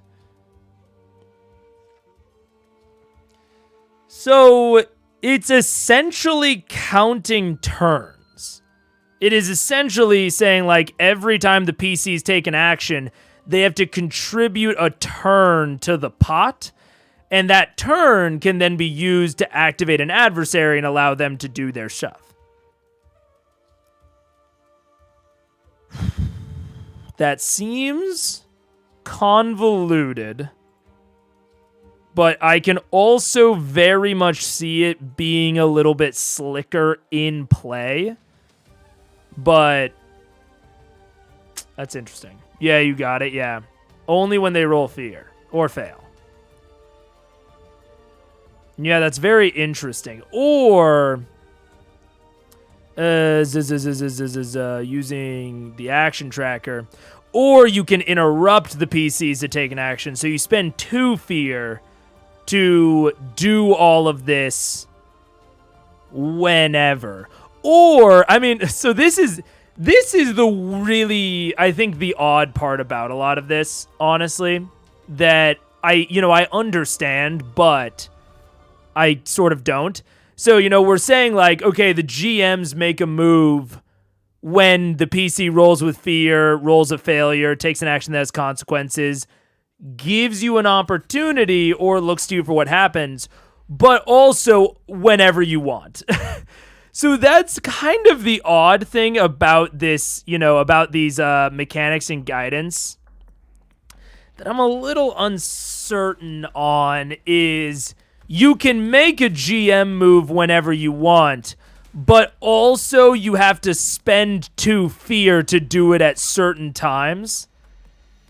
Like, I think that's kind of the odd thing here. Yeah, that's a little interesting. Each action a PC takes adds to the tracker, so if your players are doing a lot, they're giving you more tokens for the GM to use. Yeah, which is, I mean, it's certainly, yeah, I don't know. It's a little interesting. This is the first part where I'm kind of iffy on it. It seems a tad bit too convoluted while also straight up allowing you to just subvert it as a GM. Like building that in. So it's like either as a GM you can choose to use it or just choose to ignore it, which is kind of weird, It's tricky, but it also makes the party versus 1 enemy work from an action economy. I mean, the way that, like, the party versus 1 enemy works in something like Blades, right, is that it is just players roll action rolls, right? So a player takes an action roll. They roll, in this case, they roll their 2d12. right? And then there's like 5, potential consequences to this. There's like critting, there's success with hope, there's success with fear, there's failure with hope, and there is failure with fear. So the way that like a party versus a single combatant in like Blades would work is that these 3 things, this is when the, we'll call them the adversaries, right? This is when the adversaries take their turns, which is the same in this. That's why I'm saying that like the action tracker to me seems a little bit overly convoluted of like, they're doing the same thing in this, where it's like, instead, like, so this is how it would work in, the Blades, in Blades, right? But instead, in Daggerheart, instead of just having the adversaries just straight up, do their actions and shit, whenever you roll one of these 3, all of these add to the action tracker, which then, when you roll one of these, you can then use the action tracker. So it's interesting because it is actually building up more enemy turns overall.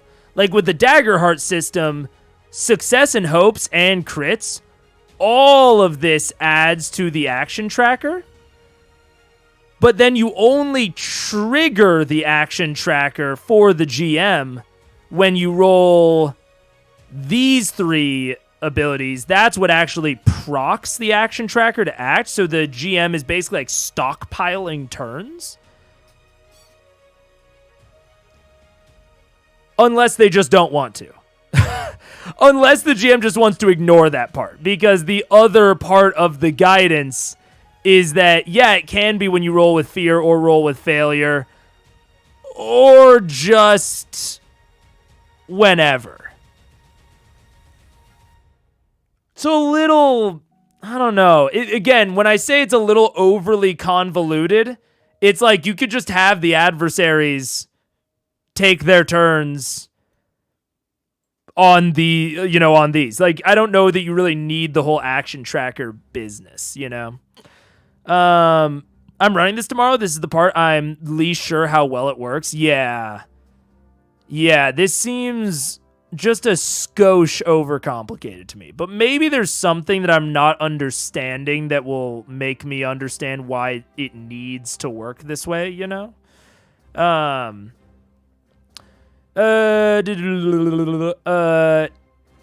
reroll abilities are important. Yeah, I mean, certainly reroll abilities are important. I definitely need to get that. Next person to say Action Economy gets a free membership. It seems like it's an overly complex initiative system. My gut says it's bad. I don't like systems where GMs have to buy turns. Well, it's weird because they sort of don't have to buy turns, right? It's like, if you're acting based off of consequences, but then this is kind of giving the GM like more turns than they would have in Blades, This is like giving them more.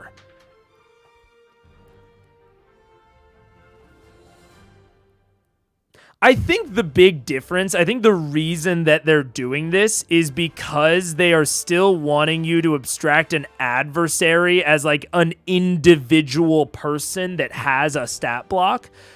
So that is hard if you do not have a static currency to spend to activate them, because you have to consider them as like a distinct individual that like has their own HP and has like these, damage thresholds. So I guess that's why you need like an individualized currency to spend on these adversaries, rather than just having, the full freedom to just kind of use whoever whenever. It's very interesting. I don't know. Matt Mercer was like, I can finally avoid everyone shanking my enemy in 3 rounds. Yeah.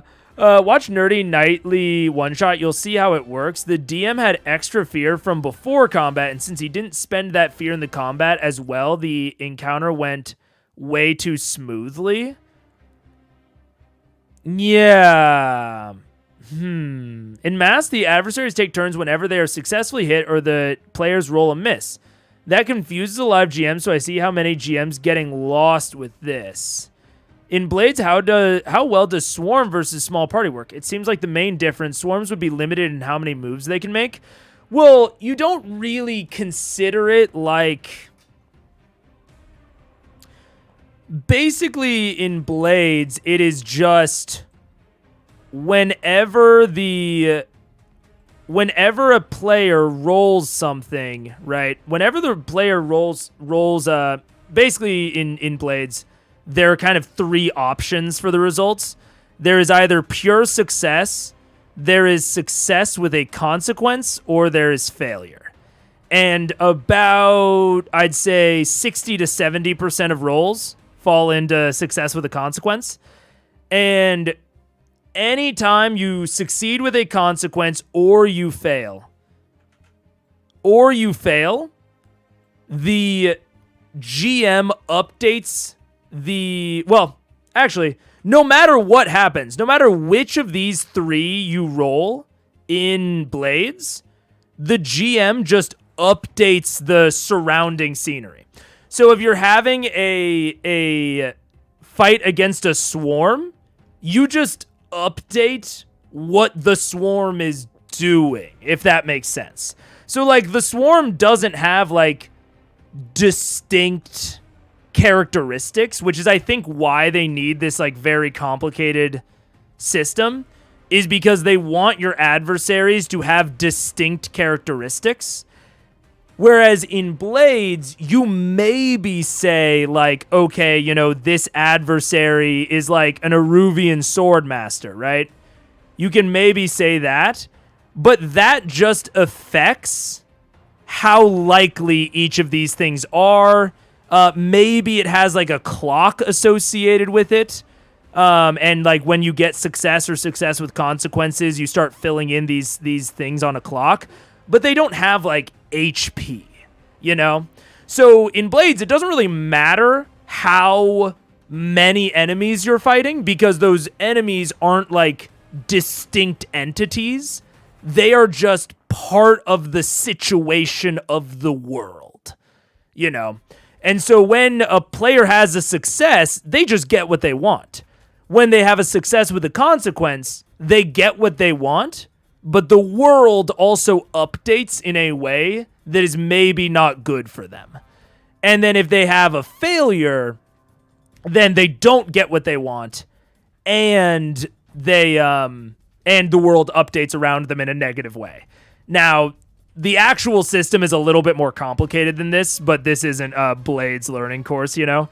There's like a whole different, there's like your effect level, there's the actual, not standing, there's the position, and it depends on what the PCs decide that they're using, so it's a little bit more complicated than this, but essentially you don't have to worry about if you're fighting a swarm. You don't have to worry if you're fighting a single individual.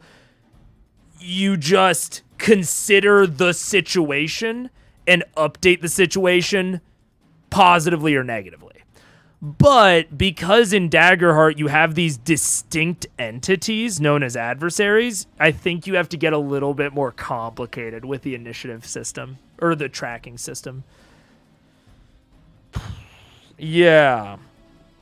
We will definitely have to see how this actually plays out. This is probably the thing that I'm the least into so far. But we'll have to see.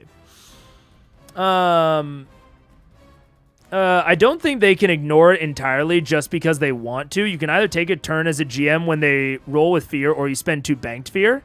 No, I mean that is just straight up part of the guidance of, you know, making moves is knowing when to make moves and what kind of moves to make is certainly the biggest part of learning to GM Daggerheart.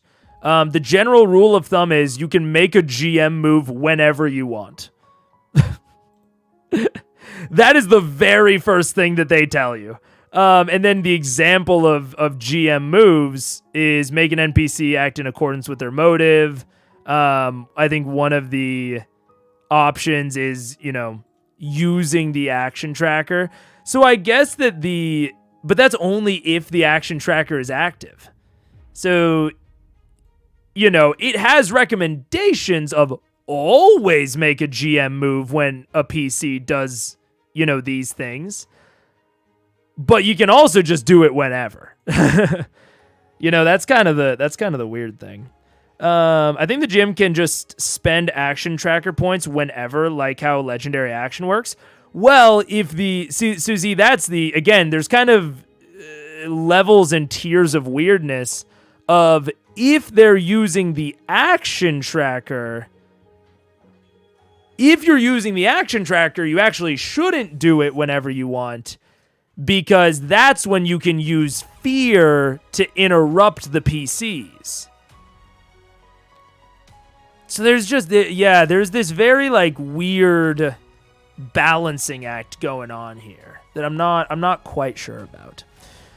I'd use that specifically when an adversary is especially potent, to make a point of them being especially fast or dangerous. Yeah, I mean, there's certainly ways that you can be interesting and evocative about it, but it's very complex. I was imagining in Blades on every consequence each member of the swarm would go. Given that, I agree with your read on why this system did what it did. Yeah, Daniel. Yeah, because essentially, you just don't think of them as individual entities unless they have something specific that they can do.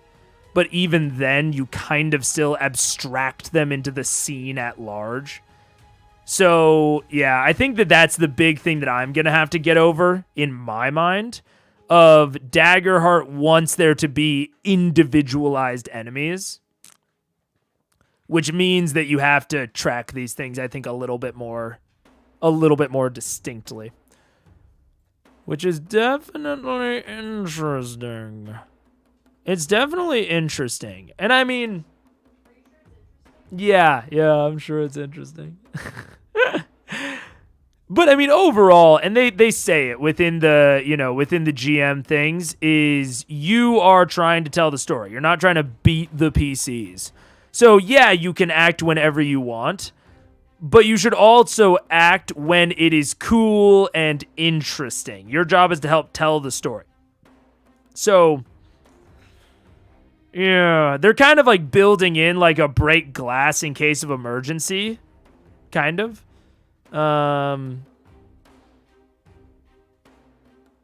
Yeah, it's interesting. When is the Blades learning course? I would watch the hell out of that. I don't know if I'm experienced enough to teach the Blades learning course, but I could go over the rulebook at some time. That'd be kind of fun. I think there's one wrinkle here is the question of how competent is the DM. The things here's precisely how it works is them trying to help new DMs. The do it whenever you want is for Mercer drama.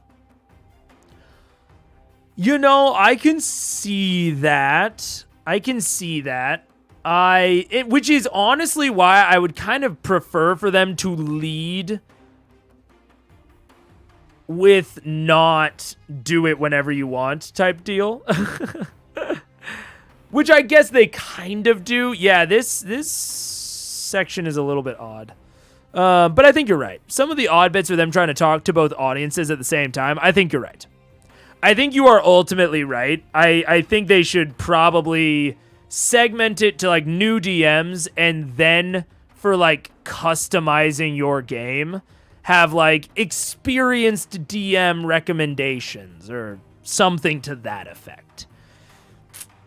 I think that's maybe because it does feel I don't want to say talking out of both sides of your mouth. That's not at all how I would think about it, but it is very much talking to two different audiences almost simultaneously.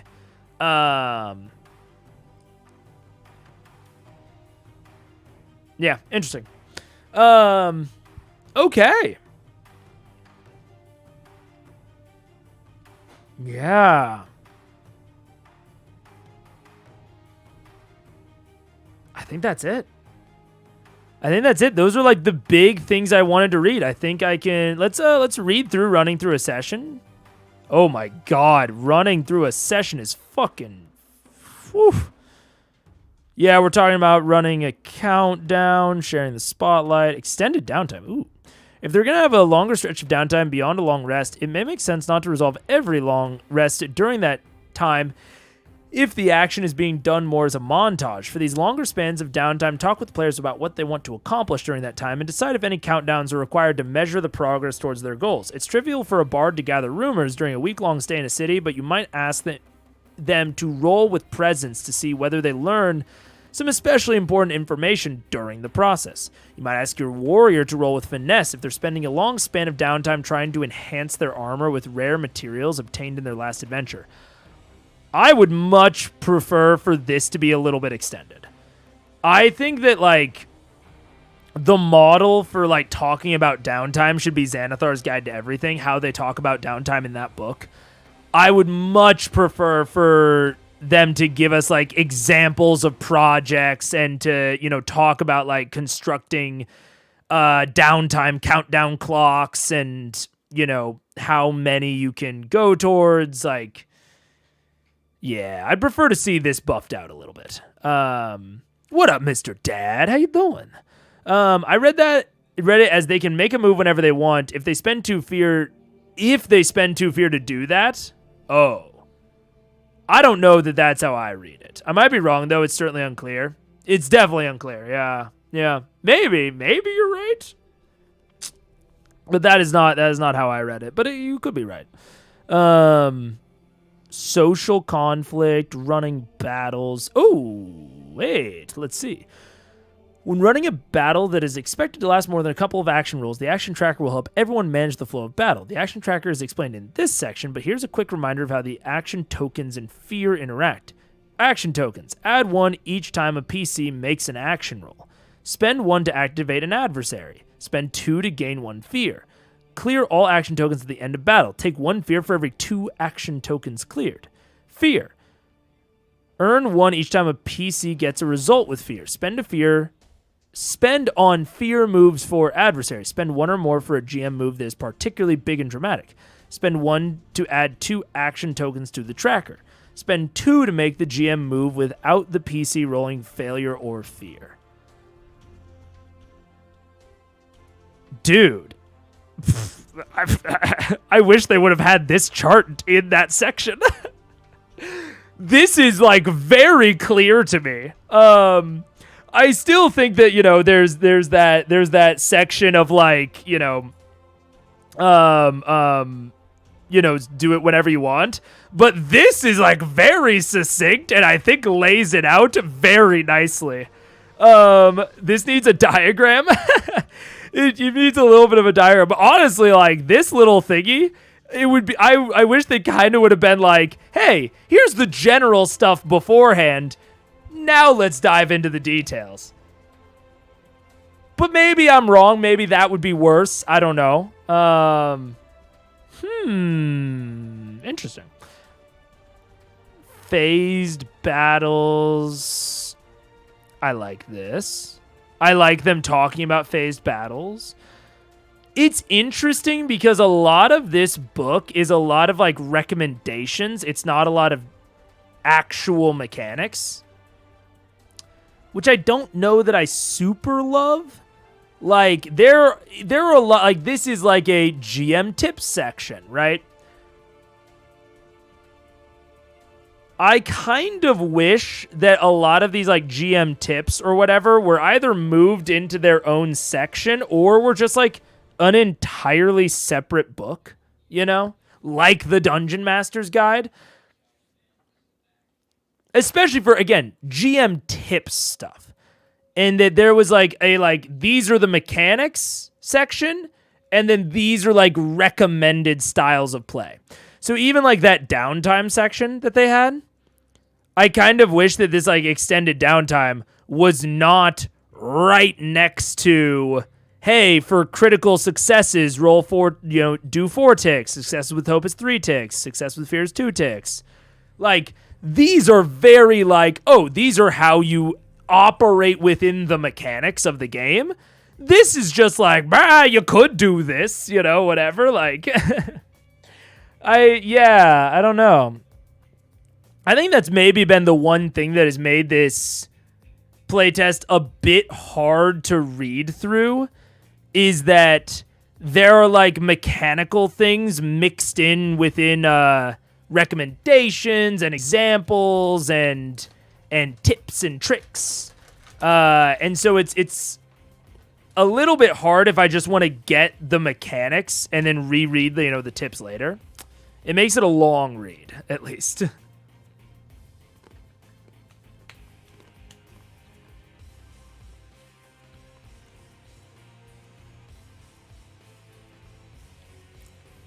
Spend fear to raise the stakes? Yeah, absolutely, yeah.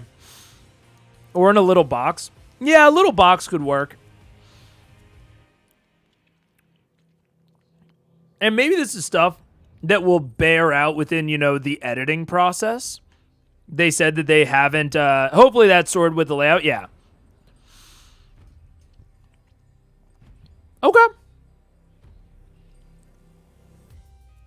Interesting. It needs to be organized, yeah. But up until this point, like, I had a couple of moments where I was like, this needs to be organized a little bit better. This is probably, I think, the most part where I felt that, but up until now, it hasn't been too bad. I do understand why recommendations are important, though. Some of these tips make mechanical stuff work better. Yeah. They sort of give you insight into, like, rules as intended. I think, so I'm not even, like, I want to fully get rid of them, because I do agree. A lot of them are good. But they're sort of like,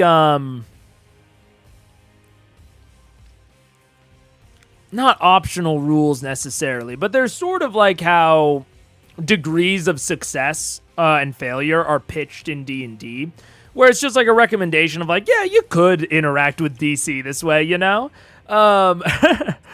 but that isn't included in the main DC discussion. Even if that would like make DCs better, is like that gradients of success, degrees of failure, whatever. It isn't included within the main mechanical discussion. So I think I would like if like part of like one of these sections was like advice or whatever. Maybe even in the running a campaign, but I don't like that there is still mechanics mixed in here. Like, I actually think that running an adventure is a good place to have some of these recommendation type things. But I don't want core GM mechanics to be within that section, So yeah, it's interesting. I'm not an expert on how to lay out these things, but it definitely feels like there needs to be some revising. Because otherwise, with spending fear, the action economy is perfectly... Without spending fear, the action economy is perfectly equal. Yeah. Which is like, yeah... I don't even think like the action economy needs to be more or less equal, It is definitely interesting that there is an aspect of action economy. It actually makes one of the things I was a bit more... Well, I'm interested to see how running swarms will work. Because the only thing that I'm a little bit worried about, right, is if you have a swarm in this, right? So say... Because I think that for this style, like the GM having, a single adversary... they have adversary number 1. The action tracker thing makes this work easily. Like, you can have just, like, one adversary versus a party of, party 1, party 2, party 3. And because each time they act, they are contributing to the action tracker, you absolutely can have this single target type of thing. The thing I'm slightly worried about is if there are way more adversaries than there are players.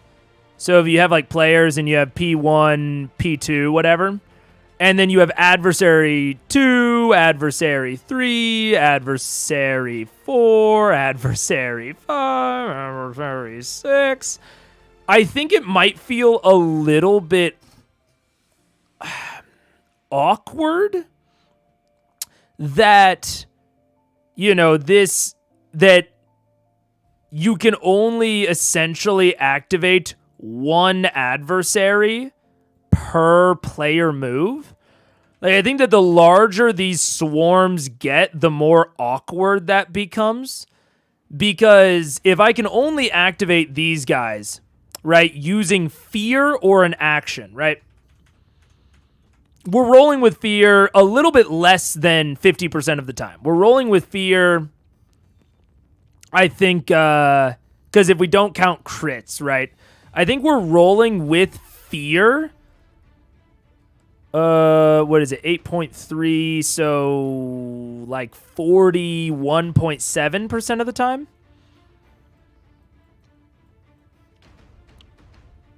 So you're getting a little bit less than 1.5 actions per PC move. Or actually, no, because you have to spend 2 fear to act without the action dice, right? Or without the act. Although I guess you can spend 1. You're getting a certain number of GM actions per player action. And the more lopsided this becomes, the more awkward I'm worried it might feel. Like, the more adversaries I add on the other end of this, the more awkward I think this action economy stuff feels. You know? I think it's a bit stronger than degrees of success. Like, I honestly think the turnless actions fundamentally don't work without some of these tips, but I'll see when I run it. Maybe, yeah.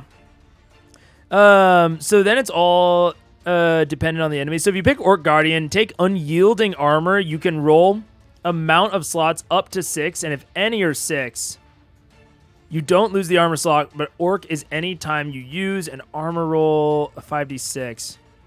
Oh, man, I will have to... I don't know what Unyielding Armor is. Let's see.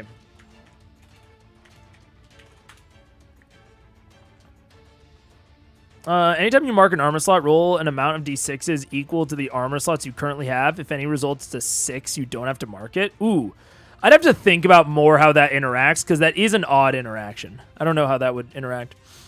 The way you can vary the types of enemies and still get different amounts of difficulty dependent on the DM, not the monster stat block. Well, the players keep going until they roll with fear. Right. That's kind of what I'm... They either keep... Yeah. They either keep going until they roll with fear or until the GM chooses to use fear to jump in. So I'm a little worried that this could feel awkward, because even when the GM jumps in, they still are limited in the number of actions that they can take based on the number of actions that the PCs have taken.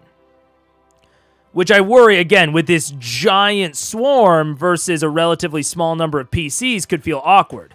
Because the PCs are going to be rolling with fear, again, like 41% of the time.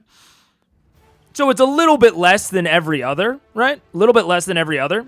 And if you have all of these adversaries, you're not going to have generated enough player tokens to do all of them, you know? I agree that the swarm versus party breaks realism, but the extra bodies in a swarm aren't completely useless because you, as the GM, activate the most impactful ones in the moment. I mean, that is true. That is accurate. Watching Ray Knightley, he ended up with a bunch of fear by the end since he chose not to spend it. I mean, yeah, you can just choose to spend it. Like, like, not spending fear is absolutely on the GM, because at basis, you can just use fear to, like, juice any actions you're already taking. So that, you know. But you could also want to save up fear. Like, it might never make sense to use it, you know? I think it's meant to counter the issue of whoever has more people on the battlefield wins issue that D&D has. I mean, it certainly is. Like, there is certainly that aspect to it. And again, I think that it works. It's almost... Yeah, I don't know. It's definitely interesting. Because, like, I would say that, like, the blade system just makes the sided combatants not even really a factor. And like someone else said, there is still an advantage to having this swarm. There are more bodies that the players have to take down. But I would have to really but I would have to really readjust my thinking on how to narrate it. That's what I'm saying. It's not necessarily bad. It's just an awkward consequence of some adversaries are just kind of going to be standing around, you know, not really doing much. You can turn 2 tokens into a fear. So every 4 turns, they have enough fear to jump in. Yeah. You also gain fear outside of combat. Yeah. I'm very well aware of all that. It's just that, like, okay, on a base level, this math doesn't work out. Unless you want to spend all of your fear just getting turn tokens for yourself as the GM, which I even think then they will generate less fear.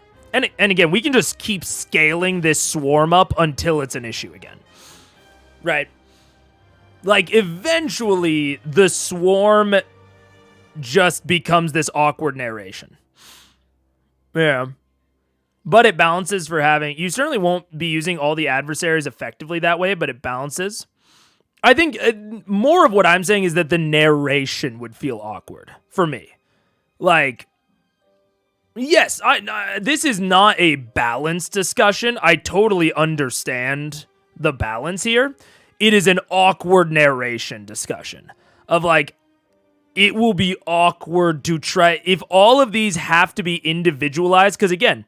In something like Blades, this is all just abstracted into the adversary swarm, you know, and then you just act as this thing.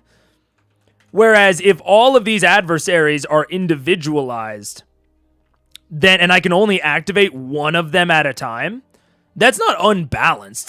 There's no issues of balance here. It's just awkward. Never using fear is pretty equivalent to a GM forgetting to use things like legendary actions. Yeah, absolutely. Absolutely. If you're ending the session with a bunch of fear, either you're wanting to stockpile fear into the next session, or you just forgot to use it. Because it seems like there's like a million things to use fear on. Like, I have absolutely... I don't think there's like not enough things to use fear on, you know? Unless you're talking about it being a flaw, being too complicated. No, I don't think that the flaw is that fear is too complicated. I don't think this is too complicated. I just think it creates an awkward situation. It is awkward. Wait. Mook number 5, it's fine. Mook number 1 to 3 has it. I'll check my sending stone a bit. Yeah, the fact that this segment has generated so much discussion lends credence to the idea that it's the hardest part to judge on paper. Absolutely. Absolutely. I really want to play it. And I'll tell you, when I'm looking at this system, this might just be something that Daggerheart's not great at. Like, every system is not great at it. D&D is not great at either side of this fucking seesaw, right? In D&D, you can't have too few, but you also can't have too many. You have to be right in the middle of having the exact right number of adversaries. So at minimum, I think that this system allowing for much easier, I think I deleted it. For much easier, like, many PCs versus one enemy fights, I think is an improvement.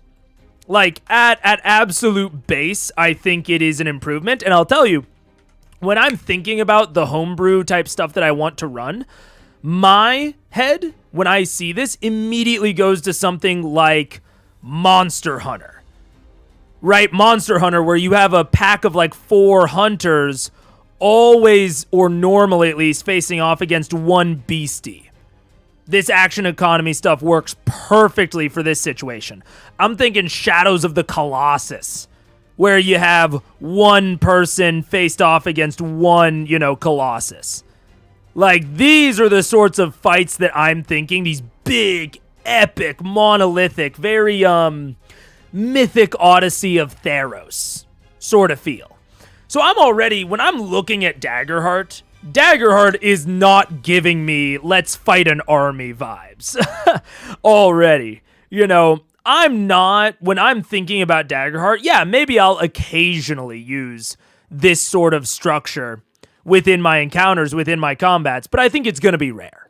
I think it's going to be much rarer, especially with it providing ways to make these adversaries very interesting.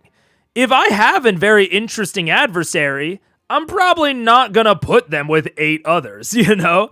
I'm probably going to make it a little bit smaller. So, I think there's something to be said for that as well, of like, this issue, when I'm looking at what I want to run in Daggerheart, I'm wanting to run things that focus on single enemy combats anyways. So, I'm not too worried about it. I'm not too worried about it. It's just an interesting sort of consequence, you know? It's awkward. It's the same with MCDM RPG. Enemies in that system only ever act after a player.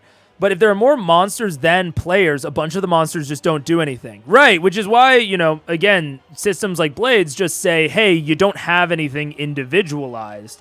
You just have, you know, the scene, the situation, and you update that situation as you go. The moment that you individualize an enemy, I think there's always going to be something awkward that happens, you know? Some of my players was like, does this guy even do anything? Yeah. It could definitely scale to the point that it is an issue. I think it could be balanced a bit with fear abilities, which are flavored to say that multiple enemies are doing something. Potentially. And you know, to some degree, right? I'm talking about all of these adversaries being individualized. They don't have to be. Right? You don't have to have this. If you want to run a combat that feels like they're going after a swarm, you can abstract this on your end as a DM, right? You can make the swarm of rats, like in D&D, where all of these adversaries maybe just say, like, you have one adversary that you're going against, which is named, like, the Bandit Crew or something like that, right? So you're actually fighting one adversary, but that adversary is the Bandit Crew. Could be a way to sort of skirt around this issue. And then the Bandit Crew has, you know, a damage threshold. The entire crew has an evasion. It's a way to sort of skirt around this sort of issue, you know? I think it's more work on the DM to alternate through the enemies over multiple turns to eventually have all of them act. Yes, it certainly is. Most I've gotten for severe damage threshold is 63 for a Guardian with the Frenzy domain cards from Blade and using Shrug It Off from Valor, which reduces the severity threshold. 62 damage for 1 HP lost. Damn. That's been my big takeaway so far. Daggerheart drastically shifts the complication. Character sheet's abilities are way simpler.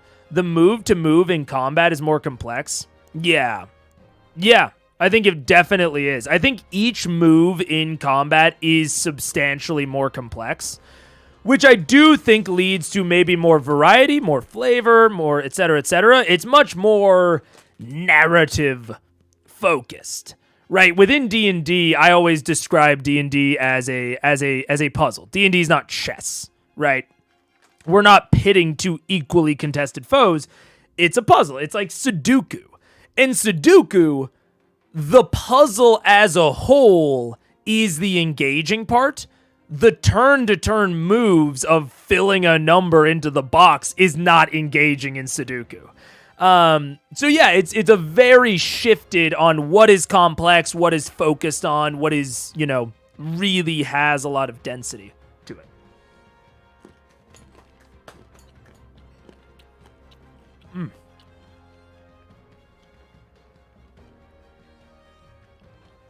See you later, optimistic. Have a good day.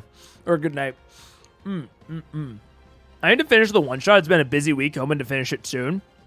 I'm hoping to fucking run it soon. I need to look at some of the monsters and weapons and stuff in the book past, like, level 1. I think they get more complex and interesting. I just haven't had time yet, still on basic stuff. I mean, you have to start with basic stuff.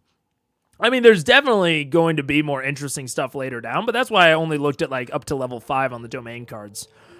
Is because of that very reason, yeah. It's way flavor and narrative friendly. Very, very. I mean, the experiences are, like, the cornerstone of that, right? Of, like, allowing you to have, you know, experiences that you define that you can apply to whatever you want. Whatever makes sense for them is going to hedge so much towards that more narrative experience. I'm excited to challenge players with objectives rather than beat the enemies in Daggerheart than in D&D. Yeah. I totally see that. Yeah. I'm very excited. And I'm even more excited to see how the one-shot runs. Like, how the intro adventure runs with all of this in mind. Like, I have all of my expectations of, again, like, I think that this would be awkward. And I think that, like, Monster Hunter or Shadows of the Colossus vibes would be good. And so I'm really interested to see if the intro adventure leans into this sort of style or if it has any of this. Like, I'm very interested to see how the intro adventure handles that stuff. And maybe next Daggerheart stream, we start looking at the intro adventure. Ooh. Unless you guys don't want to see the you know, the behind the scenes in case you want to play. Open beta quick start adventure. I meant I need to look because some of the monsters have abilities that do things like swarm. Oh, interesting. Speaking of the intro thing, just to set expectations, another YouTuber who ran it said it took his experienced parties around 3 hours to build characters plus run the adventure. Not super long. That is very fast. That was very fast. That's good to hear. Because I was worried. I heard that I think it's rated. Oh, I don't remember where they said it. I remember someone telling me, hey, it'll probably only take, 3 hours. And I thought that was BS. I was like, there's no shot it takes 3 hours. But to be fair, they have Critical Role, if anyone has experience designing 3-hour sessions, So, interesting. That is very good to know. A heist, a rescue mission, a MacGuffin, they'll all be a lot of fun. Oh, absolutely. A rescue mission would be absolutely awesome for this. Especially, like, yeah. I could see some very cool stuff. Okay. The Sablewood Messengers. Oh, these are all pre-gent. Got it. Interesting. Ooh, I'm debating if we keep going tonight or if I save my voice. You know, we have full episode Friday tomorrow. Or full episode Friday. We have full episode Wednesday. I probably shouldn't go too hard tonight. Got to save the voice. Might look more at it on Thursday or might play some Baldur's Gate 3 on Thursday. It's been a little bit since I played any BG3. Been doing a lot of Daggerheart. So I might play some BG3 on Thursday. We'll see. But I think that's probably where I'll end it. Having made a character, having made his rival. I think the next time I do Daggerheart, I'll probably maybe do some prep. Like look at like, oh, what should I actually what do I need to prep, if anything, for this? Is this the entire thing?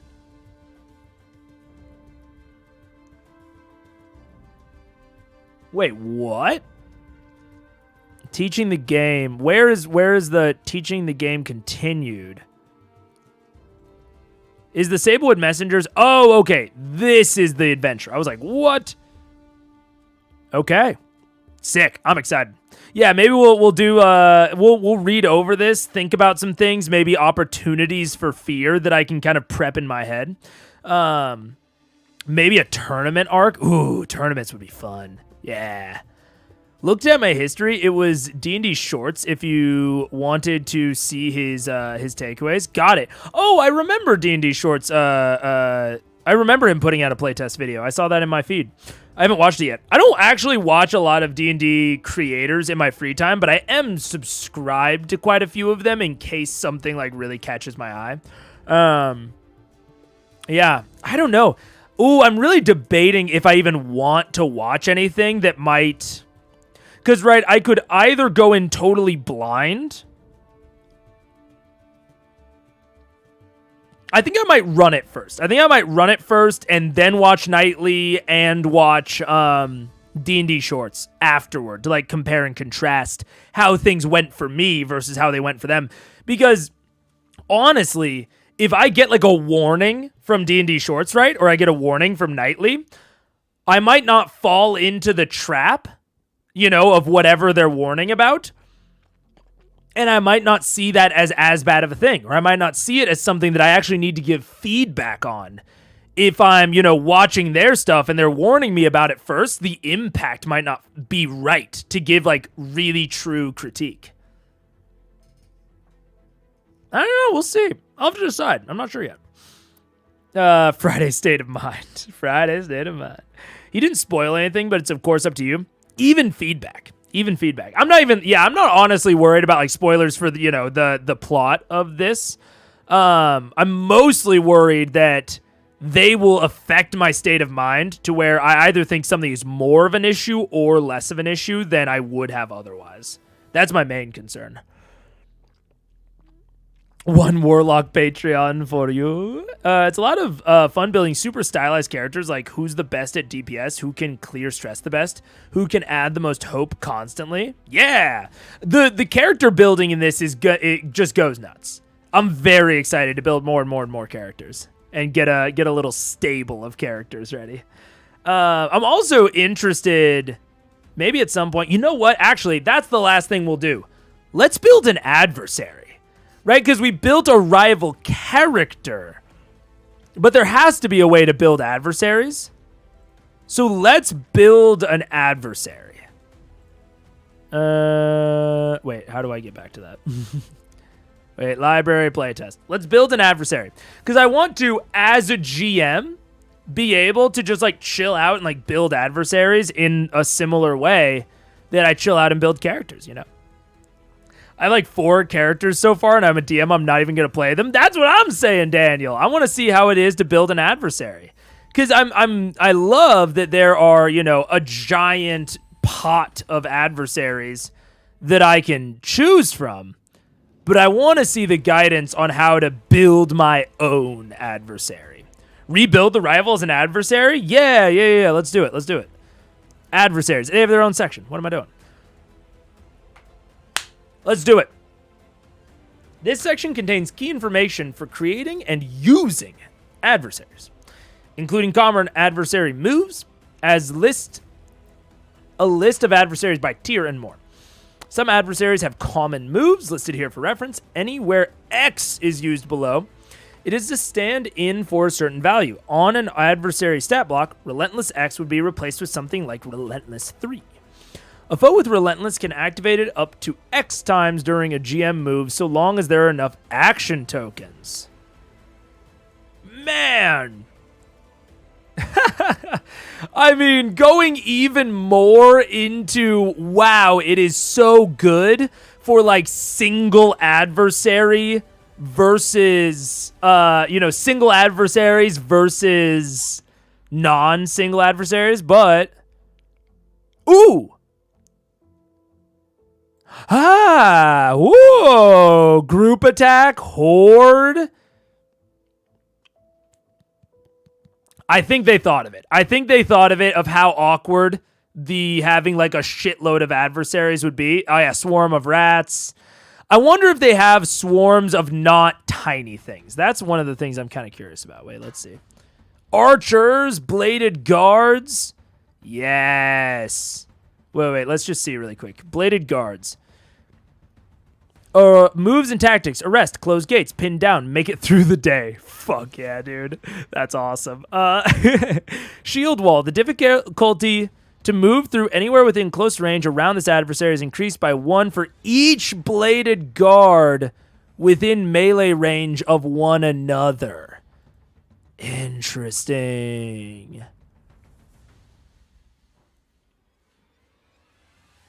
So are you supposed to have one, or are you supposed to have a swarm? I don't get it. I'm seeing the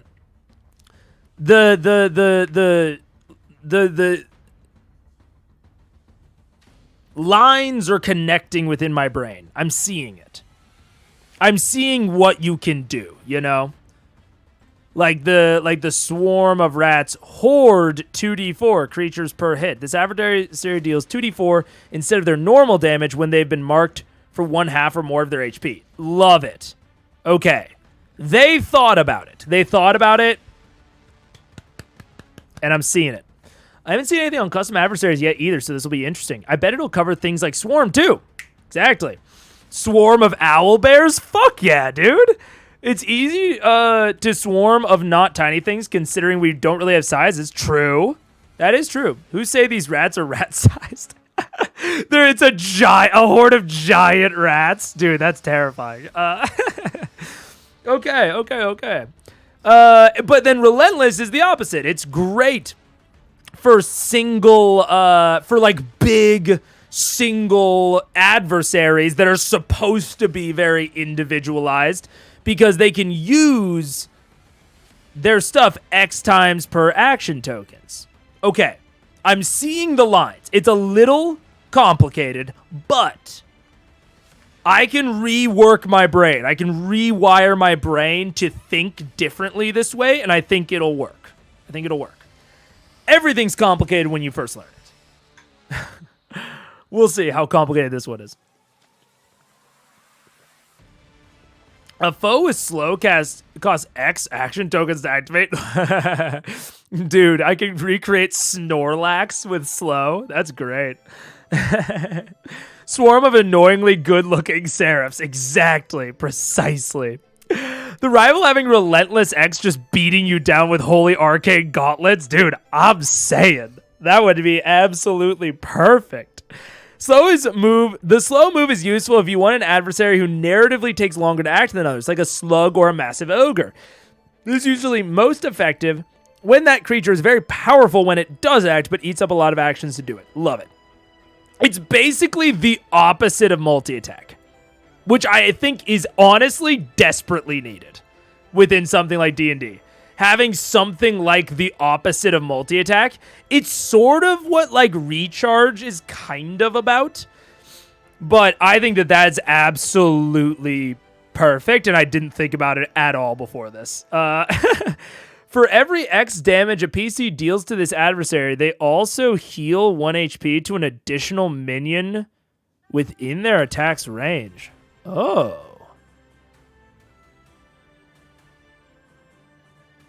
Wait, what? Oh, it's cleave. It's like a cleave type ability, but it's instead of being an ability that the PC can do, it is applied to the enemies. It's another debuff effect. Okay. That's definitely interesting. The minion move is useful when you want to drop lots of small enemies onto the battlefield, knowing the party can swing through them very easily. And I mean, with the minion setup, you don't necessarily have to have all of them acting. They could be freezing, they could be cowards, they could be afraid. Like, there's a lot of ways to abstract or to narratively justify why something with the minion tag is not acting super quick, you know? This means that if a PC hits one minion and they do enough damage, they can also hit a number of others that are in range. Because of this, it's often best to have minions crowd a PC. It will feel overwhelming and dangerous until they're able to make an attack against them. If you want that cinematic feeling of the PC taking out waves of enemies with a single attack roll, minions are a great tool. My only worry about that is that you're saying, like, it's often best to have minions crowd a PC. It will feel overwhelming and dangerous. I mean, will it? Unless you're taking, like, fucking action rolls. I mean, I guess this is kind of advanced DMing, right? This goes back to the GMs can make GM moves whenever they want. if you're running a minion combat, maybe work in some free GM moves that, you know, aren't related to action tracker things because they're so small, they're so gribbly, they're all these, you know, mooks. So they get, you know, a little free move here and there where one of them will go, hiya, ching, and, like, you know, do a little stab with the dagger. And maybe, you know, it's so weak that it most often doesn't fucking hit because it's such a little ching. Or if it does hit, it doesn't even, like, get over the damage threshold, you know? So it's just, like, causing stress. I think that this is an opportunity if you want to run those sorts of combats for those free GM moves, you know? Swarm plus minion would feel dangerous because their damage goes up based on how many are swarming, but then would die pretty quickly because of the minion part. Wait, let's see swarm. Let's see swarm. Or horde, you mean? Adversaries with horde move deal less damage when they've marked for 1/2 or more of their hit points. Or you're just saying, like, generally having a, like, swarm of enemies. Yeah. Oh, group attack. Spend a fear to activate all adversaries with this name within a certain range of a target. This group can move and make an attack roll against the target. They've thought of it. They've thought of it all. They've absolutely thought of it all. So yeah, then you have guard adversaries or bandit adversaries that just have the group attack tag. Yeah, absolutely. Yeah, and you put together group attack with minion, very intimidating, very dangerous feeling, but then you're cleaving through them constantly, you know? Group attack seems like the answer. I think it is. I think you're totally right, ARO. I think you're absolutely right, because my scenario that I even put up, this sort of scenario feels so weird if these are like, you know, a bandit, a dragon, a fucking ogre, right? These aren't gonna be different types of enemies all fucking coalitioning together. This is gonna be 8 bandits. This is gonna be 8 bandits. You throw group attack on them, and bing, bang, boom, you're chilling. You're good. On a success, they deal X amount of damage per adversary. Yeah, absolutely. The group attack is useful for making the action tokens more efficient. Because it allows you to activate multiple adversaries at once, it can really help make the battlefield full of enemies come alive. As a note of clarification, you can only make one attack roll for the entire group and then add their damage together. Group attack is often paired with minion. It's exactly what Daniel's talking about, because it allows a number of smaller foes to all have a chance to attack before they are inevitably taken out by the PCs. Big thumbs up. Big thumbs up. I like it. I also like Horde. Because Horde is basically what I was talking about. If you don't have group attack and minion, Horde is essentially what I was saying of it is useful when you want to represent a group of enemies as a single adversary. This is one step beyond just having a number of minions on the battlefield. Maybe you want to represent a mass of zombies or a swarm of deadly insects. Think Tide of Bone from Critical Role Vox Machina, right? The Horde adversary, you represent the skeleton horde as a single adversary with the horde tag. Absolutely. I'm loving it. I am absolutely... These are great. These are really, really good. Yeah. Yeah, Mook 5 doesn't look up from his sending stone. He swans his... as he swings his blade towards you. Exactly. Okay, I want to see. So those are common adversary moves. These are common adversaries.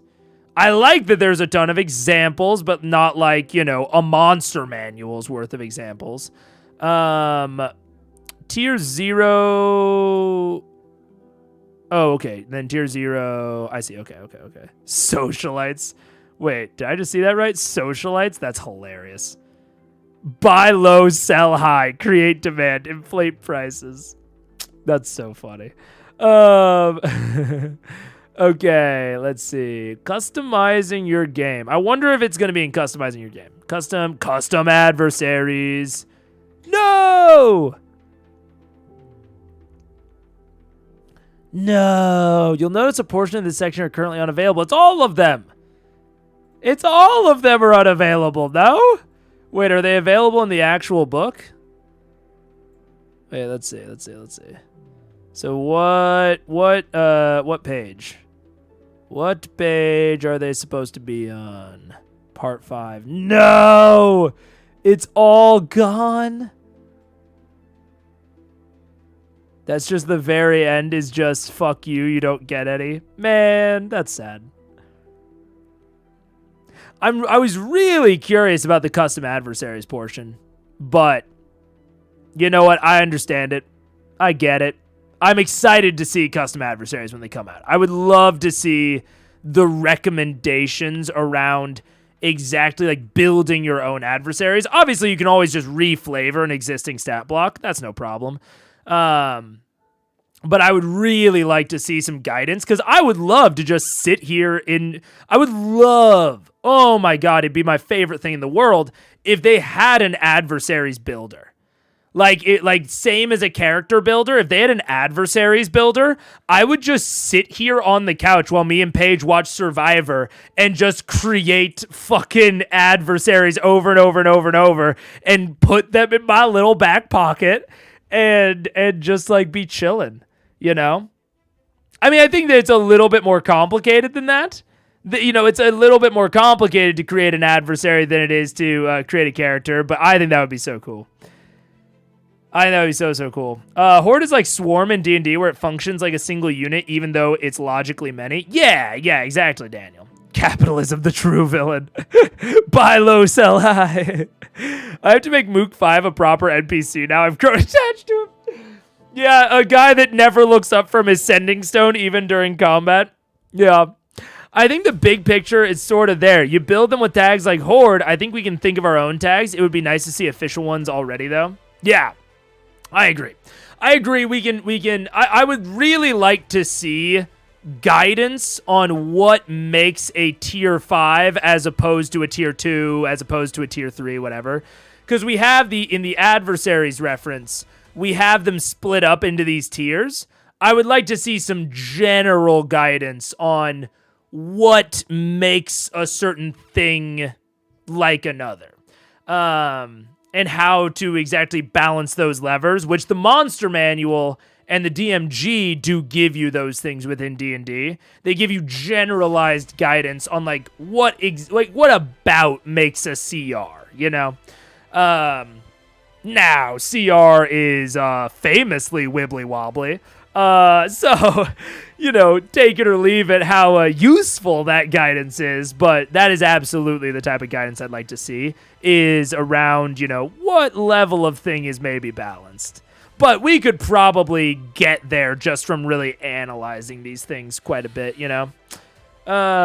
Speaking of Tide and Bone, in High Rollers Althea, DM Mark Holmes had a really cool twist on Possession, where there was a trickster tracker that had to be knocked down to 0 before possession was ended. The YouTube video should show up today. Should be tomorrow, Wednesday, and it's about an hour, but really cool mechanics that make possession fun for everyone, including giving agency to the possessed player. That is interesting. I do like the idea of the source of the possession not being, like, within the player so that you have to, like, fucking, like, attack them. Like, I like it being external. That's very nice. Because that was one of my big critiques of, like, Matt's, or just not Matt's possession necessarily, but the possession in D&D is that, like, you don't want to use resources to damage your allies to get the ghost out. So having it be separated from a separate source, I think, is a very good way to get around that. At the top of the document, it says balance of adversaries is still being worked on. Makes sense to not put it in advance when they still don't know it themselves. Absolutely. Absolutely. I don't disagree. But yeah, I think I'm excited to see those sorts of things. Okay. I think that'll probably be it. More to come on when I play test it, hopefully soon. And I will see you all at some point. Hopefully technical issues are resolved. I haven't seen myself drop any frames this stream, so hopefully, cross our fingers, but hopefully that is all resolved. And we will be doing full episode Wednesday, or whole episode Wednesday, we'll call it from now on. Do whole episode Wednesday. Wow. Few. We'll need to think of a different acronym. For Critical Eyes tomorrow. And then a little something on Thursday. Maybe Daggerheart. Maybe Baldur's Gate. A little something on Thursday. And then half episode on Friday. And hopefully soon I will be able to actually like start announcing things regarding the playtest. But we'll see. Whew. WoW might be taking. Yeah. WoW is a little taken. Whew. I like whew. But anyhow, thank you all for joining. I had a good time. I'm so psyched to play Daggerheart. Both GM and DM. I'm excited for both. And I will see you all tomorrow.